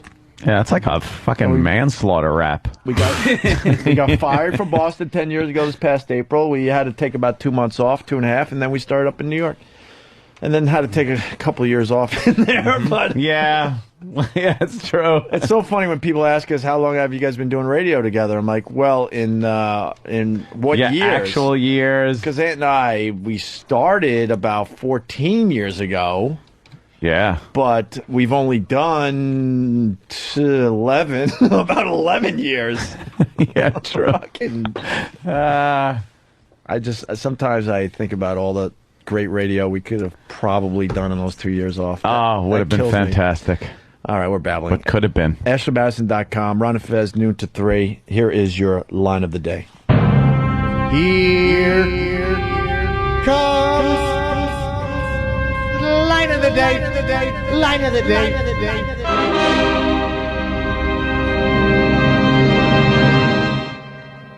The police chief is saying, I'm tempted. Tempted. So that means there's a doubt in his mind. I would say it was a joke. Let me go cut this chicken's throat first and see what he says. Six Flags. More fun. More fun. I think more fun after that. No. Well, it's Six Flags. It's the same thing. Yeah. Yeah, I think you could just assume it's more fun when it's Six Flags. All right. What the hell? Yeah. How many more runners up? No, that was it. I figured I would just allow the listeners to see what actually happens when our brains are completely empty from doing radio. Oh, right. Yeah. This is what you get. So, yeah, like a quarter to or 20 to 11, we hear that ding, the low fuel alert comes on our brains. And you know you only have a certain amount of miles left. Now we're just coasting into the gas station going, whew. Yeah. It's with an empty. Here's what, a dry tank, as far as radio personalities sounds like.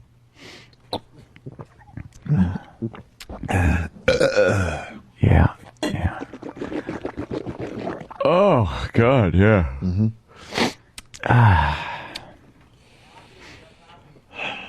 What? I have copy? Fuck a duck. Seriously? Shit in a hat. For who? What is it for? Is it an easy one or a hard one? Derek. Because I don't like hard ones. Gamefly. Oh, my God, again? You know, I love the fine people at Gamefly. Yes. You get games, and it's great. It's a great service. But I got to tell you, I read a lot of copy for Gamefly. When are you going to learn from me? What? I've been teaching this for 14 years. I know. Fuck it up. Do shitty production. They never come to you again. And they'll never ask you to do No. it. 14 years later, you have to stay late to do production. I and I'm know. It's I'm the not same here. gag as fucking AAF. I don't know what happened? I used to be there till 10 at night sometimes. These motherfuckers at AF. We'll tell this last story, and it's been told. So the faithful go to fucking Ethel. There's nothing going to happen after this, or Squiz. Squiz is actually rocking these days. Fucking at AF, they paid us shit, and we were like, I mean, we hate talking like this, but the reality is we were the stars of the station. Yeah, we put it on the map, really. Making no money, getting huge ratings, and it wasn't good enough that we were getting unbelievable ratings in afternoon drive. They forced us to do Saturdays, even though the morning guy, the Hill Man, the Man Show crap, or the Mantown crap, he didn't have to do weekends because he was, quote, the star of the station, even though like we were doing way better than him. Mm-hmm. And then we had to do production after we got off the air at 7:30 at night. And it was a ton of production because they're one of these radio stations where all the jocks have to do production. They want the voices on the air. And man, our stacks of production started at the same level day one. Here's Anthony's stack and here's Opie's stack. Yeah, we'd have to do reads, record them ourselves on tape. And Anthony came up with the one of my many nicknames. He started calling me Slappy. Slappy. Because I would slap this shit together. I didn't have a radio voice, so that why bother? I would just make horrible edits. Like the music would be too loud as I'm trying to talk about the product. Oh, it was terrible. Opie was able to record a 60-minute commercial in real time. It was just like it was 60 seconds. It would take 60 seconds for him to slap the commercial together. I remember my favorite was Sir Morgan's Cove. They bragged 20 years later that the Rolling Stones played there once. Yeah. Like, there was some weird fluke that happened. Like, the stars aligned in such a way that the Rolling Stones played. Their bus broke down in front of the place on the way to Boston. It was like some kind of Scooby-Doo thing happened. Yeah. And the Rolling Stones played Sir Morgan's Cove once. And 20 years later, they're still bragging that this is the club the Rolling Stones played at. That's great. So every copy would have Rolling Stones music, even though it was like the shit band of the day playing there. So I would just start like Start Me Up or You Can't Get No Satisfaction. The vocals are cranking and I'm just trying to talk over mixed vocals. Yeah, because a little secret here, when you're doing production, you're supposed to pick music, just the musical part of a song, and you talk over that. Yeah. And Opie would would start with maybe a little bit of music, and then the words would kick in, and Opie's just talking louder over the words, and you can't understand the phone number. I'm trying to compete with Mick Jagger. With Mick. You're fucking yelling over Mick. For some dumb rock club in Worcester, Massachusetts. Oh, it's horrible. Josh S. For Philly, thank you. I do read everyone's instant feedback. So anyway, to finish the story, so then next thing I know, our production piles at 7 o'clock started going like this. Ants would get higher and mine would get lower. Mm-hmm. And then it got to a point where I would have to do what's called tags. Yeah. Which would be stuff like Wednesday on TBS. Yeah. That was That's literally all, it. That's Or- all Opie would know. Or Wednesday, 8 p.m., TBS. And that was it. And I'm sitting there running like 16 tracks of sound, overdubbing, trying to get like different sound effects to make it sound like a motorcycle for a motorcycle using commercial. Using all your voices.